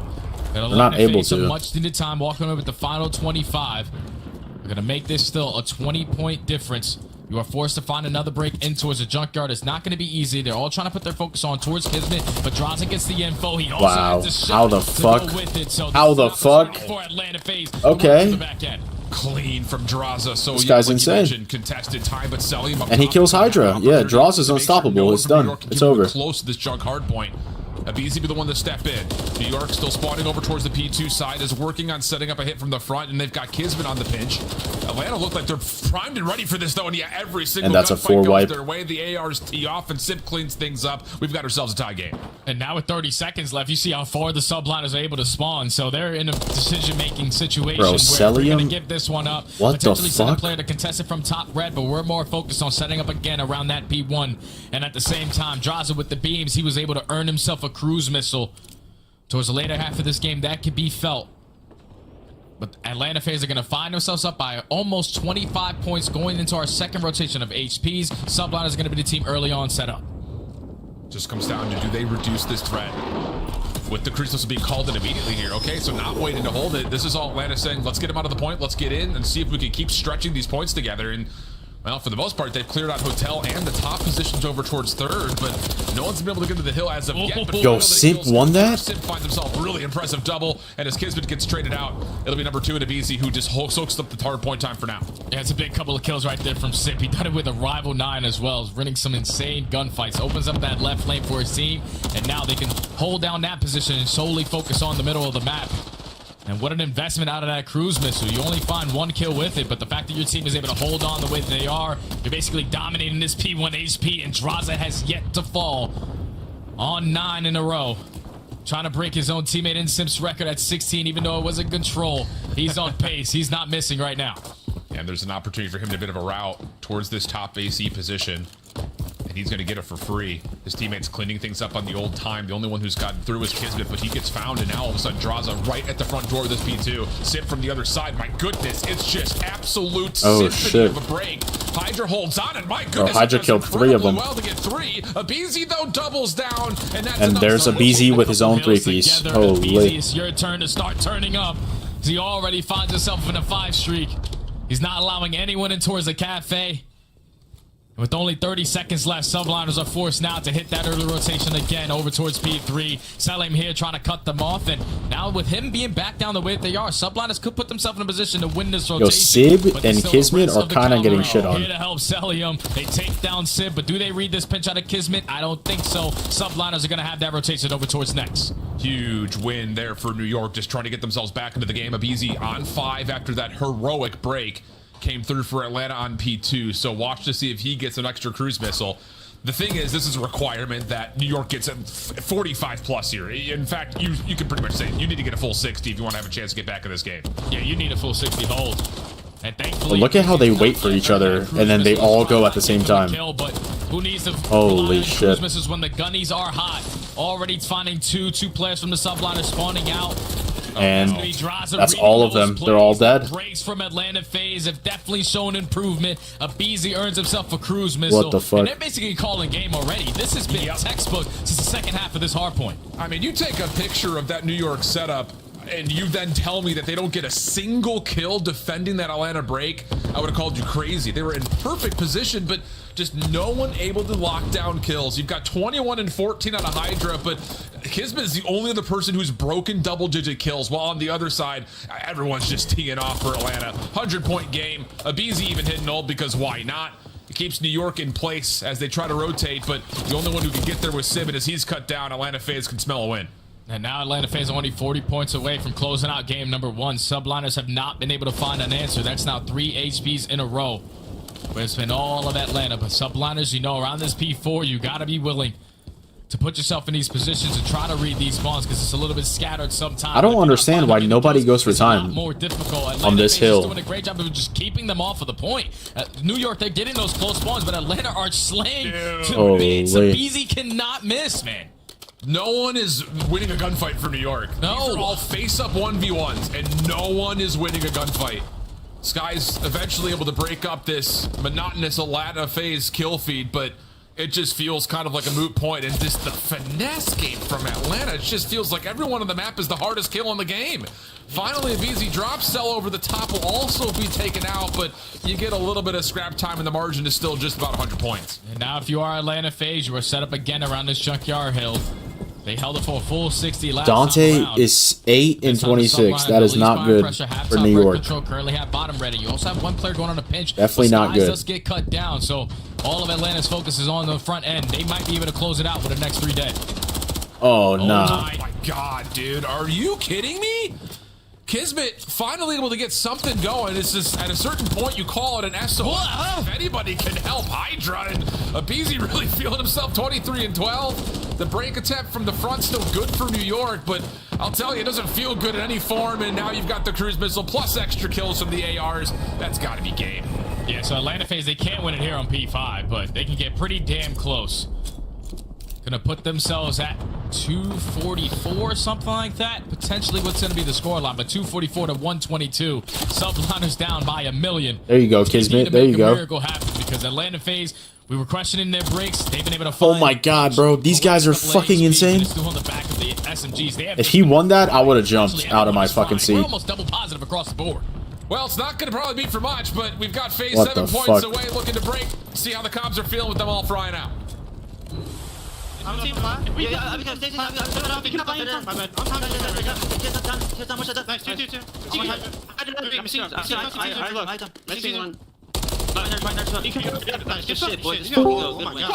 my god, boys. Come on. Yo, what up, boys? Yo. What up? Yo, got some for some rank? Who are you? That's about all that can be said, Jay. Sure, bro. Oh, what's up, bro? Nah, I'm watching CDL, though. It's just an Oh, damn. Then how long that CDL thing takes, bro? You can just tell, like, they're flowing with confidence. There's 3 matches today. This is the last match. To see it in the gameplay, no one was making mistakes. And Everyone then after, I'm gonna get off. a BZ in towards the Okay, let me know Sim finding when you play, okay? 2 pieces left and right around the Huh? map. And you know, Let me know when you want to play, okay? Yeah, I'll hit you. But that was Only tomorrow I'll be back on. class from Atlanta FaZe. Okay, buddy. Once we got to the second half of those HPs, just utter dominance at P1. Yo, Sam, you're here? And then they chained it to P1, P2, and P3. That's why the scoreline looked the way that it is. They just simply did not make any mistakes. Even when they were out rotated, they were finding the breaks. Bro, chat, what the fuck? Number 1. That was insane. That was actually insane. Hold on. Wait a minute. I just seen that one. Yeah, I was hoping you were going to say something. Wow. That's not good. And it's just another long line of things where it's like you start to believe in this New York team, but I mean, Nameless said this in the headquarters pre-show. It's just like they haven't played anybody. Yeah, what up? Atlanta's only lost to Toronto, and they just put them in a bun. Yo, what up? Yeah, that's like not the way you want to come out because Sim is a player that you added to Were you this roster were you to watching make sure he's consistent this match? playing.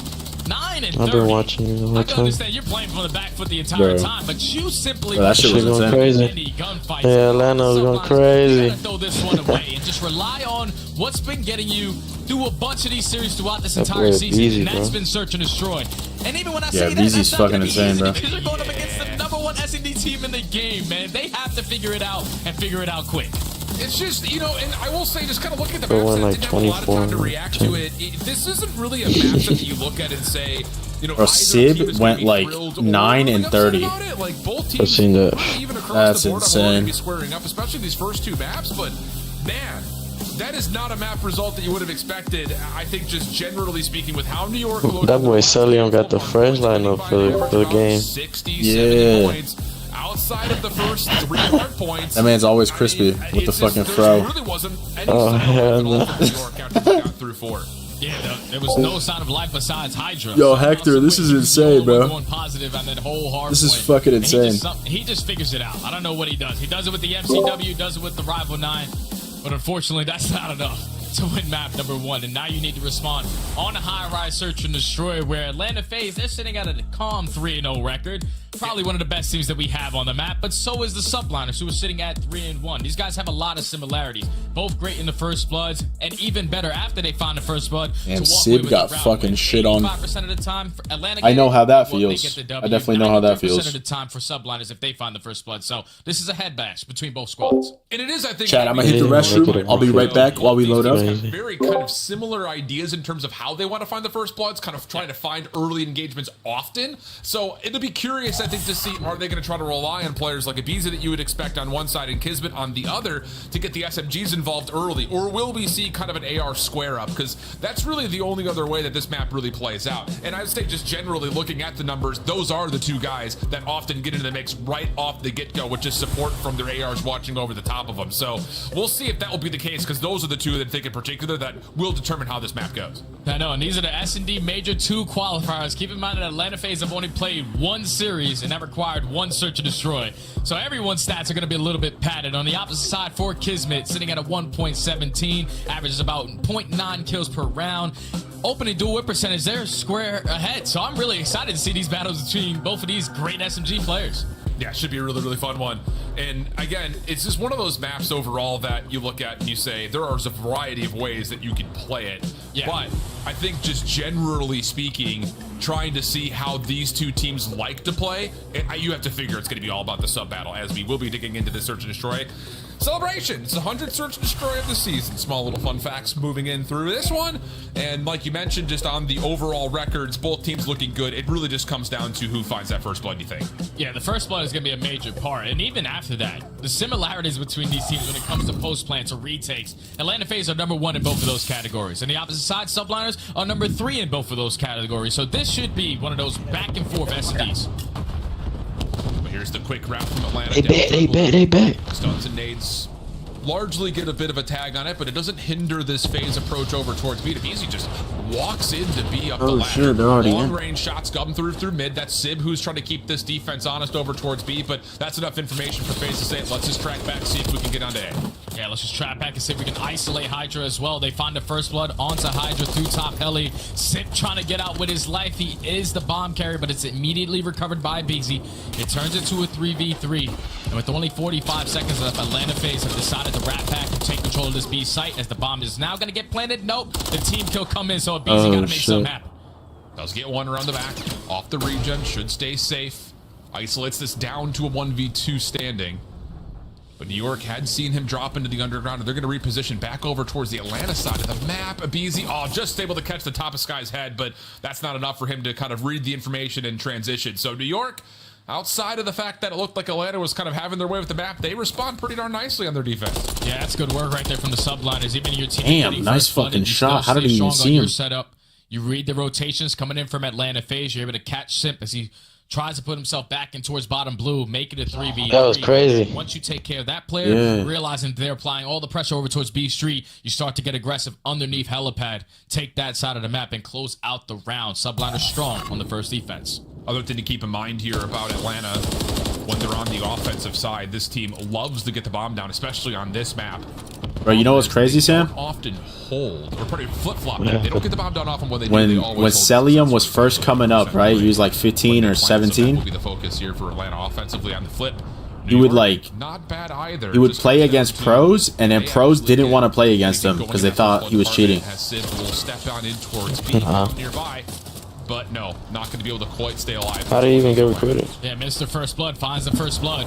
They just find him, bro. This guy's instantly there for the response, but now you're forced to go out of Atlanta FaZe and rotate over towards B. Hey, would you like to join Atlanta FaZe? Yeah, hey, we need you. Teammates still giving him information as he's already behind enemy lines to potentially find one for free. Well done. Does exactly that. Bomb being planted at A, all the meanwhile. And you still have Sky's lurking. If he can just keep his life, that would be fine. Isolation from Atlanta. That is an ego shell. So into the very rapid 2v2. Shots from Hydra landing, but not for a kill. Sippity now trying to work this one together.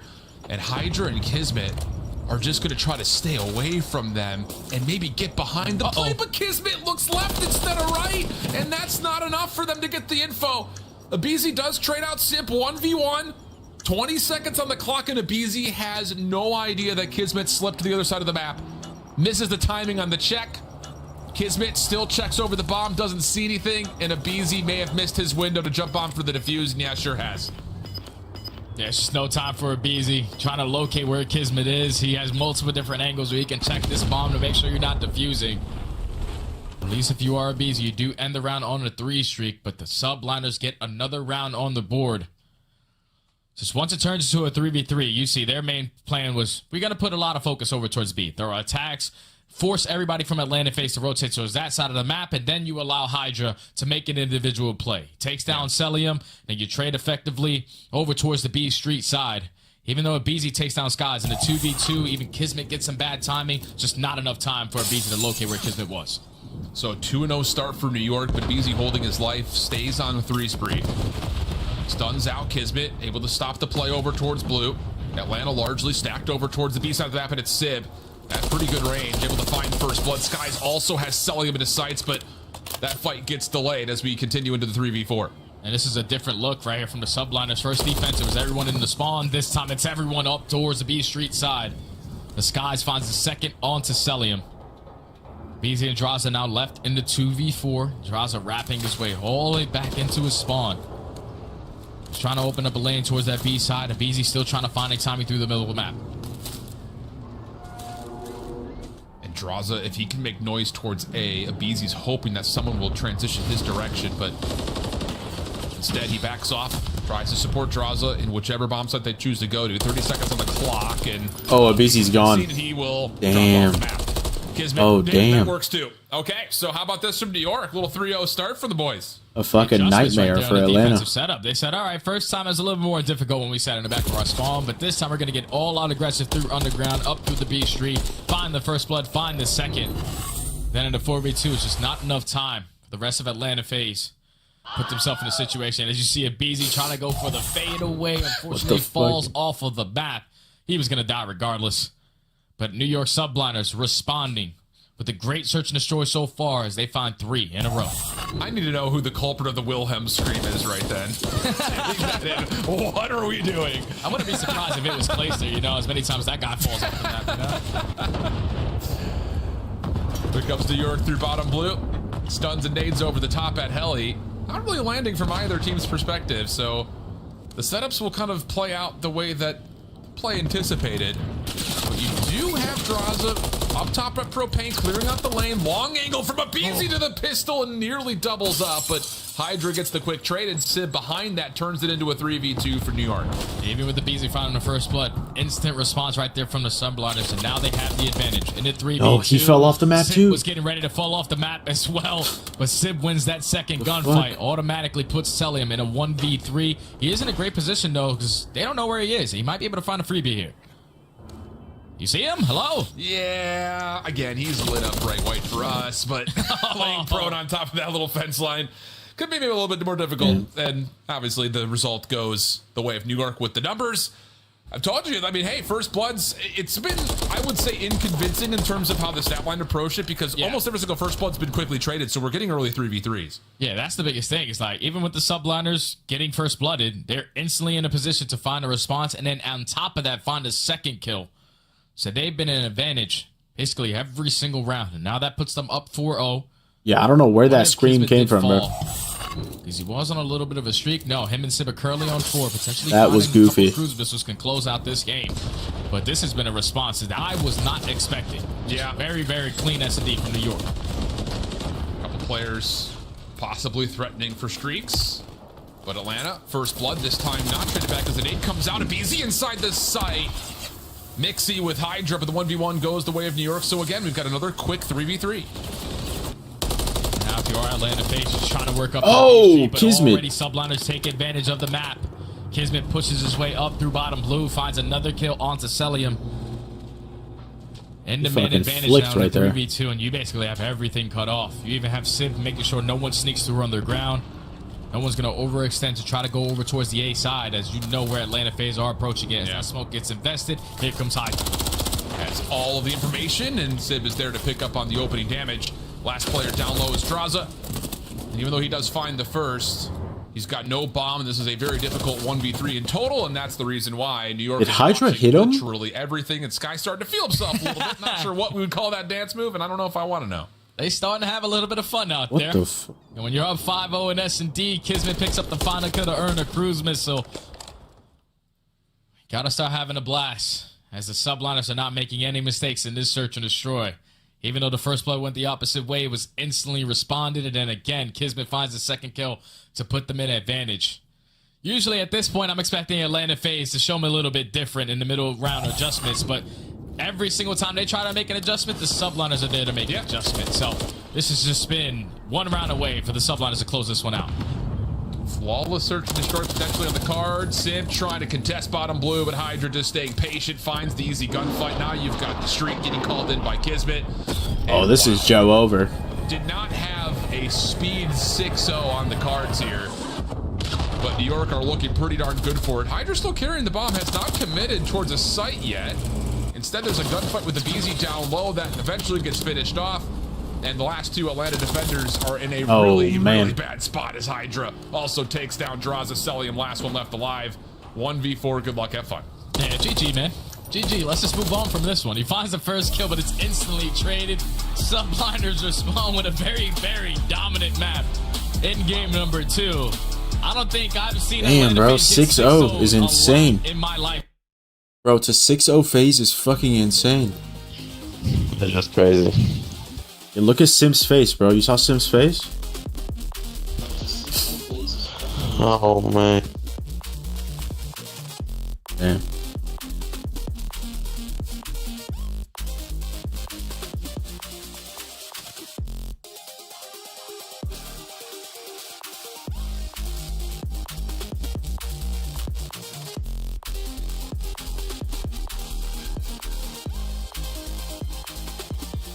Damn. They're gonna have some things to discuss after this. Yeah, they're gonna be in there talking, bro. They gotta be. I'll be like, what the fuck just happened?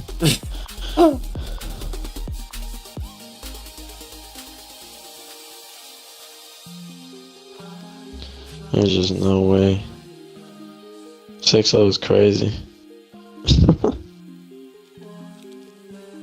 6-0 is insane, bro.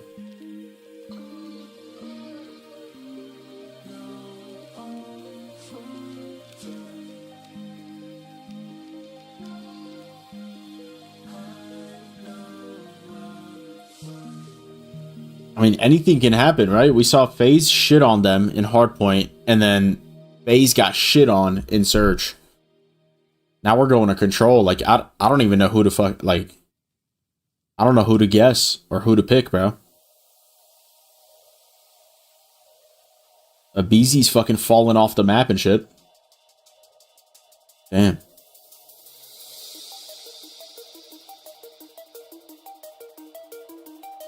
Yeah, Hector, that map was over before I knew what the fuck happened. That shit's crazy. Just 6-0, just like that.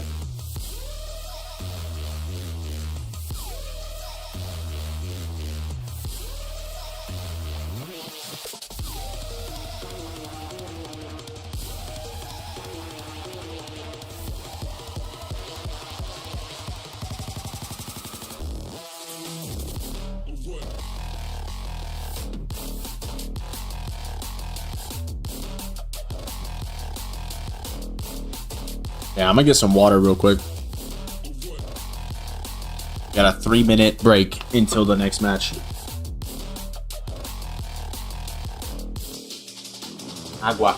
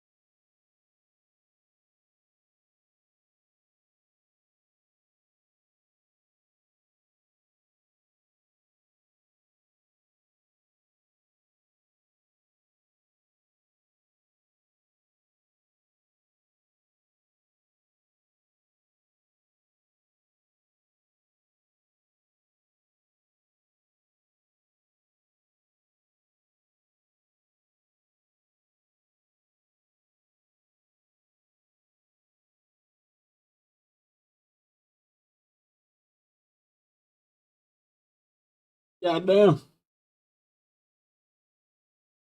All right, I made it. Coming out defense, because both of these squads, they're right next to each other. We talk about the attacking rounds 4th and 6th, but 5th and 6th also on the defensive end. So this is just an absolute square up between both of these teams. But if you are Atlanta FaZe, you need to be able to shake off that last SD loss. It went too damn fast. Hopefully that 5-minute break does justice for them as they start off initially on the attacking round already. Sip is going to be on that point. Yeah, great trades though from Atlanta. So they do not expect the pinch on the backside. Oh my goodness, Abizi nearly got the whirly bird on him, but it's actually Sib who takes Kismet out with the teammate. So everything kind of resets here. 26.26. Hydra. And Hydra, okay. Into 2 FaZe bodies. So now all of a sudden things come to a bit of a significant pause here for Atlanta trying to work their way out of spawn. Yeah, they're trying to work their way out of Chicken Coop side, trying to take top 3 as well, and eventually complete this A capture.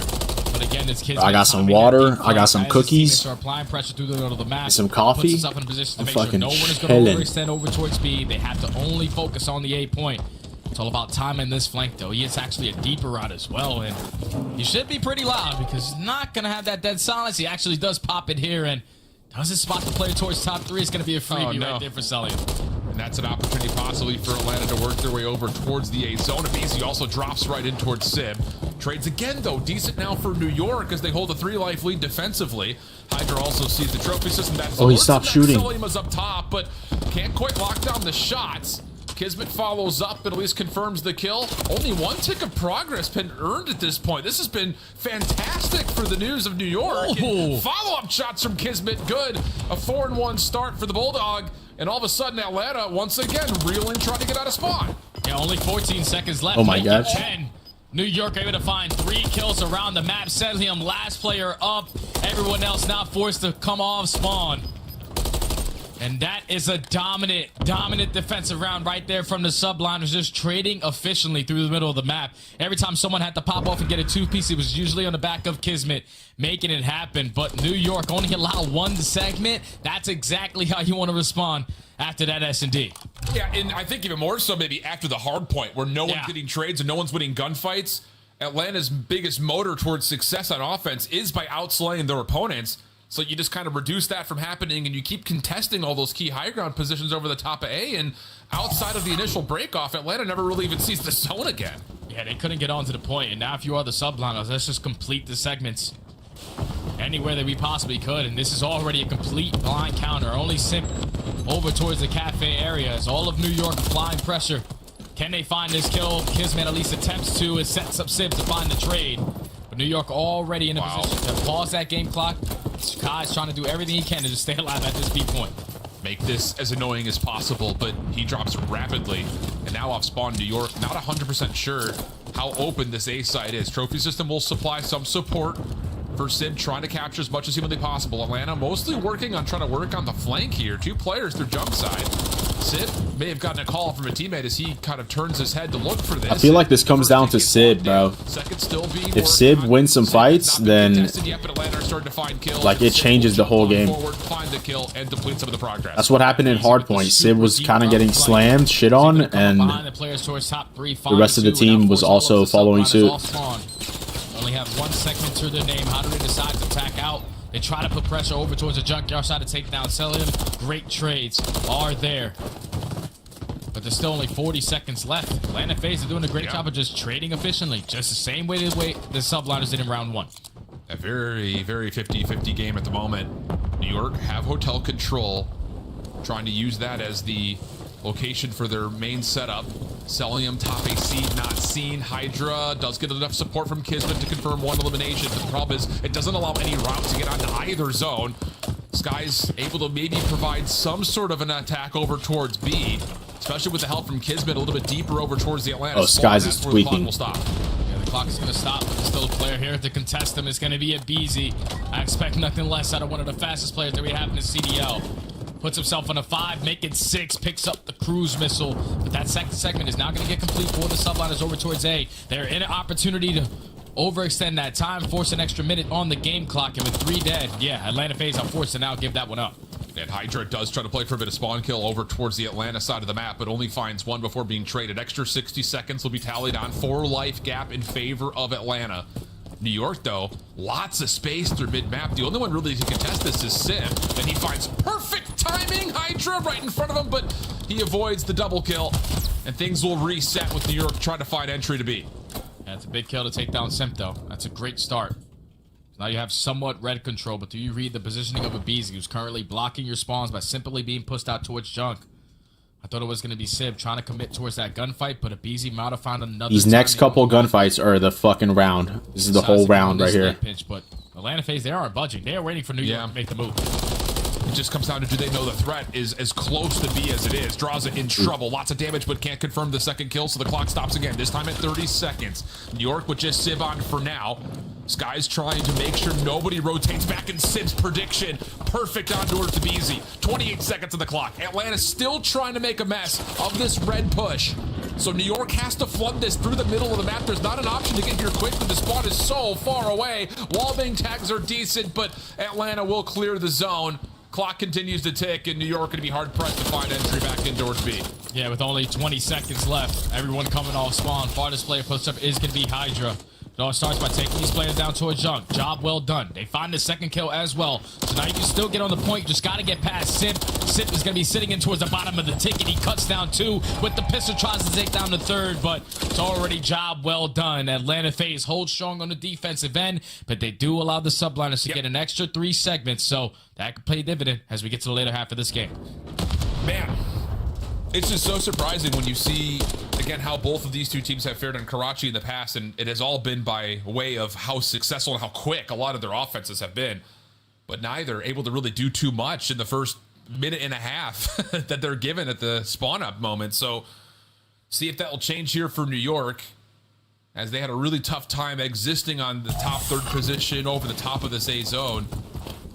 At least initially, but we're good at trying to follow up behind that. Atlanta going to try to take their aims over towards B off the get-go this time, with just Simp jumping onto A to keep the focus of the New York defense. Yeah, this is perfect. This is a perfect game plan right here from Atlanta FaZe. You get one player on towards the A point, everyone else overextended to try to get over towards B, but Hydra's still in a position to make something happen. He finds 2 off the rotation. aBeZy knows aBeZy is so fucking good.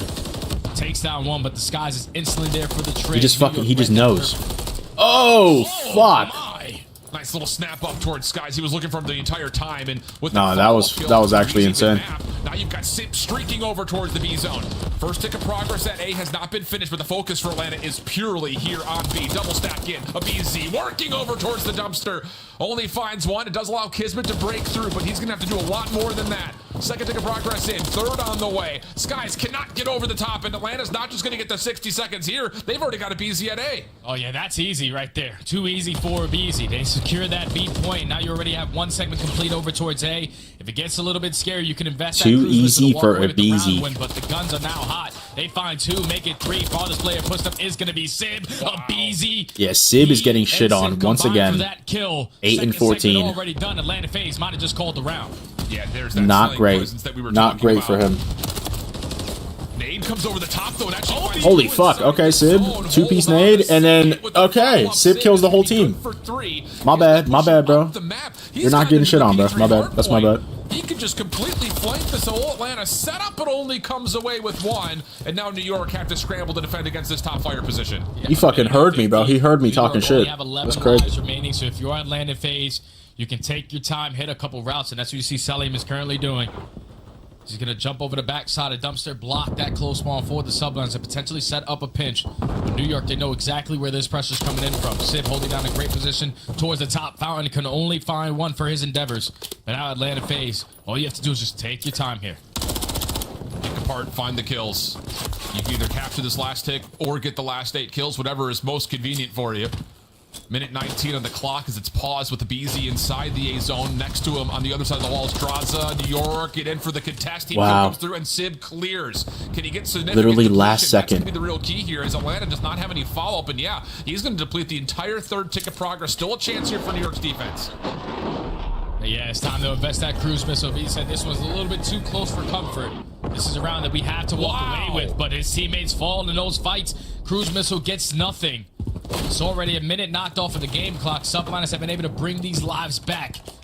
They're currently only down by 5, but still only a matter of moments. aBeZy finds the first kill. Draza not there for the trade, and just keep on staying alive. Like, that's what New York are doing so great. They're finessing over towards the chicken coop side. You're forcing Atlanta FaZe to overextend every single time. But with those two, make it 3. Atlanta FaZe are going to close out the round.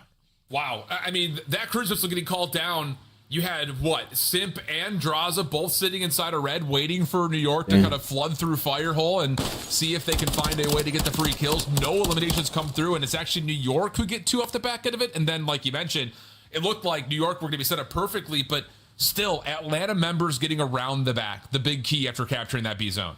Yeah, because all you have to do is just allow one of your teammates to get 1 kill, and then the players who was working on the back end, it was a majority of the time it was Celium. He knows exactly what that player is spawned. So only 7 lives remaining. You find 3 kills through the middle of the map, you can potentially put him in a trap, but just the dominance on that round allowed Atlanta FaZe to win that one, even though it came down to the wire. Now up 2-1, back on the defensive side.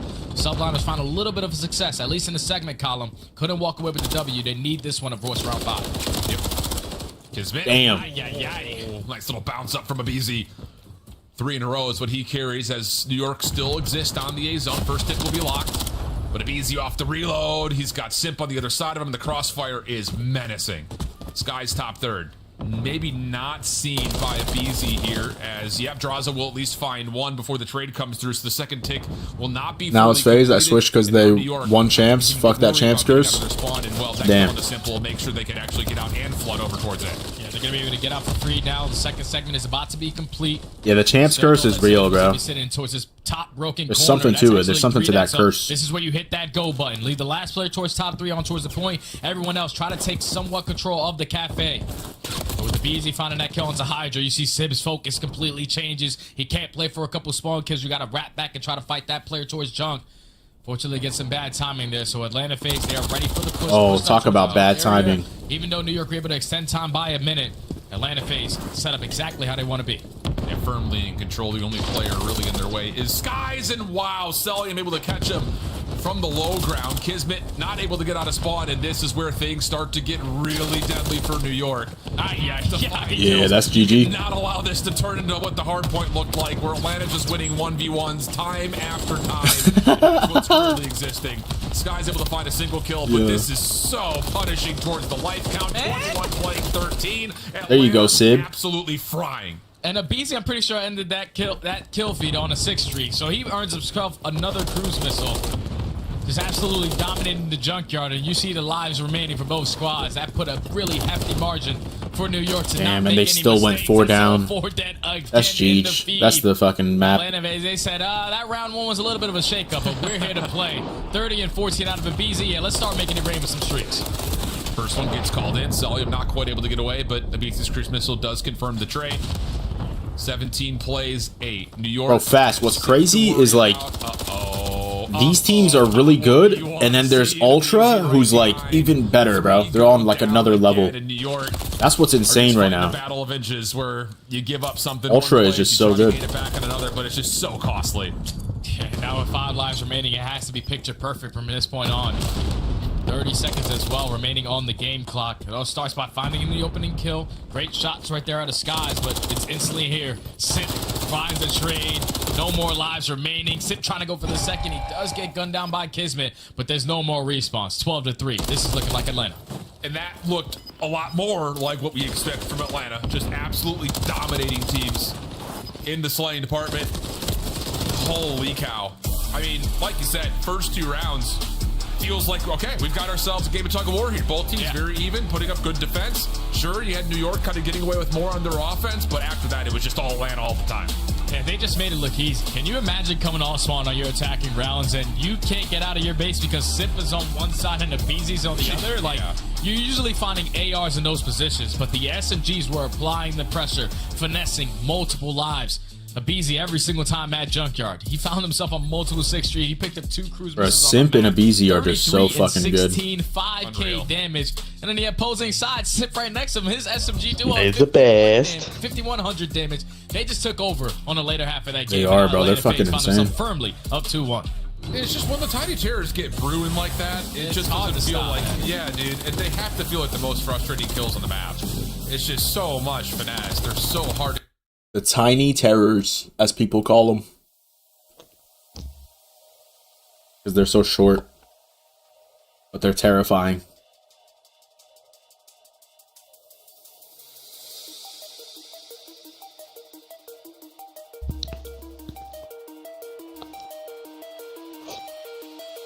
Yeah, for sure, Fast, for sure. I think with this game, bro, I saw Zuma talking about this, and I think he's right. Like, a big part of this game is, like, for submachine guns, is just learning how to play. Like, for a BZ, for Simp, for Hydra, Shotzi, like, all these submachine gun players, they have to, like, kind of relearn the game. Because the way the maps are set up and the way the rifle and the MCW are, like, you have to really play a certain way if you're a sub. I mean, I agree with you. I think as the year goes on, all these submachine gun players are just going to get better and better and better.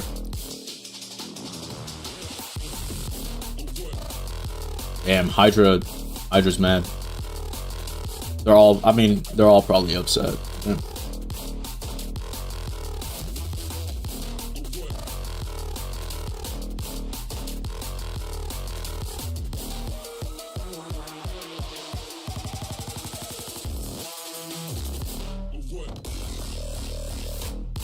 Damn, we got the poll 62% in the favor of Atlanta FaZe.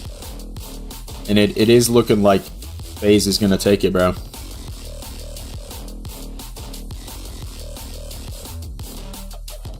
Unless New York just go crazy right here on Skid Row.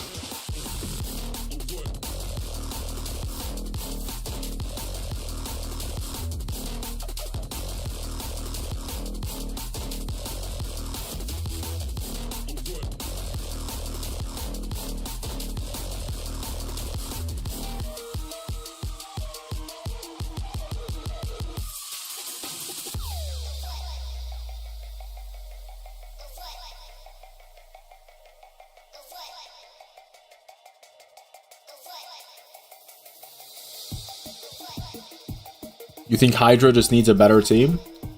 I mean, NYSL is good, bro. It's just when you compare any team to FaZe and Ultra, it's tough, bro. FaZe and Ultra are just like in their own league almost. They're so fucking good.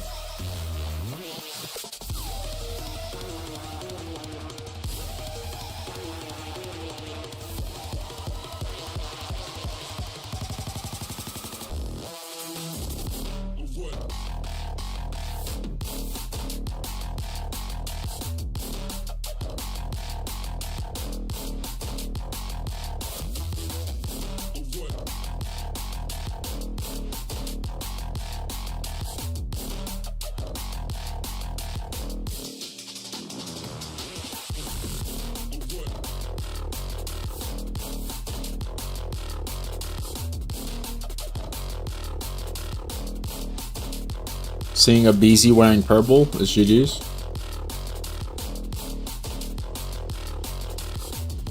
Yeah, a BZ, Simp, and Celium, that trio, I think they're just at FaZe until they all retire. It's like the best thing for them. Because they've been playing together for so long. They have that chemistry. They got a good contract set up, a good team, good chemistry, like I said. It just comes down to will they be able There's to no way any of them use that leave rotation FaZe. as a means towards winning this map. Atlanta spawning on the preferred side, and they're also the first ones in towards the hill. New York largely trying to focus on working deep around this setup, but Atlanta with the first opening kills can turn their focus back to make sure P2 stays safe. That was such a beautiful play right there to draw. So I'm definitely taking that and putting it into my rank play arsenal. The fact that he was instantly going to play for anyone trying to overextend, playing for that P2, but he doesn't spot anyone. He actually pushes up to the God steps and allows his teammates to put their sole focus on the double doors. Even though it does lead to the break for the subliners, you allow the rest of your teammates to not put any focus on towards P2. But as I say that, you see the subliners just slaying all around the map. They're getting a lot of P1 time, and they were already able to flip those spawns. Subliners in control right now, P2. But Atlanta will be able to break through the old time. This will make this rotation not feel as punishing, finding 30+ seconds worth of time or so on P1. But the problem is, like you mentioned, New York fully established and ready to go here for the second. Wait, this is a good spot. Atlanta What the will fuck? try to at least get through this crate's position, but Hydra's just kind of playing an easy corner here, just watching people to cross in front of him. Yeah, he's just watching two ankles at once. His teammates are giving him the comms of anyone crossing over towards the P5 area, but he's also holding down Garage. So subliners 20 uncontested seconds so far. Setup has been great. Hydra, his positioning finally begins known.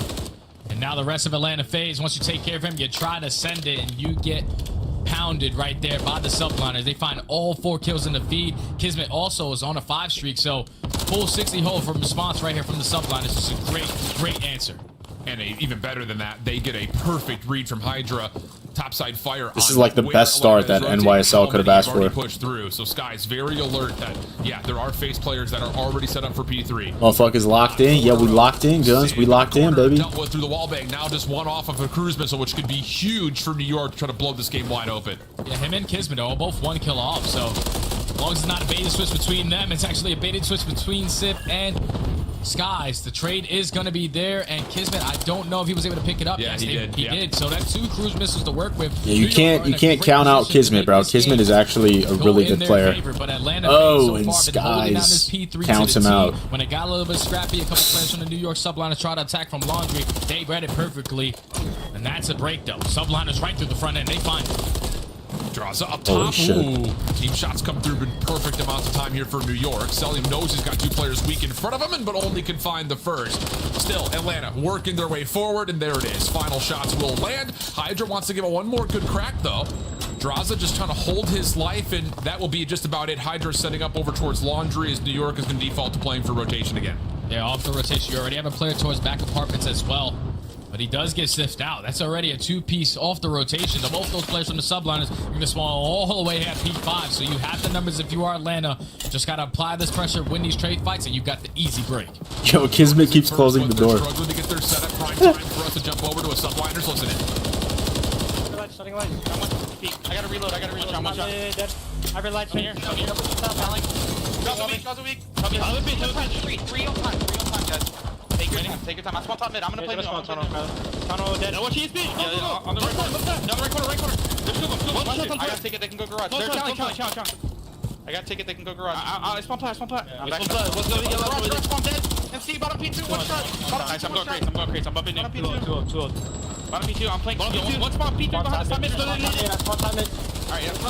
Tunnel. 1 shot draws. 2 tunnels, guys. We have 2 streaks. Yeah, one's back left. Yellow's out. Top P2 right now. MC 1 shot. 1 shot. Top P2. I'm top dead. Nice. One can be new somewhere. Cap dead. Nice. I'm looking top mid. Watch back. We're missing one more. Draw. Let me pull the thing. Apartments. I need your plat. I have time. 2 below mid. I need it, boys. I've got garage. Okay. Laying down back. Garage. Take a garage. Give a garage. I got 2. I'm gonna show them. We take it. They're both on me. Take it. Yeah. I'm staying back crates. I have top ticket. Go to me. 1 shot. Crash on you. Top plat and take it cross. Plat is 1 shot. Top ticket cross. I got garage. You have my cross, guys? Yeah. I have your cross. I'm 1 shot. Take down. Not crossing it. Another cross, sit on. 1 shot, that'll be easy. Top line. Take it. Well, to this point, New York looking clean on our money hills, rotating over and then giving themselves the space they need. Yeah, New York looks good right now, bro. Past this ticket position at all. Yeah, the subliners are not having as much fun as they were in the Listening versus Boston as they are versus Atlanta. They got to make sure they are locked. And their backs are also against the wall, but Atlanta, I feel like Hydra on P4, he should have just kept hitting that pinch, bro. Just go through the doors. You know they're in there. And it's still Hydra trying to contest from the back alley. He gets cut down. I don't know why he went back around. 50-point game. Atlanta FaZe can get right back into it with some great time, but you also got to think ahead at P2. If you can get a full 60, you can take this lead. Yeah, Atlanta has done a great job on 1, 3, and 4. I mean, if you were to tell anyone that, hey, you're going to get full 60 essentially on P2 and P5, but only be down 50 points, I think you take that every day of the week. What the fuck? Hydra still putting focus, though, over towards this second hard point. New York need to keep some focus, though, on the actual current hard point, though, as well, because, again, Atlanta's just been soaking up so much time. Yo, Celium died so fast. Back over towards Old, you'll look down to the minimap, you see Draws is already in position over towards New. Great moment here for Atlanta. Yeah, this is an opportunity for Atlanta to get themselves right back into this game, but keep in mind the subliners have 2 cruise missiles. Yeah. So they can try to open it up towards this P2. So now you're forced to play indoors. Guys are going to invest the first. Nothing is going to be able to connect, but just the repositioning out of the place from Atlanta FaZe to put themselves inside. Now you allow the subliners to try to apply pressure, but that's 3 dead. Atlanta FaZe, this is the opportunity with a full 60. They can take the lead. Yeah, hit just wasn't super well coordinated, and they're going to call second cruise missile in here. Wow, this is bold. does this find any value? You've got 3 members stacked up over towards Ticket side, and yes, Kismet does connect onto Celium, so the only one inside the hard point is Draza. He's gonna have to do it himself. First kill good. Abizi coming out of tunnel, and oh no, both cruise missiles come up essentially empty. No full secured break. Still 30 seconds to fight for, and Draza's still alive atop. Yeah, you just can't scam. Just don't scam from P2. Your teammates are going to be able to flood through tunnel, and you also That's a have good one player hold for off the FaZe. rotation as well. Sim thinking a step ahead. He knows I'm going to rely on my teammates to get a full 60. We're going to be able to tie this game up, and we get 2 investments out of a cruise. It's basically a wash, starting from 0-0. As we are off to the P3. It's going to be the Subliners winning a couple fights, so they're going to be the team initially again to win that rotation. Not often you see Celium being the bottom fragger for Atlanta FaZe.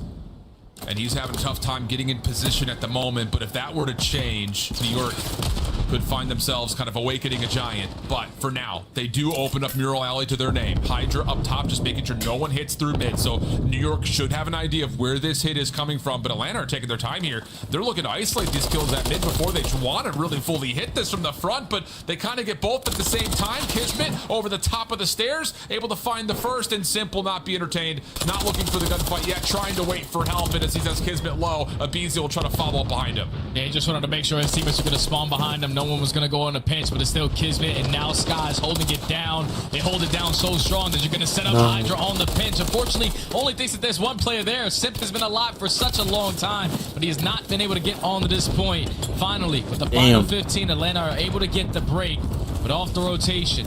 200 points for the Subliners. Yo, NYSL is playing really well. Hill. Just got to hold this first push, and it's going to fall into the hands of Skies. They're applying pressure through the backside of apartments. Oh, damn. But he gets absolutely gunned, just doesn't know which gunfight he wanted to take. So New York just holding on to cabinets, sink faucets, whatever they can inside a kitchen. Here comes the play through Barber. Atlanta all stacked through, but it's Hydra from the front, just holding down the trigger. But a team nade takes down 2. Sip can still get into contest. He's able to find a lot of Skies, but not enough for the full kill. But Atlanta get a full surround on the hard point. The contested once again, and the Kismet. Wait, Hydra didn't spawn for so long, bro. Such a tough team nade because What the Subliners fuck? would have had a full setup with a clean 4 dead. But at least you're still in the position to set yourself up for the W. You already see Skies is thinking a step ahead. We're going to contest the hell out of this barbershop hill, but we're going to win that rotation over towards P5 where we were unbreakable. This time around, it's going to be Celium working through the back end. He gets naded. He's the first person to fall. Can Simp find the second? No, he cannot. Simp actually takes down Abizi. Simp wins both. So it's going to be the New York Subliners. An opportunity to close out the game here at P5. What a regain map from Sib. 23 and 17. Kismet at 22 and 15, and they have shut down Celium almost completely. 220, 196. Atlanta able to at least gain P2, a chance to fight this back, but they have no view whatsoever at Skies inside the hard point. The problem is Kismet is the only one trying to assist them. That's going to be enough for the first kill. Skies tagged up. There's the break on in. That's such a good break. They're folding. And looking to hold. New York trying to break this from the front. Hydra. There's Hydra. Holy shit. Win the game here. Oh, some big shots out of both SMG players. Still an opportunity to win the game. You just got to get a trophy down. Hydra's probably not going to be running one as he's a dead silence player, but it's only 10 seconds away to the Subliners able to force game 5. Atlanta finding a couple eliminations. They could still contest. It just comes down to can they take Hydra to the hard Holy point, shit. and they are able to. 245 Holy is where shit. it stops. Kills from Sib. Make this We're going to transition P1. for Atlanta a bit more hard pressed, and Kismet inside the new hill. Able to find the first. Someone's got to go. They need to confirm this trade, and Draza gets caught on the 15 HP, and Kismet still gets that kill. Surely send this to a map Holy 5, fuck, we're going to map 5. Whoa, after a couple of blowout maps, we've Bro, what the fuck?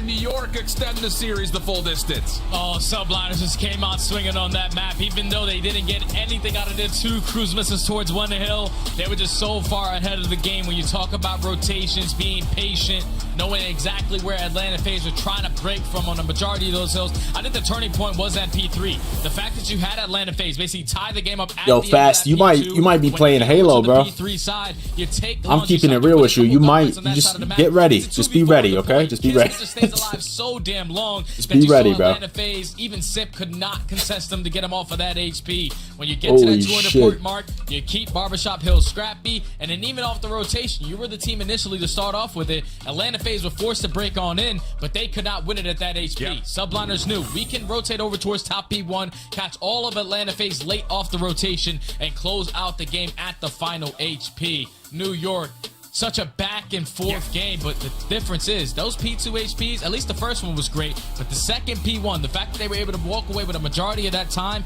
Atlanta FaZe, they respond with P2, but they were just so far ahead of the game the entire way, and they were able to force that game number 5. It really is the bumps at the P2 and P5 levels right there on the game flow chart that decide things. And you want to talk about, again, about the difference that makes. How often have we seen Atlanta play this map? Celium's the first one in, and he just doesn't get moved. But this time, not to be, as New York find a way to get us to map number 5.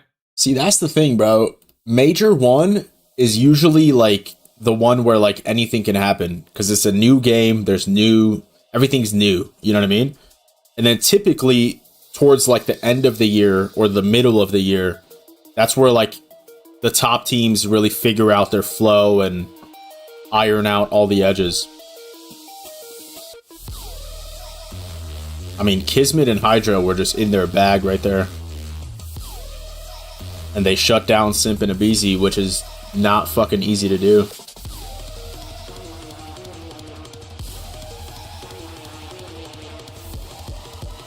But yeah, yo, last year, NYSL went... What did they... I don't know what their record was, but they got knocked out of Major 1, and then they won Major 2, and then they won Major 4, and then they won Major 5. Or no, they won Major 2, and then they won Major 5, and then they won Champs. So the first Major, you know, doesn't say a whole lot for the rest of the year.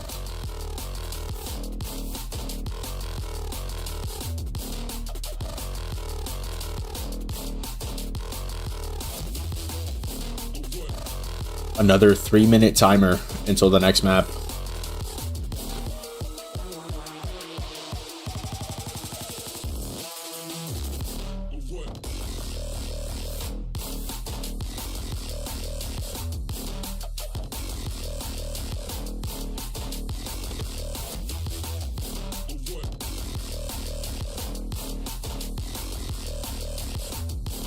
Yo, Sam, you're seeing this shit?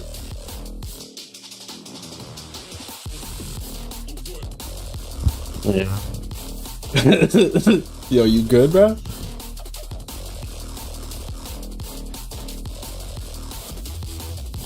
Sound like you're falling asleep over there, bro. Oh no, I'm just watching it carefully. Teehee, teehee. Yeah, shit's crazy, bro.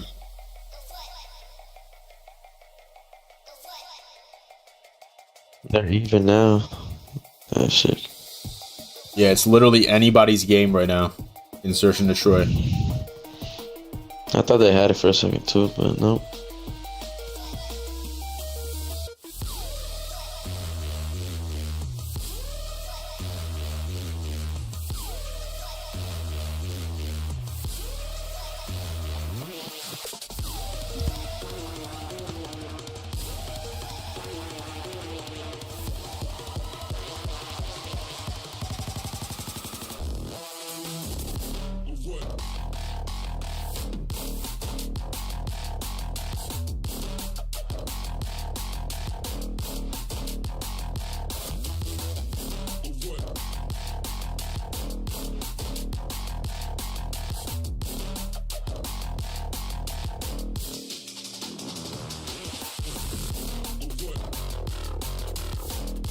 I feel like FaZe win this, bro. Like, if I had to make a pick right now for who's winning this next map, I think FaZe got it.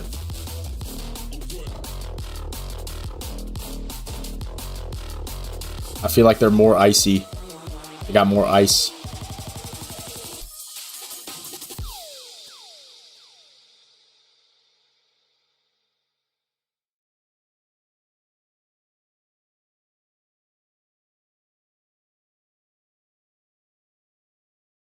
Wait, but they did get fucking 6-0'd in Search.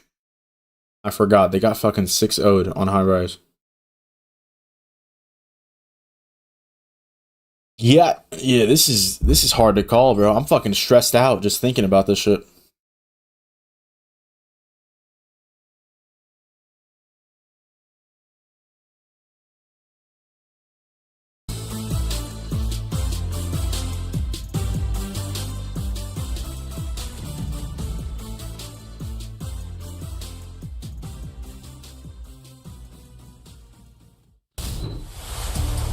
We've got a map 5 to close out the weekend. After the first 3 maps were pretty much blowouts for one side or the other, we have a banger. The Skid Row hardpoint take. Invasion, search and destroy. And I think for New York, you're looking at this saying, hey, we looked good in the first search and destroy, but Invasion is a totally different story when it comes to playing Atlanta here, Jay. Yeah, this is their only map that they don't have a positive record on. Every other map, subliners are great in S&D, but this is the only one they're sitting at a 1-2 record, and you're playing against Atlanta FaZe, who are the best Invasion search and destroy team that we have in the game, with an overall record of 6-1. As you take a look at the game 5 stat from Sim. Yo, what the fuck? Don't make me freak out. Don't make me tweak. In the game with an overall record of 6-1. As you take a look at the game 5 stat from Sim, yeah, this is Mr. Takeover, 1.67. You do that in this game 5, you're walking away with this W. Yeah, absolutely the case. And again, it's just one of those situations that you look at some of the breakdown statistics, the opening duels, not as evenly dispersed as it was on High Rise overall. I mean, like you mentioned, Atlanta is so good at this map, and they're doing it everywhere. The only real beacon for success for New York is that, hey, they're good at not allowing the bomb to get planted defensively and getting retakes. What the fuck? Outside of that, it's been a little bit more hard-pressed. Where did that grenade come from, bro? The round just started. A lot of information through that front lobby over towards B, and that alerts Atlanta that the hit is on. Yeah, that's a big first blood as well, because Subliners, they are 12th overall on the attacking side of getting that opening duel. But the nade is going to get the job done, so already in the man advantage in the 4v3. Trying to isolate at least this player over towards B. Still maintaining that map controls. You have Skies making sure no one overextends, but he might get some bad COD timing or some good COD timing. He's able to spot a BZ on his deep pinch. This 1v1 could be pivotal for both sides. Cell, able to find one. Hydra does get the isolation towards a BZ. That means the bomb can freely rotate back over towards A. And Hydra's not done here at B. He wants to see if he can catch anyone from Atlanta on the rotation over, and he may have perfectly predicted Draza. Oh, no. Oh! Draza comes back out at literally 1 HP to find the kill. Still hard pressed, though. This would be a 1v3 bomb planted. Yeah, Hydra does not lose gunfights like that often. But now it's a 1v2 left up to Draza. 30 seconds left. Players from Subliners are so far pushed out, there's no way in hell he's able to read this setup. Kismet, he does see him over the top, but the shots don't confirm the kill. Sky's on rotation over. That Damn. was also red, but wow. Beams from Skies absolutely destroys. And that's enough for New York after the first blood to find the conversion, and Smiles already coming through. Okay. They started to have some fun, man. They started to have some fun, but it all started with the first blood from Skies. Gets it with the nade, and then they ISO a BZ on that deep pinch. Even though Celium finds a kill through the middle map, once you take down a BZ, you know there's no one defending that A site. Let's get the bomb down, play our numbers. And then in the 3v1, eventually turns into a 1v2. Just too far away from that site. Too much ground to cover right there from Draza as New York take the first. 3 kills in the round from Skies after the first blood. Huge.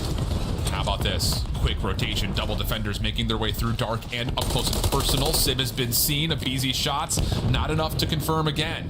But Kismet, completely unknown, is just holding over the top of the B control point. And not like wow. this. Sim's able to find both. Kismet tried to snap around, but just too late to the fight. Celium going to get isolated here, but the bomb should surely be planted. Yeah, you get all the info right there if you are Atlanta. Celium drops, at least you know both players are on that side of the map. So a free B bomb plant.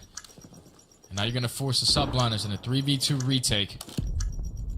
They're slowly trying to work their way up through Ice Cream side. All of Atlanta FaZe have all of their bases covered. You have mid-dark. You have the overextension as well. You're just playing for some info, and they got it all.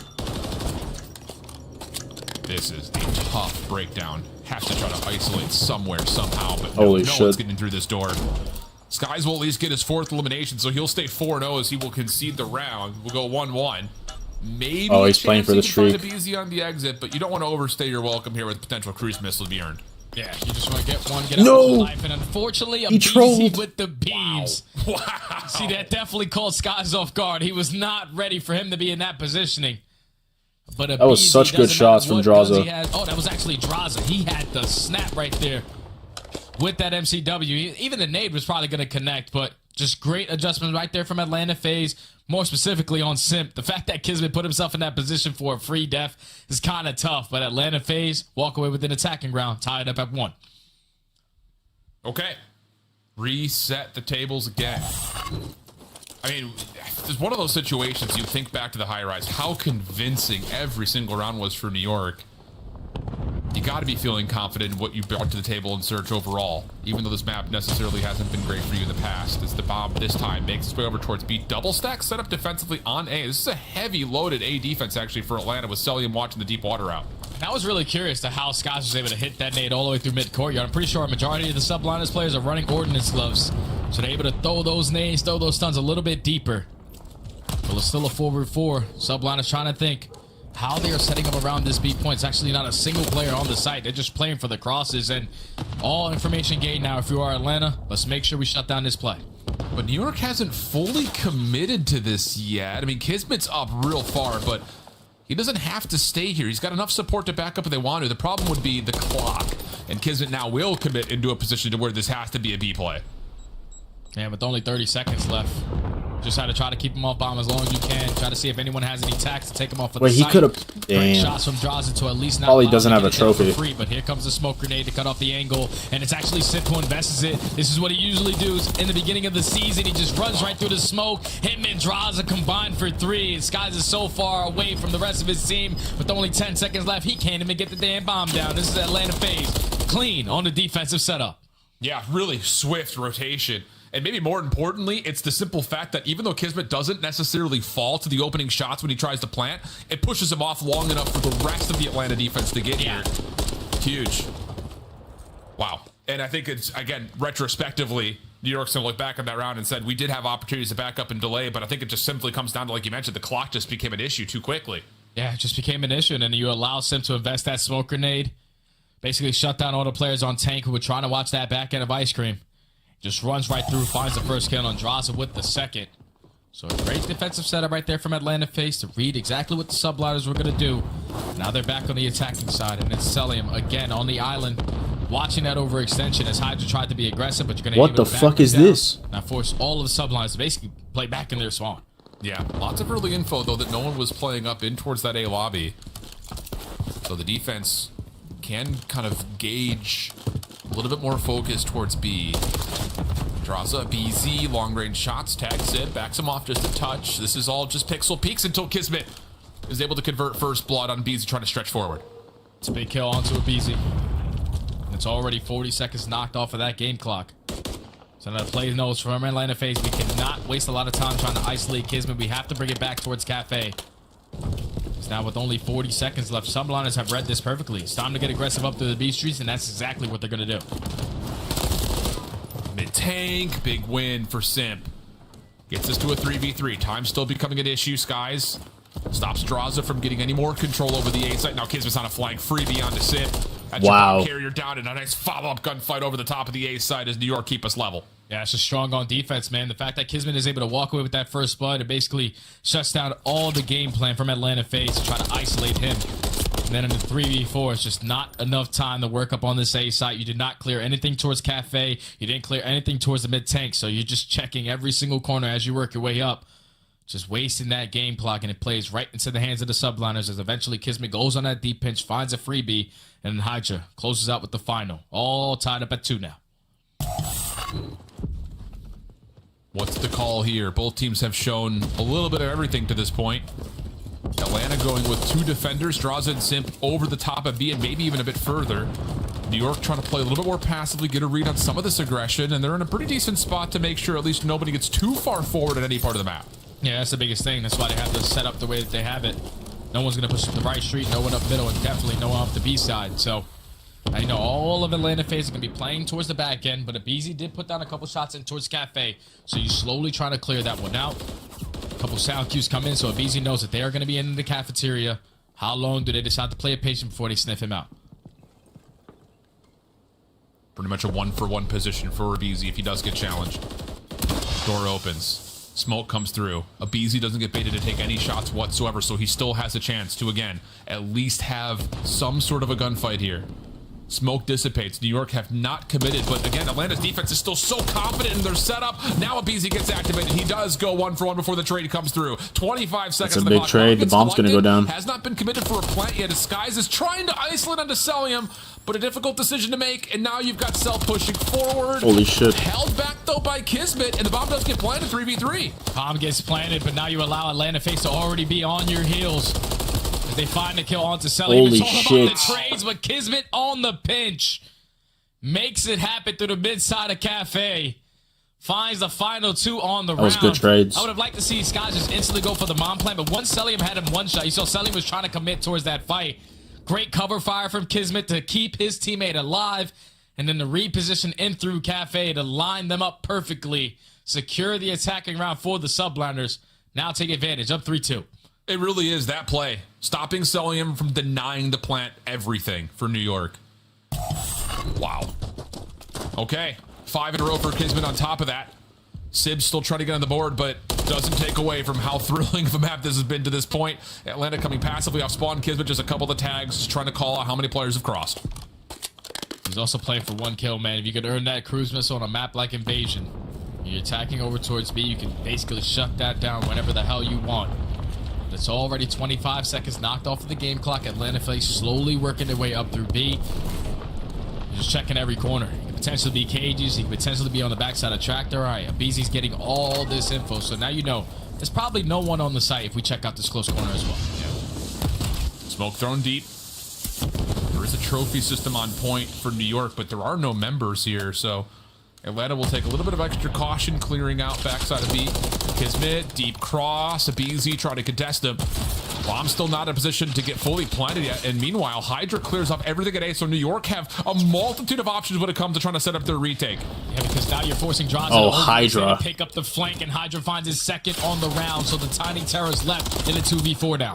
Whoa, clean shots from Simp immediately after the plant. Can he stay alive long enough? Does he get enough support from Abeezy? Sure does. There's another elimination. Oh, no. Skies denies. He just ran at them. And then Kismet finishes things off. That's the cruise missile earned as well, as New York will go up to 4-2 overall. And that round all falls into the hands of Hydra, man. The fact that he was the island player playing the sole position over towards the Cafe. Abeezy was probably calling out like, yo, he's one shot, and Simp was like, fuck it, I'm sprinting. Going towards B, catches the timing onto Draza.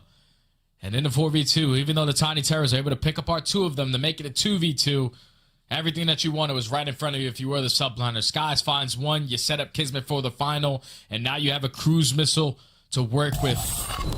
Towards the later half of this game, subliners starting to pull away. Even though Sib is sitting at 0-6, they're playing 3v4, still dominating. Yeah, Kismet close, personal, SMG in hand, BZ denied. First blood tallied once again. Stun also tries to break down the doorway, and oh my goodness, the hip fire nearly good enough. The wall bangs from Skies cannot confirm the trade. We'll stay at an even 3v3. 3v3 now.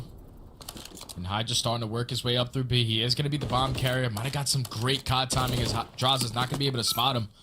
So the bomb is going to get planted for free. And this is where you would want Kismet to be alive, because just in case anything hits the fan, that cruise missile can save you this round. Stuns out, Celium denied at dark. And now Sky knows he can rotate back over, but Sib, that's a heck of a way to get your first 2 eliminations. Damn, Sib said, let me get a 3-piece. Over the top of the concrete barrier, What no the fuck? worries. Wow, clean, crisp shots from Sib, and now you've got map point from New York. Yeah, he must have heard me say, yeah, Jay, don't worry about it. I know I haven't spawned in yet, but I'm going to close out this round for my team. Straight beams coming in out of young Sib. Finds 3 on the round, all gunny, all snapshots.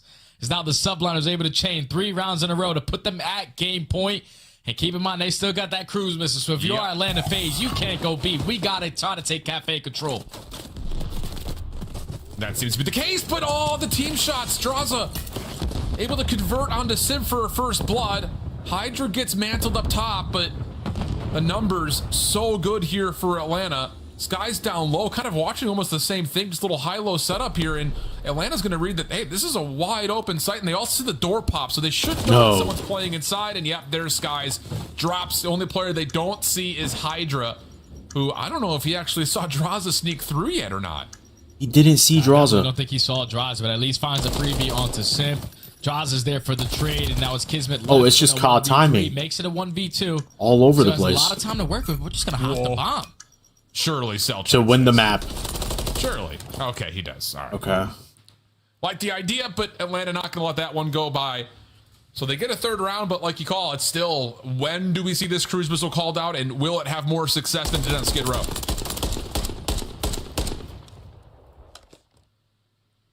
Yeah, now subliners need to figure out what they want to do on their attacking round now. Because you can open up that B site. Atlanta FaZe have the info that you have a cruise missile, so they're going to be playing in towards the ice cream, potentially towards the back wall. But if you can invest that cruise missile nice and early to at least force the repositionings from Atlanta FaZe to open up either site, that might be the play call. Not even try to get a kill with it. Double stack through dark, BZ, crossing angle. Familiar from a couple of rounds ago, but it's just damage tallied. Simp up top. Can they find a way to maybe catch New York a bit off guard from this forward position? Abizi's still playing over the top of A and selling him, just like you mentioned, not going to opt to play over towards Waterside. He has to play inside Cafe. Yeah, you got to play indoors. And keep in mind that bomb carrier is going to be towards the Water Street side. So how long does Kismet wait before he decides to invest this cruise missile? As he's working his way over towards the treehouse side. All right, it's time to go. Here goes all the info around the map. You're going to force all of Atlanta FaZe indoors, and this might be the opportunity where the subliners can do exactly what they just did, but they're going to actually take their ground, push up that left side street. And they're going deeper, but Skies nearly gets caught. Gets over to patio, fine. Sib over the middle of the map, also kind of keeping Atlanta at bay, but maybe the bigger news here is that FaZe has stayed completely alive until Draza tries to reclaim some lost ground, and it's Hydra who gets first blood. 23 seconds on the clock, and there's still not an entry to either of these bomb sites yet. Sky's still working. Oh, he got shit on. By Abizi, tries to slip away. Hydra looking for more. Celium inside Cafe. Shots are perfect in Atlanta. Survive through the cruise and stay alive in the map 5. That was just a perfect setup right there from Atlanta FaZe. They knew that that cruise missile was not going to get a kill, but the ground that was not being watched was Water Street. They instantly take from Cafe right back to AS&D. You basically trap all of the subliners on that side of the map. And with only 25 seconds left, you saw the subliners, they had to get a move on it. It's just the only fortunate thing. The site that they wanted to go to, that's where a majority of the Atlanta FaZe players were. As Atlanta FaZe withstand that cruise missile, stay alive in this search and destroy a little bit longer. And now you're starting to feel it if you are the subliners, man. You're starting to feel it. You need to try to close this one out. Absolutely. Stun lands. Kismet gets right in this early cross of BZ. Tagged up though at range. It's Sib shots that kind of keep him off the angle. And that means that there could be some mystery of Kismet backed up or not. Still playing forward though, but Atlanta need to dissect this situation they commit to be. And because they did spot Kismet on the cross, so you don't want to get aggressive in towards Broken. Potentially lose that trade fight. Just trying to keep him at bay in that position, but the play call might be just to wrap back over towards the Cafe area. It's already 40 seconds knocked off of the game clock. They're still just trying to figure out where Kismet is. Yeah. Nades out. Abizi trying to check. Kismet not going to get surprised by this push. And yep, he gets first blood. Can he get more than that? Wants it. Dancing with the devil here, but stays alive. You could tell Abizi knew he was there, bro. This is not a concentrated effort. He had a feeling. Now through mid-map. Oh my, this could do it. Simp and Celium, last two left in a 2v4. Kismet just finessing forever. Oh my goodness. Hello? There it is. Pistol for the kill, and Celium drops. Holy shit, bro. Wins both search and destroys and takes down Atlanta, the only other team to do that, Toronto. And now all of a sudden, we definitely have a clearer picture of our top 4. And the subliners just came out swinging in the S&D game mode. 6-0 in map number 2, and a nice little mid-game adjustments going from both these teams, but a 6-4 to close it out. Walk away with the series 3-2, and I don't know about you. What a fucking series, bro. That was insane. He literally called it on his interview, like New York are going to win this series by winning both search and destroys, and they completely iced up, man. We're talking about a team. Yo, wait, yeah, Slasher called that out perfectly, bro. That they have yet to find a positive record on. You take down the Slasher literally called it out perfectly in his interview. It was all on the back of what Hydra and Kismet were able to do. Crazy. They were just making so many plays around the map. Hydra through the pitch. There's just no way. Kismet right up close and personal. You even Oh, that shit was insane, bro. From the first map to the last, like, turn to you this time. I'm gonna be looking just at insane. the broken push, and he finds the first blood. Just wastes a lot of time for Atlanta FaZe to work one of those sites and just eventually run out of time as the subliners solidify themselves as definitely, in my mind, a top 3 team in the game. Reduces all doubt that may have been creeping in post kind of the Major 1 qualifiers, and then in particular what had happened happened at Boston. So Yo, Fast, yeah, man. Good luck with Halo, bro. Throw things back to the nest to close out the Good weekend. luck, Fast. The world champions are back. I hope it's good, bro. Officially a 3-4-5 team against the I hope top Halo's dogs. fun. They take down Atlanta in this one. Let's talk about this matchup here, Allie, because this New York squad, they seem to turn on late. Atlanta had them on the ropes, though, throughout this match. Oh yeah, what a hell of a series out of New York Subliners. For them to And now it's about to show us the highlights. Then we'll go interview after.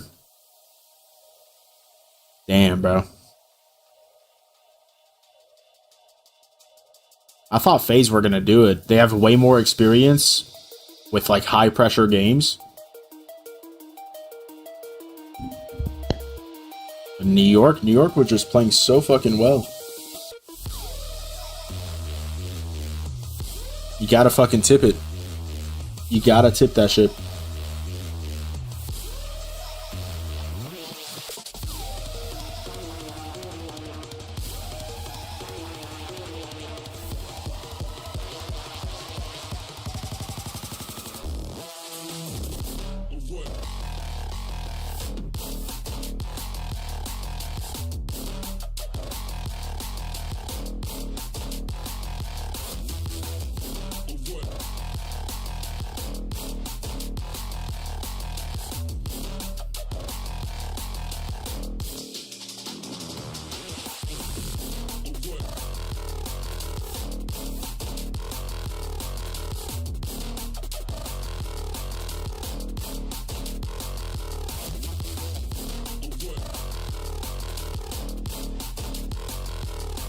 Bro, Draza has been frying too. Draza is like their new pickup.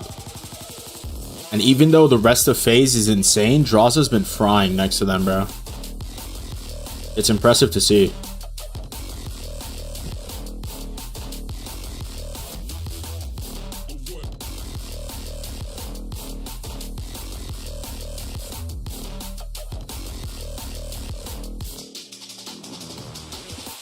Your Monster Winner Spotlight with the one and only Kismet, who I have now named that location where you lay down on B Street. That's the Kismet spot whenever I'm playing, my friend.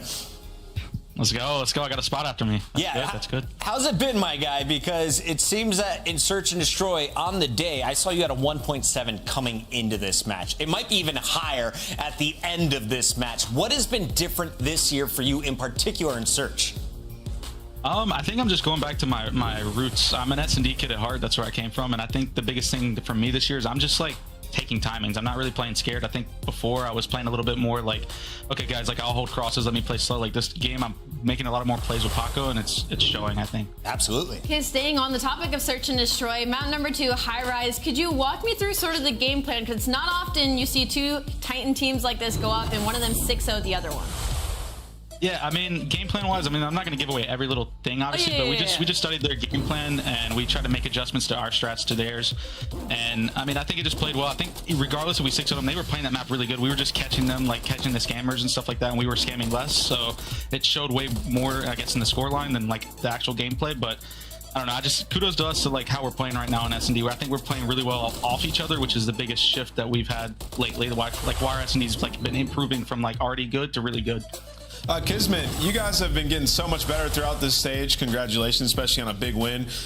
In the past, you guys have found a lot of success against Atlanta FaZe. You know, they're a tough team for people to beat. Only Toronto has beat them this year, and now you guys. Why do you think that is? Why do you match up so well with them? I mean, we just like playing good teams. I think they play the game fundamentally correct, and it just makes it less chaotic, I guess. Like, they're obviously good, and it's one of those things where I love a bang out, and that's what we, you know, when we play them, it's just chows and chows and chows, and I don't know. It's just a good match with them, and I don't know why it's meshed well. I think it's just two good teams, and we're just going at it. Hey, Kismet, I just want to shut what's going down in the chat down immediately. Sib had a rough game one, only 8 kills. He only had 3 kills in that final search. They all came from the same round. Can you explain to the chat how sometimes you just have to play your role and not worry about KD? Oh, yeah. I mean, we that's something we strive around here, and we try to tell Dante that too. And it's like, if something goes wrong, it is what it is. Like, just bounce back. And like I told him after map 1, and I kind of said it was map 1 they beat us and we kind of got smoked. But map 2, I was like, just punch them in the mouth. Like, if this is where championships are, like championship teams are made, and we just have to answer, and we did that. And I mean, I'm not gonna lie, in the map 5, like that 3-piece he got, I was like screaming, I was like, get the 3-piece, slam him, slam him. And he looked at me, he was like, yeah, gas him up. So it was sick. It seems to work. When New York is hyping their teammates, they do big things. Kismet, we'll let you go celebrate with the squad. Appreciate it, guys. Have a good one. At the start of the week, we had them Damn. outside of our top 4. I think they're officially into the top 3 as New York gets a win over our number 2 seed Atlanta. And that was Kismet, ladies and gentlemen. And that is our CDL watch party for the day. Holy man, what a day.